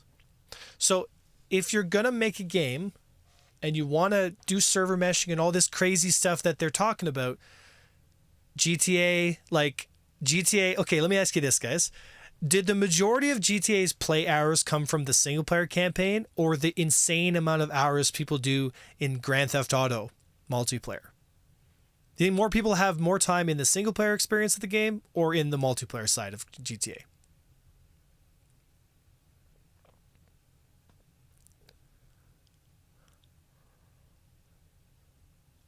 VFW, thank you, brother. The modded multiplayer side GTA. Why do you think Grand Theft Auto is still as popular as it is today if it didn't have multiplayer? If it didn't have multiplayer, do you think people would be playing Grand Theft Auto like crazy?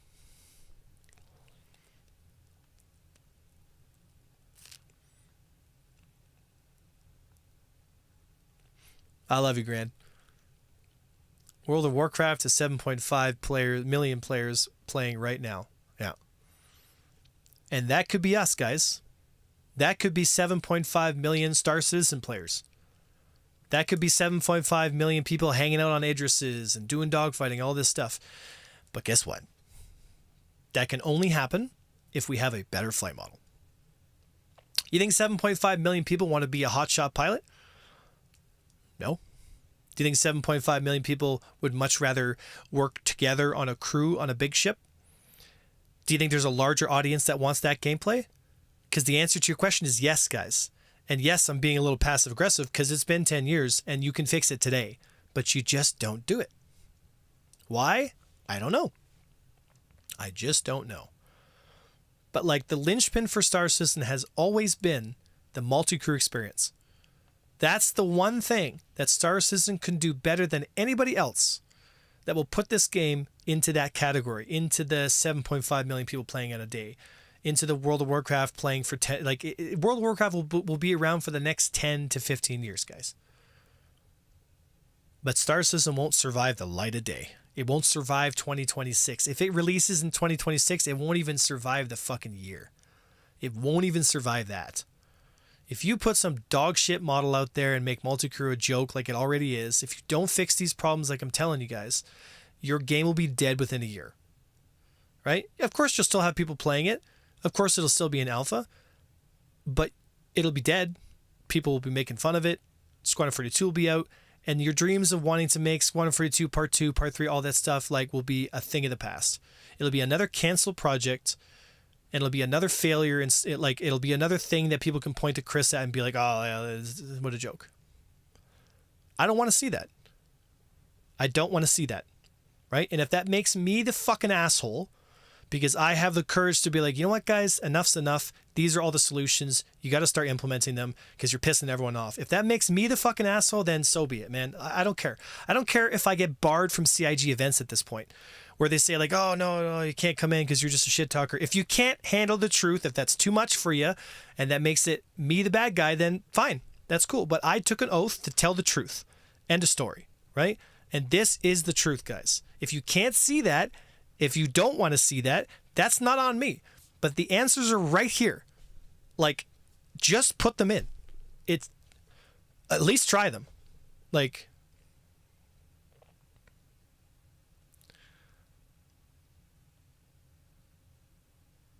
doesn't always list their community, but EVE Online is still alive with an enclave player base of about 25k, which is clearly not much, but that's more than 20 years every day. Yeah, but EVE's a super hyper niche game, and again, they could vastly improve their experience, but they don't want to either, and that's fine. If you want to be a big fish in a small pond, no problem. If that's what you guys want to do, if that's your future, if that's your outlook, hey, at least I gave my 2 cents. At least I fought. At least I tried. At least I stood up and said, like, you know what? I'll take the lashings. I'll take the hate. I'll take all the bullshit drama that you guys throw at me. But if you try it, if you just try it, if you listen to what I have to say and you try these things, I guarantee you will have a substantially better experience for everybody. For everybody. Right? That's it, man. I don't care. I don't want to take credit for none of this. I don't care. I don't care if they do all these changes and they say, oh, Yogi came up with all these changes and it's so great, and they put up. I don't care. I don't want none of the credit. I don't want none of that. Nothing. I don't care. I want a better game. I want to come downstairs and play this game with all you folks, and I want to really enjoy it, and I want to enjoy it for the next 10, 15, 20 years of my life. I want to play this game until the servers turn off. I want this game to outlast me. That's what I want. And it ain't going to happen if you make this game My Little Pony in space with fighters. Fucking new, like, No Man's Sky has a better fucking flight model at this point. There's no excuse. You're a $1 billion company, you know? Someone says no one cares about the truth. I disagree. I think most people in life care about the truth. I think most people are scared to say it, though. Yeah, but it doesn't have to be that way. They don't have to limp along, right? Like, they don't have to keep getting in hot water. Like, guys, think about this. If we had a better flight model and they had these things I'm talking about, and multi-crew ships were in a good spot, they could actually defend themselves against small gangs of fighters and blah blah blah, and it was a lot more of the experience that we expect from Star Citizen. Them coming out with the Wolf L21, the Wolf L22 would not be met with this super sourpuss, like this is another scam, kind of like, you know, I don't want to say his name, but it's not going to be met with that kind of energy. It would be met with like, fuck yeah, another fighter. Fuck yeah, it's the Wolf, but slightly better, like in my personal ways. It would be met with excitement. It would be met with like good feelings, because people are like, oh, wow, this is really cool. You know?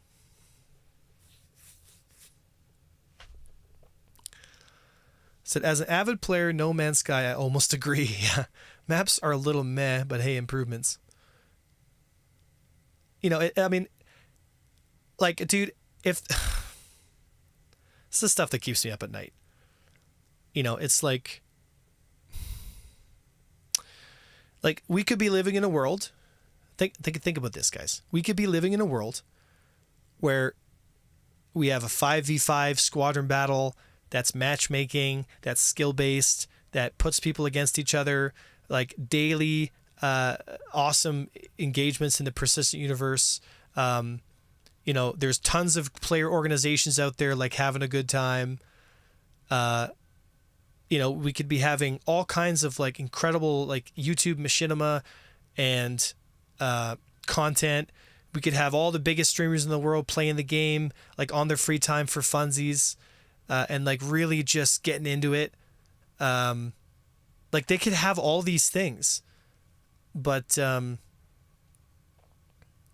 like instead we have the AC bug where like you can't even put weapons on your ship. Like they hired Matt Lightfoot or whatever his name is. What's his name? No, the other CIG guy that was supposed to be in charge of Arena Commander. And instead he puts out a fucking meme video on YouTube called Superior Product, basically taking a shit on everybody. And we still have the same AC bugs we've had for 4 years now. Bunting, yeah. So, like, how do you want me to take that? Right? You're a professional, right? You're a professional in a company, and like that's how you want to. Like, I don't understand. Like, it would if the product was good, and people were playing it, then I could see you making the video and being like, "Oh fuck yeah!" And people would probably be like, "This is awesome. This guy's great." But you've done nothing to Arena Commander. You've added 2 maps. It's broken as fuck. You still can't even like apply like power plants onto your ship properly. I have to go back out, back in, back out, back in just to apply weapons on my ship. And that's how you want to do it? Like, this is what annoys me, because it's like I'm not the only one who sees this. And I would be a lot less interested in these things if the flight model was significantly better, right? And it's not just flight. Like, look at the industry stuff. Look at the engineering stuff. Like, look at all these gameplay systems. Like, they're not even fucking close. Yeah, the SIG's turning into Jaguar. That's exactly what it is. Like, you know what's happening right now? This is the whole Ford versus Ferrari situation, right? And I'm going to be a little self-aggrandizing here just to explain something to you guys. But you have Shelby Ford, okay? You have Shelby, who runs Shelby Motor Company, right? That's me. Hi guys, right? And you want to make a fucking Ford GT to beat Ferrari, okay? That's Elite Dangerous. That's all these other space games. You want to beat those motherfuckers, okay? And I say, okay, you need to make a super fast car, and I say, awesome. Okay, here's what you need. And then you bring in a bunch of guys with checklists and shit, and you go, no. That's not how we build a race car. This is how we build a race car. And unless you start listening to that guy, you ain't never going to beat Ferrari. You ain't never going to beat these boys on the track. And guess what? Those two guys, if you watch that movie, pretty prickly guys, because they don't stand for bullshit. If you're going to be a fucking race car driver, be a fucking race car driver, dude. Right? If you want someone who's great on PR and who's like all hunky-dory all the time, like, oh, great with kids, that's cool, yeah. I'm a fucking race car driver. Build a race car drive. Like, that's the game that people are looking for. That's the game we want. And, like, CIG's just not doing it. If you were making a single-player only game, that I understand. If there was no multiplayer whatsoever, it was just like, hey, we want to get people on Xbox controllers and just hitting their blunt and having a good time. Okay, cool, fine, awesome. But this is not Star Citizen. Star Citizen should be the best space sim that has ever graced this fucking planet. It should be that. It should be at least trying to be that. But instead, it wants to be like a meme version of Planes in Space. A less fun, less engaging game that was made in the 1990s called Star Wars X-Wing vs. TIE Fighter, which still has a community to this day that plays it and plays the game quite actively. So you're telling me a game made in the 1990s was significantly better and more fun for flight combat than a game made in 2025? What fucking world are we living in, boys? What world? Because guess what? Star Citizen is not going to appeal to the tweenies, to the Gen Zers. It's not going to happen. Like the 14-year-old, 15-year-old kids, they don't give a shit about Chris Roberts. They don't give a shit about Wing Commander. They have no fucking clue what it is. The only experience they've had with Mark Hamill has been him drinking green titty juice from the Star Wars movies. Not like our generation who grew up on these things, who are now in their 30s, 40s, and 50s. That is your demographic.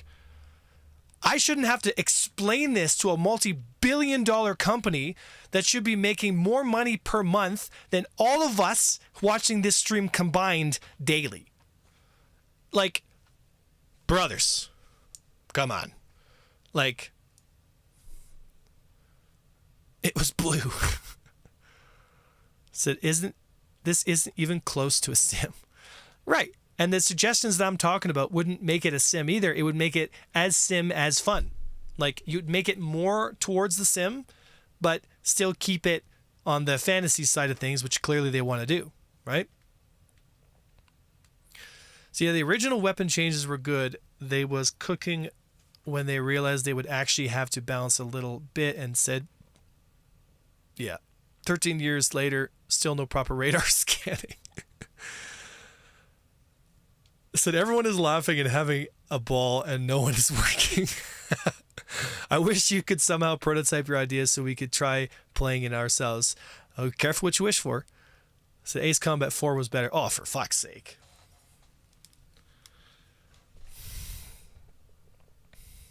You are correct, by the way. So we need the Fortnite and Roblox communities. Casual and A1 meet. Caramel and A1 meet. Let's go. Who's Caramel? So no proper radar, question mark. Don't tell me you don't like playing Find the Ketchup Stain on the blurry favorite plate. So it turns out it was the limitations of Chris's vision that failed the project looking back in 2013. We should have voted as backers not to expand the project. No. No, I don't believe that, right? We're not going to do the 2020 hindsight thing at this point, right? Look, SIG fucked up. They are fucking up. They continue to fuck up. Okay, we can still save the ship. All right, we're taking on water, okay, i.e. they use the Ford versus Ferrari example. We're not winning races. The car's not doing well. So start listening to your experienced players. Start understanding what they're talking about and what they're suggesting and why, and then implement it so that you actually understand that's going to make you a better game, you know? So finally a streamer that doesn't lock chat to followers only would a giga chat. I don't give a fuck. Just don't be a dick. Caramel has an extended amount of knowledge on what SIG has promised over the 13 years. I don't give a fuck what they promise. I don't care if they all promise us blowjobs, guys. I don't care. I don't care. I care about them making a better game. Because this game, like I'd said before, should be substantially better. All these things I'm talking about can be implemented in a week. It doesn't take a brand new flight team. It doesn't take brand new coding. It doesn't, you know?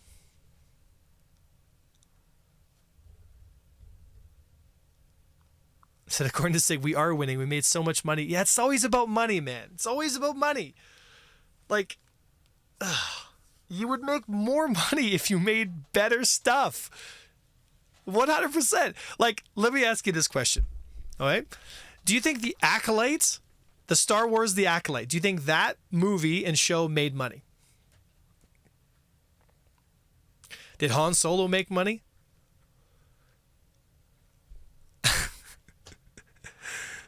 Think about it. Okay. So after the original, after the J.J. Abrams remake, it made like what, $2.5 billion, right? Because everybody was expecting Star Wars to keep its quality. And over time, it got diluted. And the money men, the money men kept sneaking in. They're like, let's make another movie. Yes. Let's push it out every year. But sir, we want to make something good. Let's make Rogue One. Let's make this. No. Now we want to make a nice Star Wars movie every year. Yes. Every year they push something out. Garbage. Oh, we got one win. Andor, holy smokes, was it a win? And that was mostly a fuck you to the industry. Garbage. Oh no, people are leaving people are literally leaving the Disney company over protests. They're losing billions and billions of dollars. And then they go like, oh, what the fuck's going on here, guys? Maybe stop making garbage. Maybe understand who your audience is and make movies and stuff for them. Maybe that. What a surprise. Why did Andor do so damn good? Maybe because it appealed to an older male audience, which is what Star Wars appeals to. Do I ask? There's not enough men in Barbie. Guys, we need more Barbie.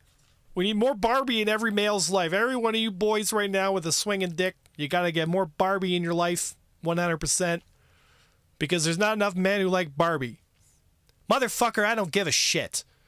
I care about war and fighting and man stuff. Fast cars and hot women. That's what I like. I'm a red-blooded male, like all you motherfuckers watching me. Because let's be honest, there ain't a lot of you women watching, right? I know I'm good looking, but there ain't a lot of you girls in Star Citizen. So it shouldn't come as a surprise to you to be like, damn, dude, you know? Like, if I start making stuff for the audience that I have, and I respect their opinions, and I make good stuff that has good heart behind it, I make more money. Because it's not about making the money. It's about making the stuff that people like. Because business is about people. It's about people.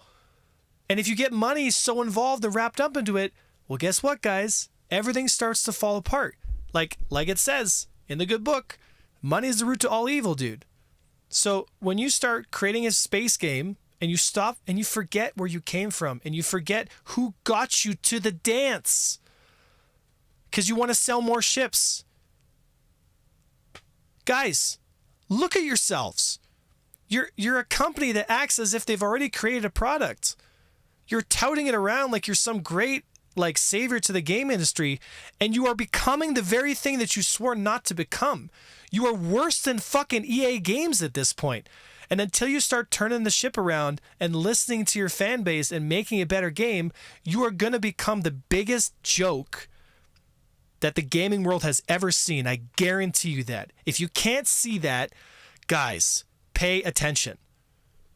How could it not be this way? If you put out a substandard product and after 12 years you release Squadron 42 and it's a giant mess, it's buggy, it's a fucking joke, and it plays like shit, what do you think is going to happen? You're going to have all the biggest people on YouTube, on Twitch, on all these places. They're going to shit on this thing so hard, and it'll kill the experience 100%. And if that's the legacy you want to leave behind, I mean, hey, Like I said, it's not my company, but if I was the head of a company, man, I'd turn that ship around as fast as fucking possible.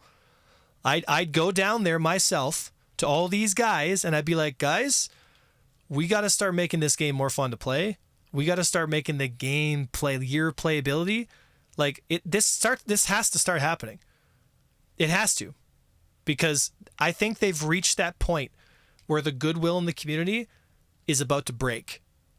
Like it's already breaking for most people, but it's gonna snap. And when it snaps, it's not gonna be like a gradual trend. It's gonna fucking snap, right? So if engineering comes out and it's a joke, if armor comes out and it's a big joke, right?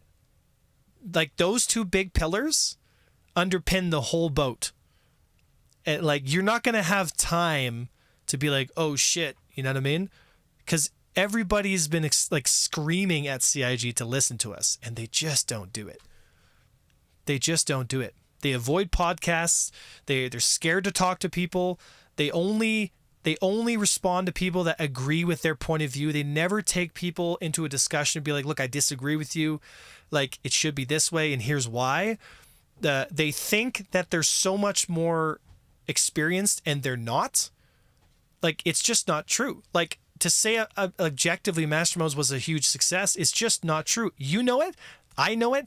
Everybody fucking knows it. Like we all know it. So why is this suddenly like, oh, a big surprise for you? You know? Like when Jared gaslights us like crazy on the Inside Star Citizen live streams, like why are you surprised when the community basically is turning on you?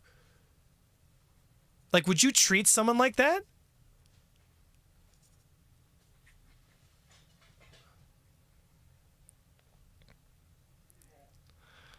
So I've finally a series about Darth Maul movies. Yeah.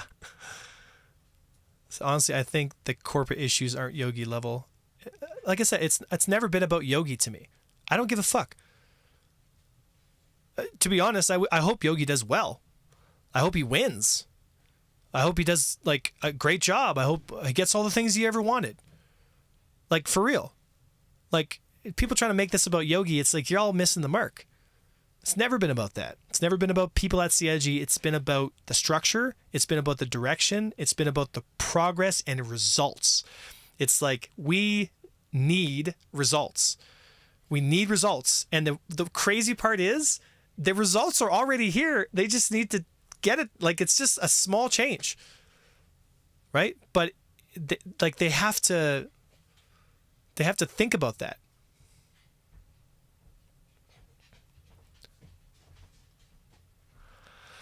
Anyway, there's my soapbox rant. But obviously I wouldn't put this all on YouTube because it's too long, right? But it's how I genuinely feel, man. I'm just very burnt out of the bullshit. I'm very burnt out about the lies. I'm burnt out about the misdirection. You guys can see it. I can see it. We can all see it. I want to see change. I want to see change in the right direction. I want this game to succeed. I want all the folks at CIG to have long careers and have a good time there. But this ain't working, guys. And we got to start seeing some results. And I'm giving you the results again, right? Whether you use those results or not is totally up to you, right?